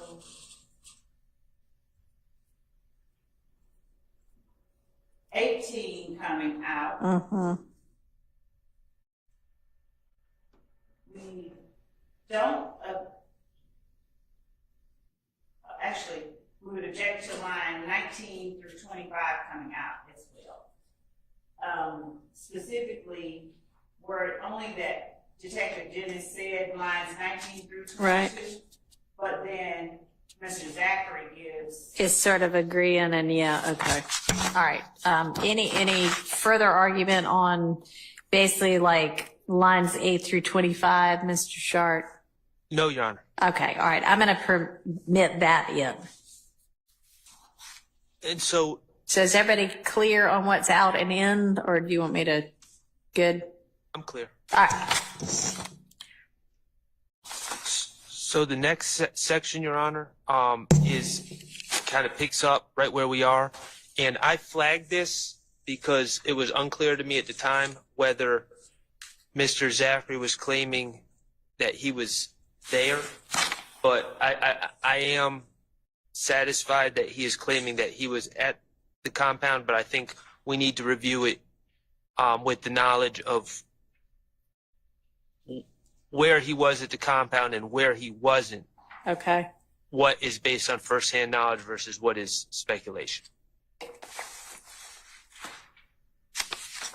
Can you speak to that, Ms. Love?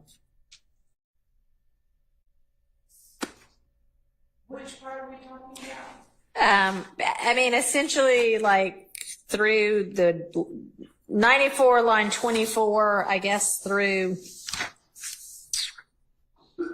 96, line 14. So my first issue is on 94, he says, yeah, she swapped cars with them. With who? DK and Shannon. Okay. If he saw that, that's fine. You know, if he, of course, if the foundation is laid to ever play this. Right.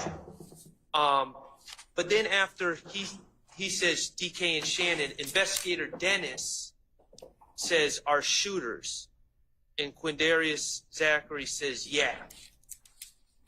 He wasn't present for the shooting. Okay. It's going back to he has no firsthand knowledge to affirm investigator Dennis's theory. So I would have a problem with lines 1 and 2.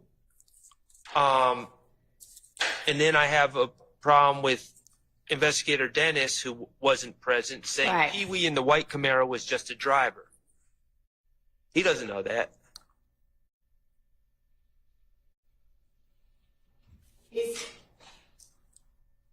So I'm going to start out 95, 1 through 4. Okay.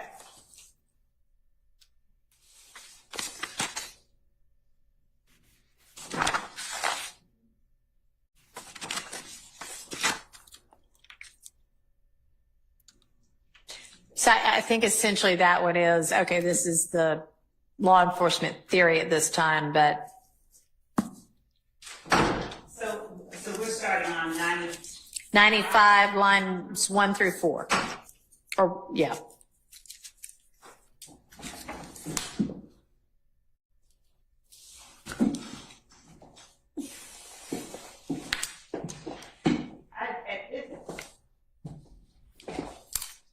At this time, Your Honor, well, I'll put it this way, for open reserve the right. If I ask that the court allow, if we are able to establish that foundation, then I'd ask that the court not exclude it. Okay, and that foundation being the foundation that he actually does have. Personal knowledge of it. Okay. Or some other. Okay. Or, okay. Yeah, so that one is, I guess, a TBD.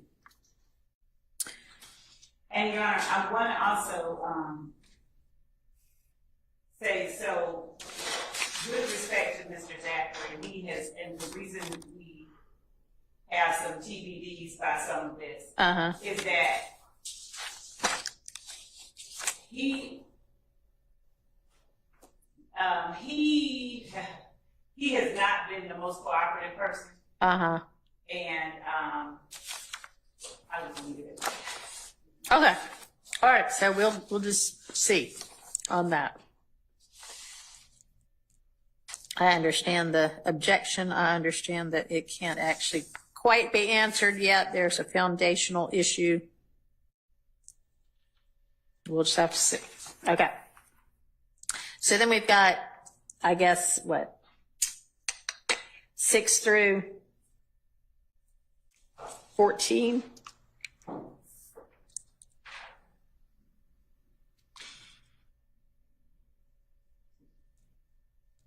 I don't have a problem with lines 6 through 8, but then again he starts theorizing about who's a shooter and who's not, and he says Troop wasn't a no shooter. He was there though. I think he was following them too. I don't have an objection to, is that 9 through 13? Yep. Yeah. I don't have any. Okay.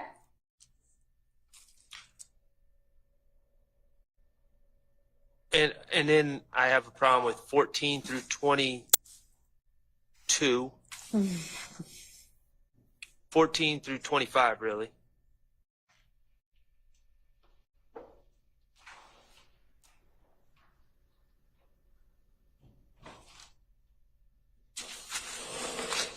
And is that same basis, like, how does he know this? Correct. Okay. Is that also by necessity TBD based on your frustration with your witness? Okay. And that leads into 96 as well. Well, I would say 24 and 25, 95 lines 24 and 25 to 96 is really 96 line 14 is all speculation about why Jimmy Winfrey pled guilty. I don't think that's TBD. I think Okay. that would be. All right. So hang on. We've got, I'm sorry, maybe I'm just not up with y'all. So 95, 14 through 23 is TBD. Is that right? That's right. Yes. And then when we start on 24, line 24 and going on. Okay. This.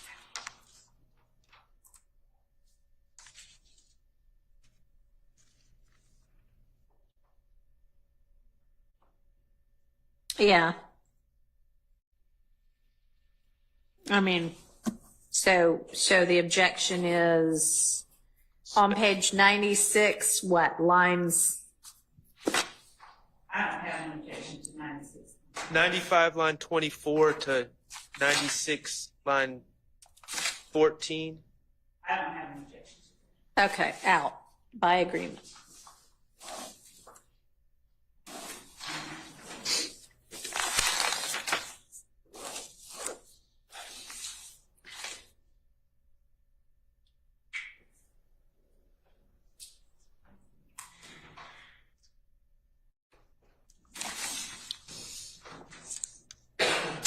Okay, so are we now at number 29? Yes. Okay.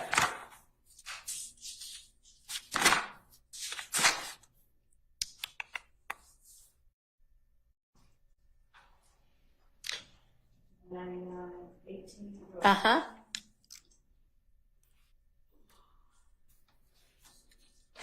So, Your Honor, the context of this is there's a gentleman named Rico Rich. Mm-hmm. Is it Rico Rich? Rico Rich. And he ran or owned a studio on Metropolitan that allegedly was also used at times by Mr. Williams. Mm-hmm. And at some point, this studio was raided, and marijuana was located at the studio, and I think Rico Rich was charged with it. It was his studio, my understanding. July 15, 2015 is when that raid occurred, and it has nothing to do with this case. And so they're just talking about Rico Rich being upset because his perception that the attention drawn by the gentleman in court led to the raid, and it's just about something that has nothing to do with this case. All right. And Judge, if I can just add to Mr. Sharp's All right. position, the state, we've actually addressed this previously. The state agreed that this would not come in. Okay. Well, I will find out what Ms. Love says about that, but I think that maybe Ms. Love hasn't had as much of a chance to study this in detail as she would have liked and as I would have liked. And so, Ms. Love, is that correct, that y'all had already agreed that this part needed to come out? And by this part, what meaning? 99, line 18 through kind of, I guess, what, maybe all of 100? 100, line 10. Just 1 second.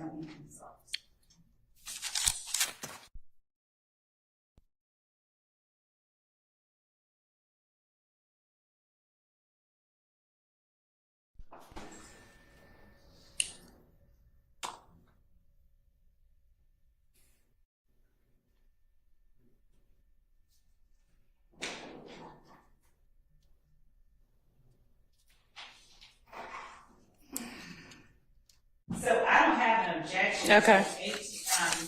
Page 99, lines 18 through 23.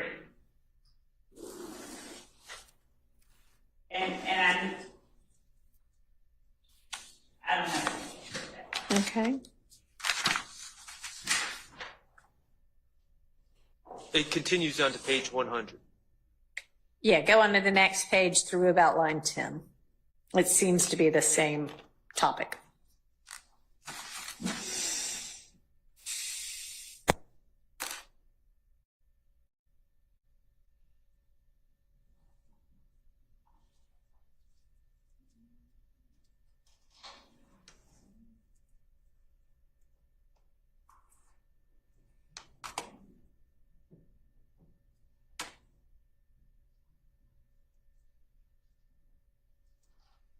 So we don't have any.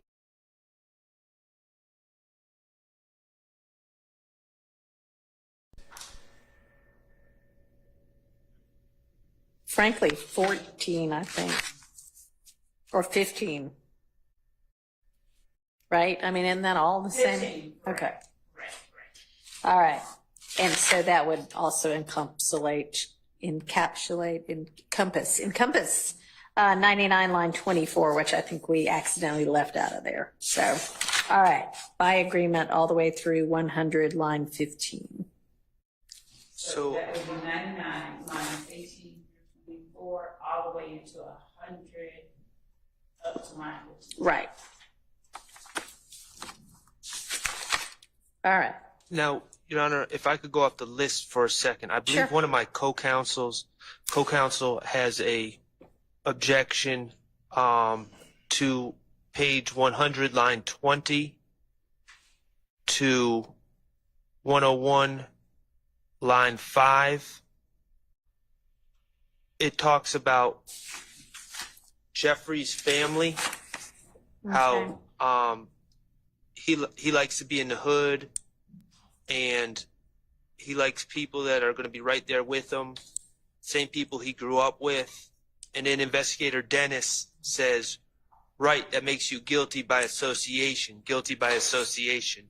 and that's improper. And then they talk about Mr. Bennett's aunt being shot. Okay. So, Your Honor, the state has no objection to page 100, lines 24 through 25, but we would ask the court to listen. I think I have a different take on lines 20 through 23 than Mr. Sharp. I don't think he's talking about Mr. Williams' family so much. He's saying, though, I'm saying, though, Thug is family. He likes to, yeah, okay. Yes. I can listen to it. Do you want me to listen to it right now? Regardless, it says he's hanging out with the same people he grew up with, and then investigator Dennis improperly. Oh, yeah, no. She Yeah. says she's fine with 24 and 25 coming out. Oh, okay. And then that continues on to 1 through 4. I think 1 through 4 can come out. We don't really need, that is not additive to the issues that we're on trial for. Okay. Huh? Let's just, yeah, you agreed, so. All right, so then,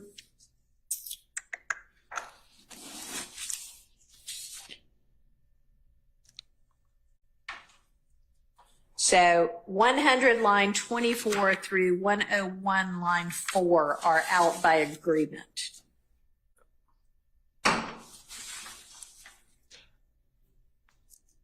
And then at 101.9, they start asking Mr. Zachary how he would feel if his mother got shot while she was asleep in the bed and all of those things, and I don't think that's appropriate either. So, Judge, based on the court's ruling regarding 1 through 4 up through 11 would be okay? Yeah, all right. Well, you agreed with it.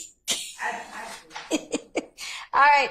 So all the way through 101 line 11. Thank you. I mean, it continues beyond 11. Okay. It continues. Yeah. But Judge, Yeah. with respect to the ones after 11, Mr. Zachary is saying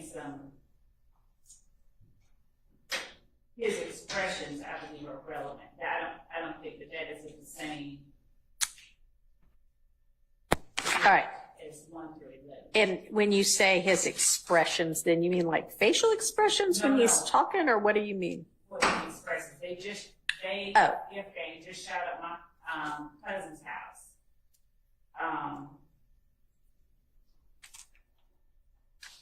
I'm mad, and I don't disagree with respect to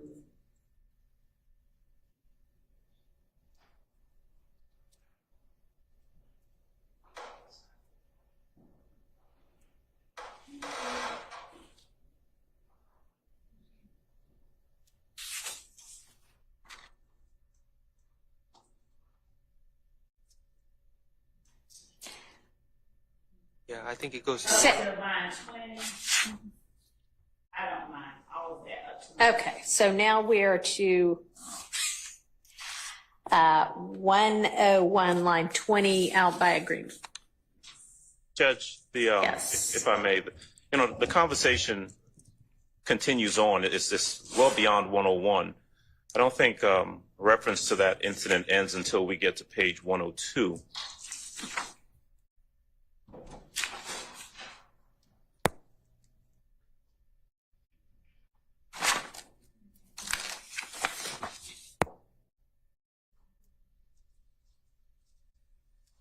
So maybe through line 8 I was thinking 18. or 19.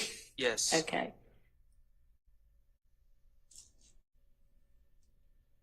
Yeah, I mean, yeah, essentially they're saying bad things happen. How would that make you feel?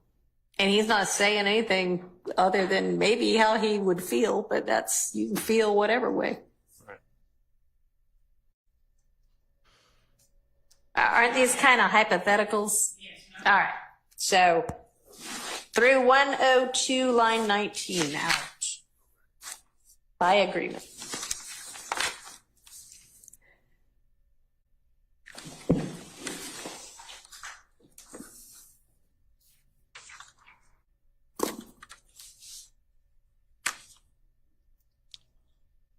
Now, the next section.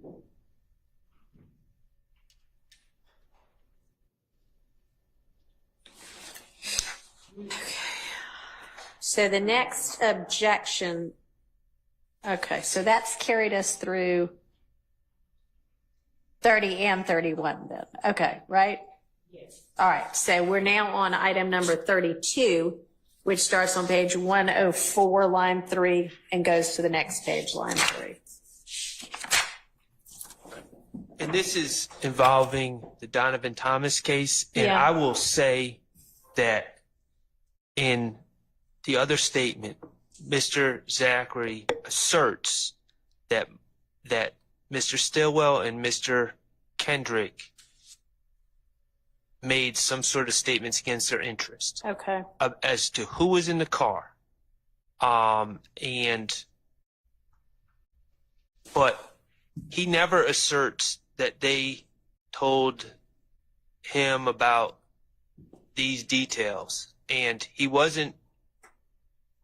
he's never claimed that he was there on Cleveland Avenue when he talks, here he's talking about a gentleman named Kelvin Treadwell, also known as O.G. Bentley, basically taking the guns and taking the car and disposing of those things. He never claims to have been there, and I don't think anyone's claimed he was there. He claims he was at a kid's party, and I think the state has accepted that. And he's never said that he got that information from Mr. Stillwell or Mr. Kendricks, and I don't know where he's claiming he got this information from, but until that is established, I don't believe that it's admissible, even as a prior inconsistent statement, hypothetically. So, Judge, what Mr. Zachary said in his prior statement is that he got that information from two of the defendants on trial now, following the shooting at one point the night of at Mr. Williams' condo, and I believe the next one on the way to Miami. My memory may be a little bit fuzzy on that, but because he corrects one of the detectives when they're saying, so both of them told you at the condo. And he says, no. One told me at the condo, the other told me on the way to Miami. Okay. So our argument is that his recitation of what happened would have come from, he wasn't there, we've never said he was, would have come from the same place that he was made privy to the statements that we caught nuts down at, which was at the condo, on their way to Miami, because they were together. And by they, I mean various members of YSL. They didn't all go in one car together down there, but they traveled to Miami in the days after the murder. So Okay, but this is about Bentley's potential involvement in getting rid of the guns? Is that right? So O.G. Bentley is alleged to have, yes, Okay. gotten rid of the guns after the murder. Okay. And our argument would be that Mr. Zachary would not have, he's not the only one that says that. They wouldn't, this collective knowledge wouldn't exist but for his involvement in the gang itself. So this is another spot where I would say, where I would object to it coming out. But of course, I'm going to follow whatever ruling the court makes. All right. And I just want to be clear. I actually agree with Ms. Love's recitation of facts to the extent that he said that he got certain information from those individuals, Right. but it's not this information. Yeah, I mean, it does seem like, I mean, he could legitimately have gotten the information about two other people saying they're involved, and that's one thing, and that's not what this is about. This is about what was O.G. Bentley's involvement, and did he, get and hide guns? And literally, even on 104, like towards the bottom, and they're asking about, they gave him the guns. He's like, that's what I hear. He doesn't even seem to be saying, hey, I know this from one of my in-gang sources. He's just like, oh, I don't know. In the 2015 interview, a little bit more detailed and a little bit more explicit. He references it. So at the very least, I think it. All right. So how about if you can point me specifically to where in the 2015 thing it shows that he actually has the legit knowledge of this, then I'll reconsider it. Okay. Okay? All right. So I'm just gonna put, okay, contingent on an offer. Yes.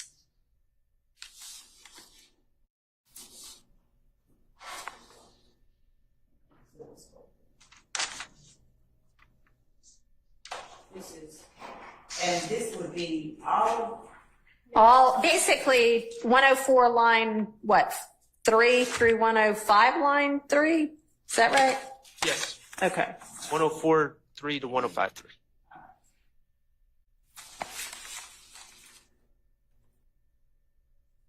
All right. So moving on to item number 33, which is a little portion of page 105.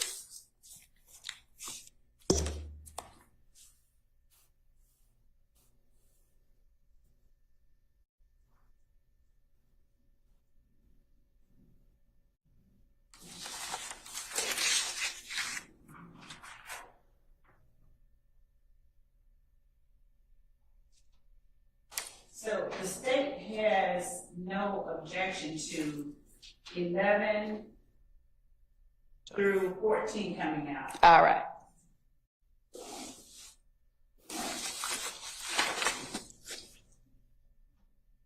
All right. So that takes us to page 107.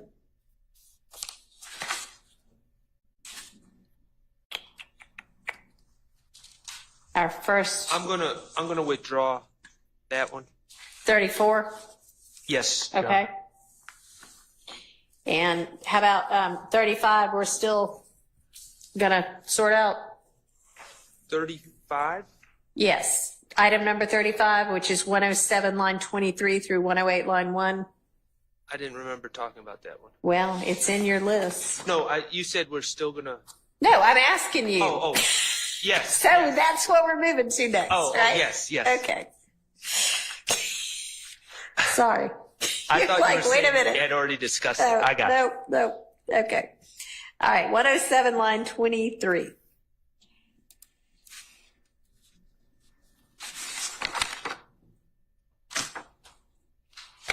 Just a random discussion about a fight in a club that Mr. Kendricks allegedly got into with a man named Lil Tony. Okay. Does that have anything to do with this case?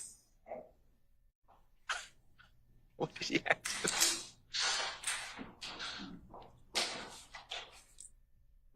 No, it doesn't. All right. Thank you, Mr. Shard. I'm asking the state now.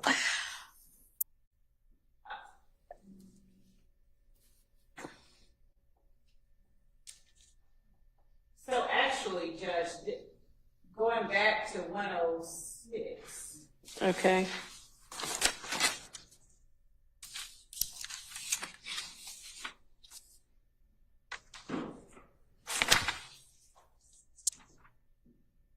So 106 just gives her context of time frame, but from 1 to page 107, line 1, when Dennis is asking.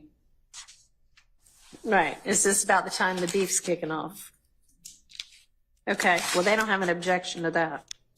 So it's going back to the gambling house shooting, and they thought the quote unquote the mob did it, but then we find out that apparently Kelvin Watts pillow talk with a young lady led to it being revealed that Kelvin Watts did it.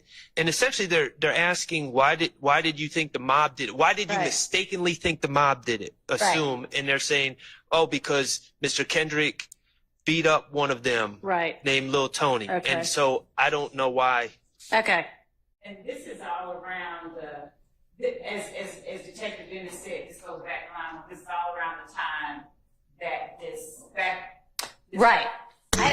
So as I understand the objection, it is to, well, it may be a little further up than Right. Line 23, right? It really starts on 14. Why Yeah. did you think the mob Yeah, was shooting? all right. So starting at 107, line 14 through 108, line 1.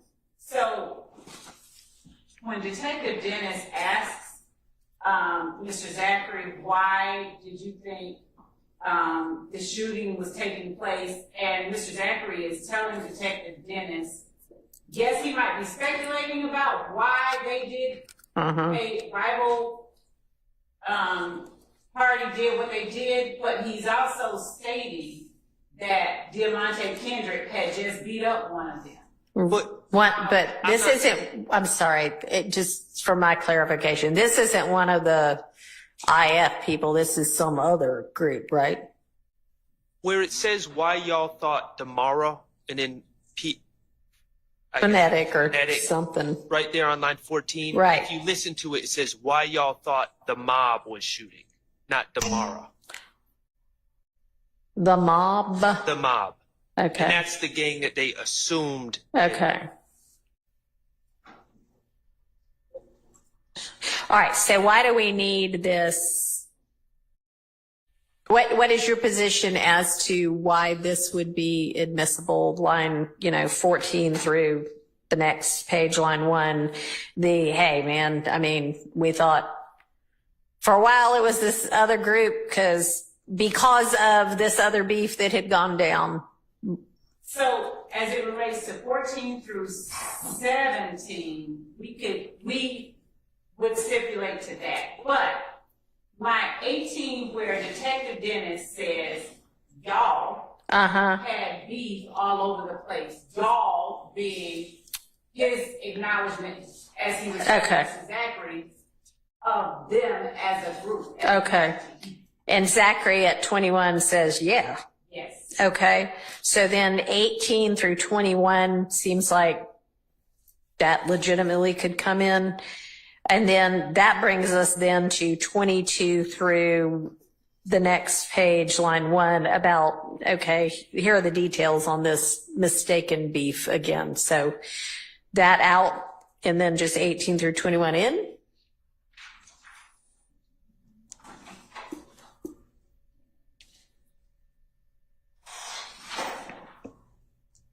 Because it seems like 20, you're okay with that?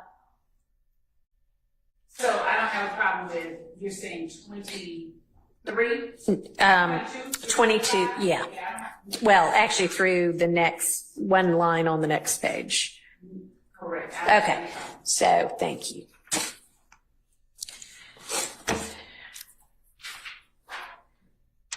Okay.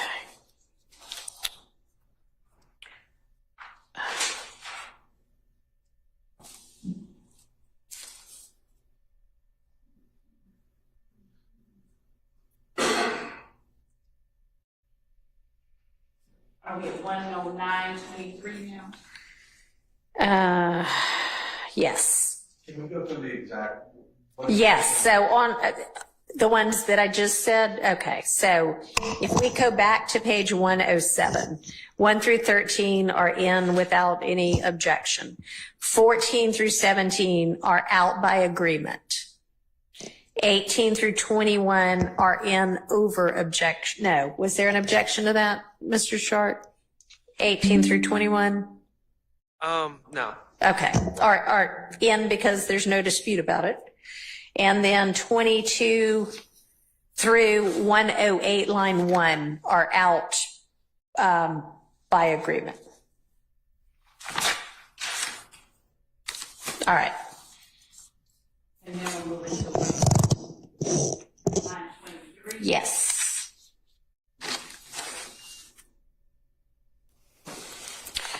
I have no objection to 23.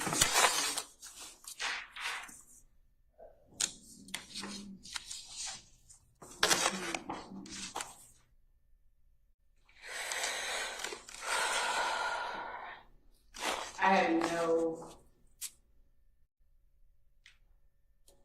objection to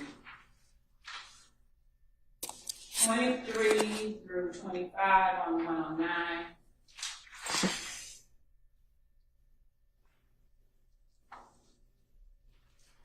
And 1 through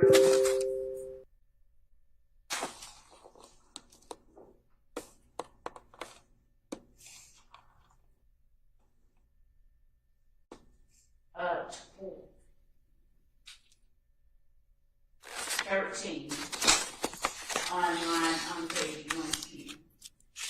Okay. All right, which I guess means that if there is objection to 110 lines 14 through 19, is there? Yes, because Wait, so y'all want that out? no, we won't. Yeah, so I'm asking the defense.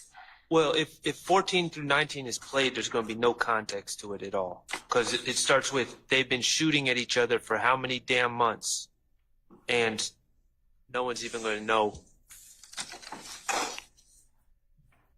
The last time we talked, they were talking about somebody Nut else. and Greedy and Okay. Kel being half brothers. And Right.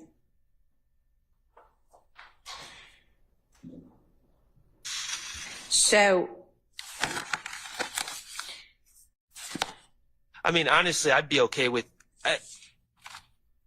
I've identified this as hearsay.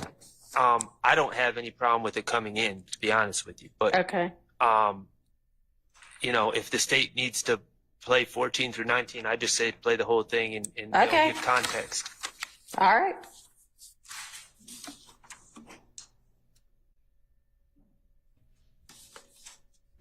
So then that actually starts with 109 line 23 or no? Yes. Okay. All right. So basically they're withdrawing their objection to that.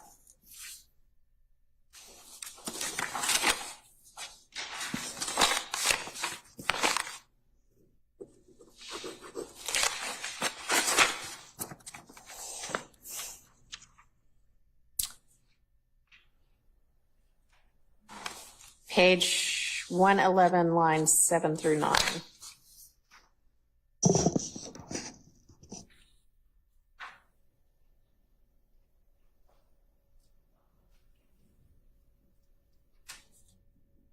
Okay. What does the state say as to that? That Mr. Zachary's response, no, Thug just stopped messing with Woody. And the subsequent lines are important evidence in this case. Obviously, Woody is Mr. Copeland. He's the one on the stand right now. I can't. Yeah. No, and he doesn't object to line 10 and 11 and 12. He objects to 7 through 9. 7 through 9 is necessary because they cause the response. That is line 10 through further down. And it is necessary, it is Mr. Zachary's reaction and response to Detective Dennis's question. It's not a question, though. Between. Yeah, it is a question. I mean, it might not have a question mark at the end Well, of it says, I mean, word I got is Shannon started putting in more work than Woody. That is a declarative statement, and it gives the impression that other witnesses have told Investigator Dennis that, and that I've never heard someone tell Investigator Dennis that, and even if they had, that needs to be come from the stand. He starts out with how did Shannon. Yeah. So the how did Shannon part's really not a problem. I mean, could you redact out after the dash? How did Shannon? And I know we then don't have the word Woody in there, but Mr. Zachary provides the word Woody. No, Thug just stopped messing with Woody. Why don't we just start with line 9, just with why Thug start pushing Woody in? That works. Thank you. Thank you. Thank you.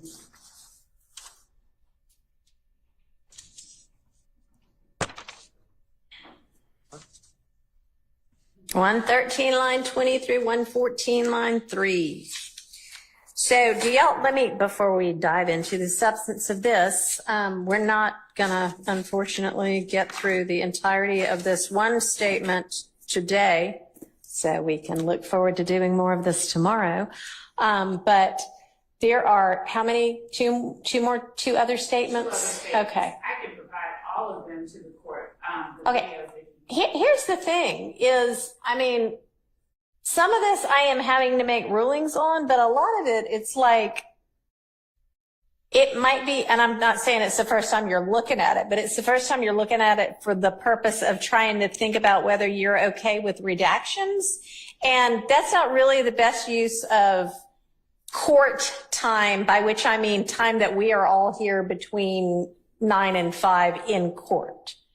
So can you endeavor, and I know this is a lot, but y'all should have done a whole lot of this before now.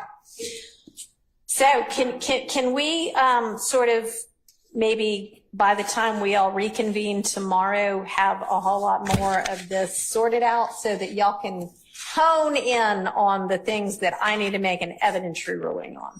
I have no problem with that. I know Thank you. Mr. Sharp was endeavoring to give us another. He's got, this list is great because I just need, okay. I need the responses to winnowed. All right, great.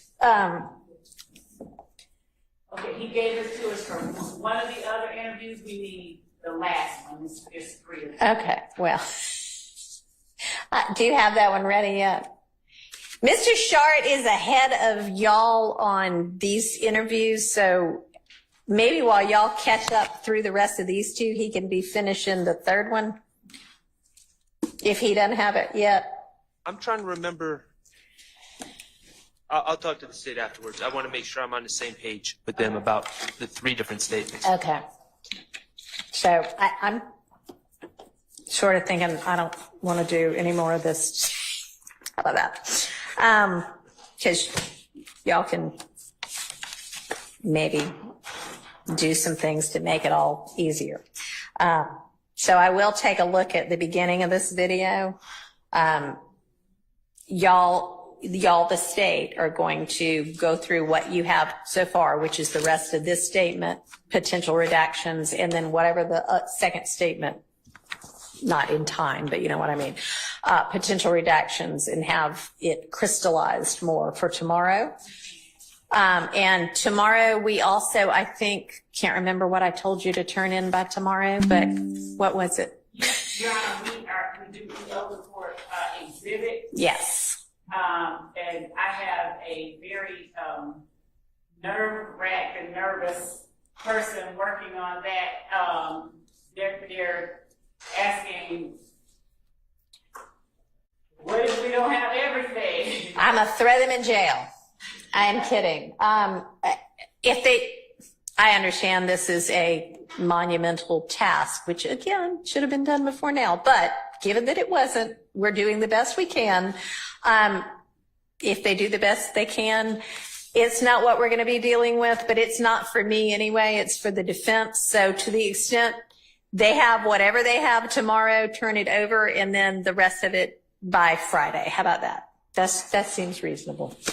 All right. What else? And also, the court asked us at the beginning of the week to have the next. Yes, the next tranche. Yes. Yes. So where are we on that? we count even that tomorrow night is the end of the beginning of the week, but I don't know. So we're there. You're okay. All right. I'll check in with y'all again on that one. Okay. Mr. Harvey is going to produce a potential 105 limiting instruction within the next couple of days before Friday for me to consider. Will the court give the state an opportunity to? Oh, absolutely. Yeah. I mean, but we got to have something to at least start with.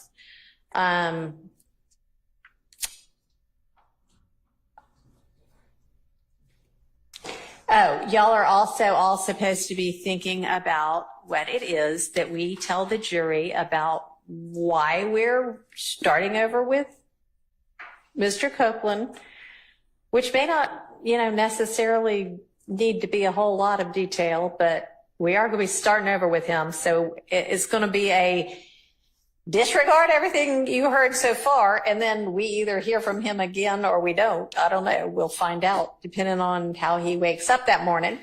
But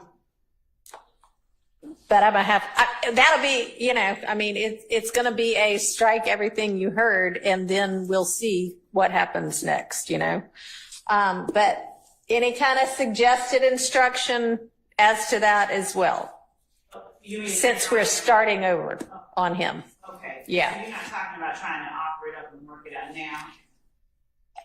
And no, I think, didn't some people have objection to any of that? Right? I mean, hey, if y'all want to, super, that's easier. But the gist I was getting earlier today was that there were some defendants who objected to that, and that it might be just cleaner to just start entirely over. And frankly, if he ends up, it depends whether he ends up testifying or not. So, I'm happy with if he ends up testifying and y'all are like, yeah, we're going to use this day, whatever, all of it, whatever. I don't care. But, that's going to have to be because y'all agree to it. Your Honor? Yes.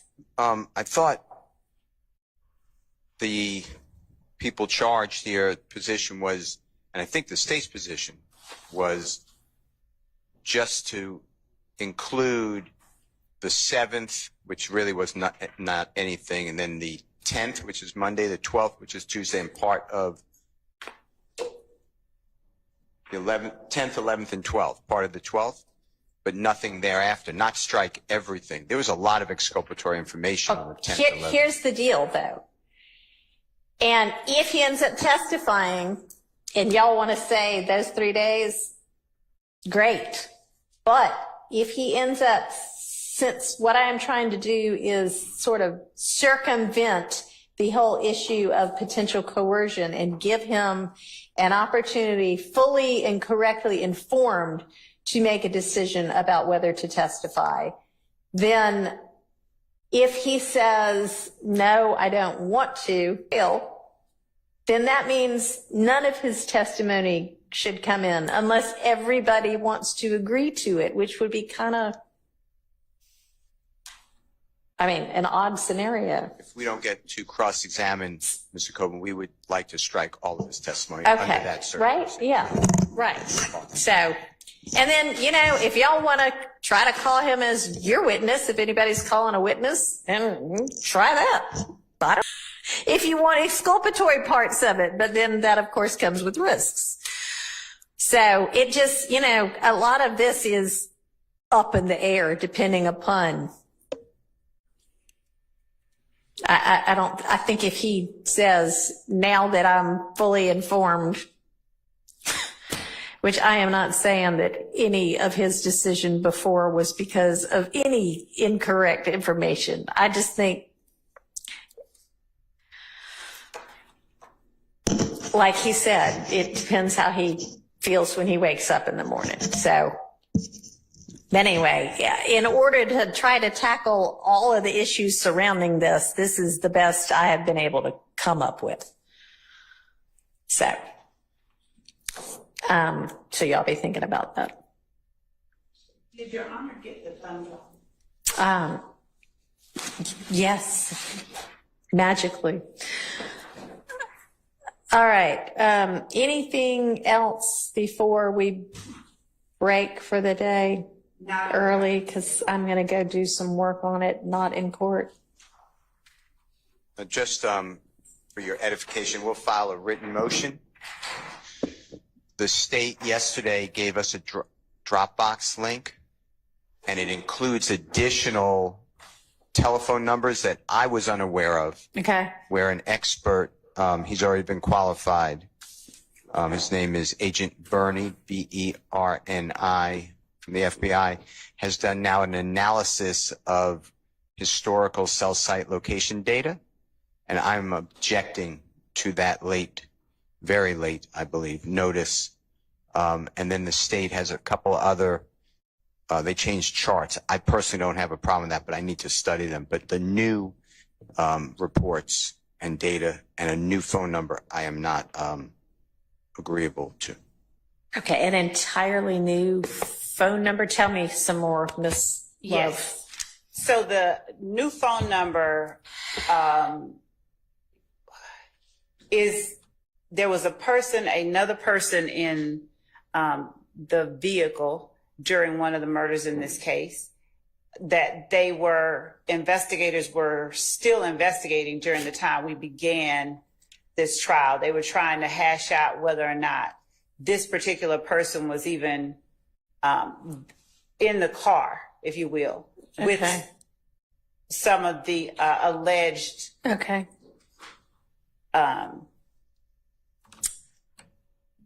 parties to the crime. Okay.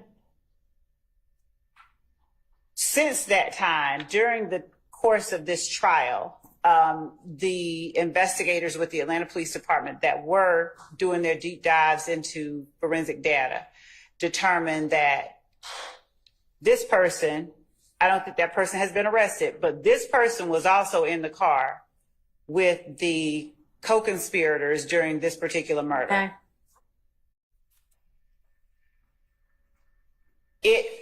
We got it before now, but we got it after the trial began, like between, I think, January and now. And I think it was inadvertent that it had not been disclosed. All right, can I stop you and get some clarification? Yes. When you say we got it, do you mean we got this report from this agent, or we got information that there might have been yet another person in the car and that person had XYZ phone number and that was going to be investigated? So those are two separate things. The report from the investigator, from Detective Burney, involved plotting. Sure, I understand what that means. When did y'all get that? We recently asked him to plot those two, because the green store is a thing that came up recently during trial, and the other location was, what you say?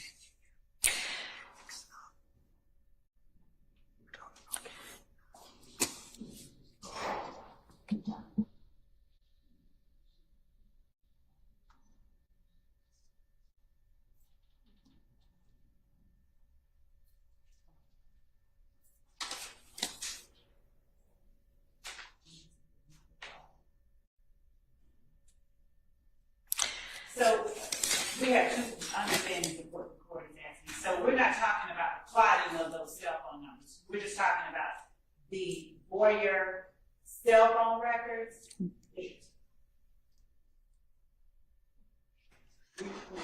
We're just talking about the cell phone records. I don't know what we're talking about. That's what I'm trying to pin down. So there was, hang on, yes. We were given cell phone records linked to a last name Boyer. Boyd, B-O-Y-D? B-O-Y-E-R. Boyer, okay. On Monday, yesterday? Okay. Yesterday. And so that is the late disclosure that we're speaking of. Okay. And they were charted as well.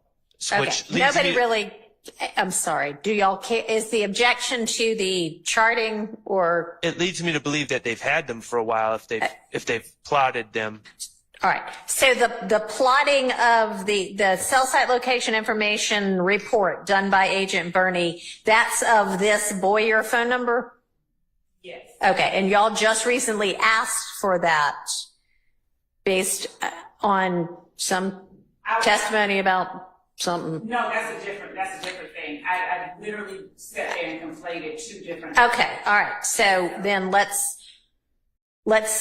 back up to the original issue. When did you find out that law enforcement believed that there was another person in the car and had a cell number that they were going to investigate with regard to that to find out whether, in fact, that was a reasonable lead? Your Honor, I'd like to check with another team member because I don't know the answer. Can you give me an idea? Let me clarify. You said about something that it was sometime between January and May, and that might have been that you got something. What was that about? So the conversation that I had with the team member most recently, like 2 days ago, was that I have to turn over these phone records. Right. This person was someone that they believe might have been in the car. Okay.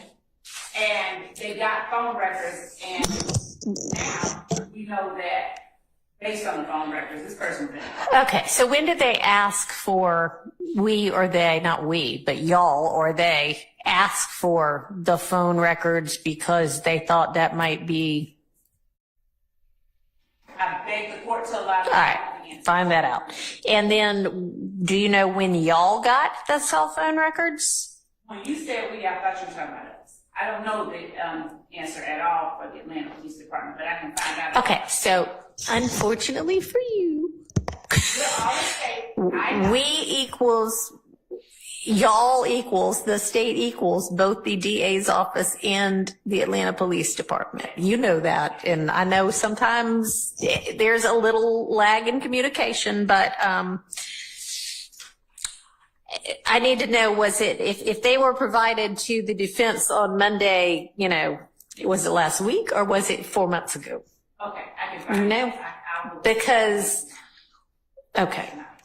And what do these cell phone records reveal? That this person did appear to be also in the car? Yes. And There's 2 cars. okay, do you know which car? I mean, there are 2 cars that obviously one, well, not obviously, at least one contains at least one shooter, right? Is there any assertion that others contain shooters as well, or just people that are involved? The state Okay. is alleging that there's a white car with my client and Mr. Garlington in Right. it, and then another car with Mr. Nichols and Mr. Farley in it. And now it sounds like they're saying that this Boyer phone, whoever owns this phone, was in one of those cars. And I'm inquiring what, I don't know anything I'd about like to provide that information if I can. You don't know, you want to check and make sure on that, okay. Because it was not a part of the original. Yes. Okay, how long has the defense known anything whatsoever about this person named Boyer? Your Honor. Oh, that for this, I could tell you from my understanding of the discovery, there is zero information on Mr. Boyer except one mention in a jail call.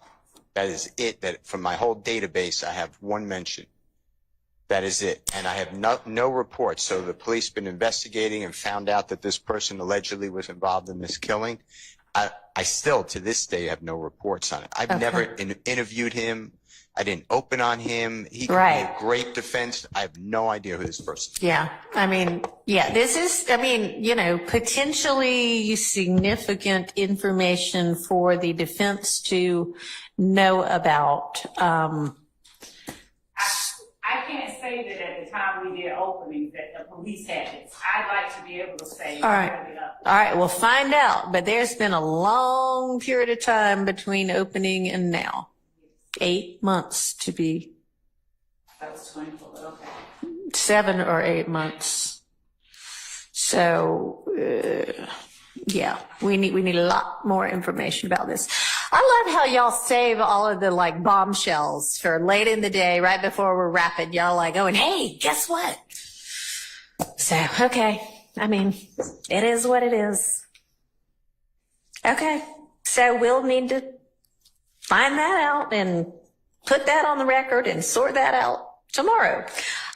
Okay, so exhibits, next 30 witnesses, and then you also, I believe, we're going to get by tomorrow actual, like, a list to the defense of here's what we think is a co-conspirator statement, right? Okay, so we'll be waiting anxiously for all of those. Anything else? As if that wasn't enough. Your Honor, somebody I wrote down said that there are 3 Mr. Zachary statements. I have 2. Okay, and I might have misspoken. Did I misspeak? It's saying 3. I agree with Mr. Steele. Miss Love misspoke. Did Miss? I might have put a date wrong, but I'm talking about 2015. I think it was August 2015. I believe March 2017 and the proper. So I'm sorry.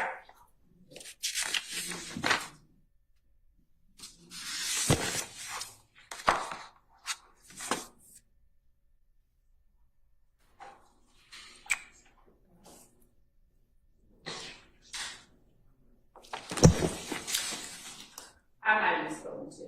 Okay, so you think that maybe there only are 2, but you'll confirm that for us tomorrow? All right, and so if there are only 2, then Mr. Shart, you've done all of the proposed redactions because you've done redactions to 2 full statements, right? Or proposed redactions. I have. I didn't quite finish the second one, but I don't believe that the state is going to be trying to use it. It's a discussion with ATF agents.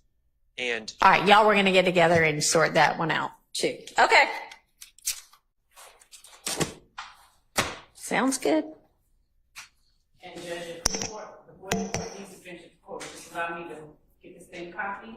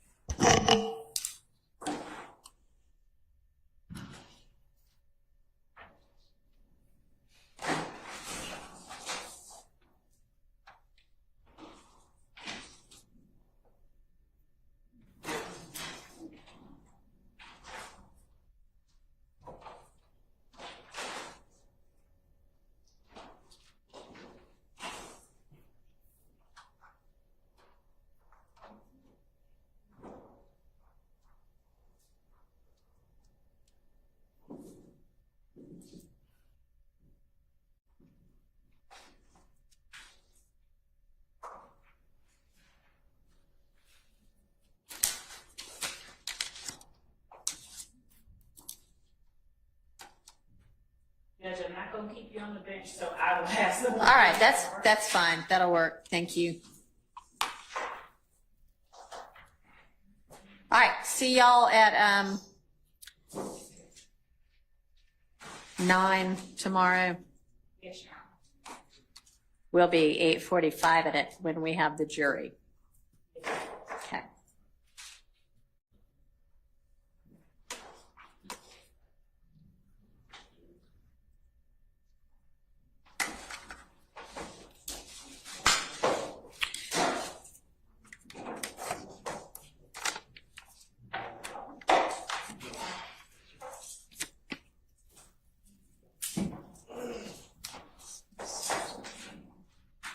All right, so we're adjourned.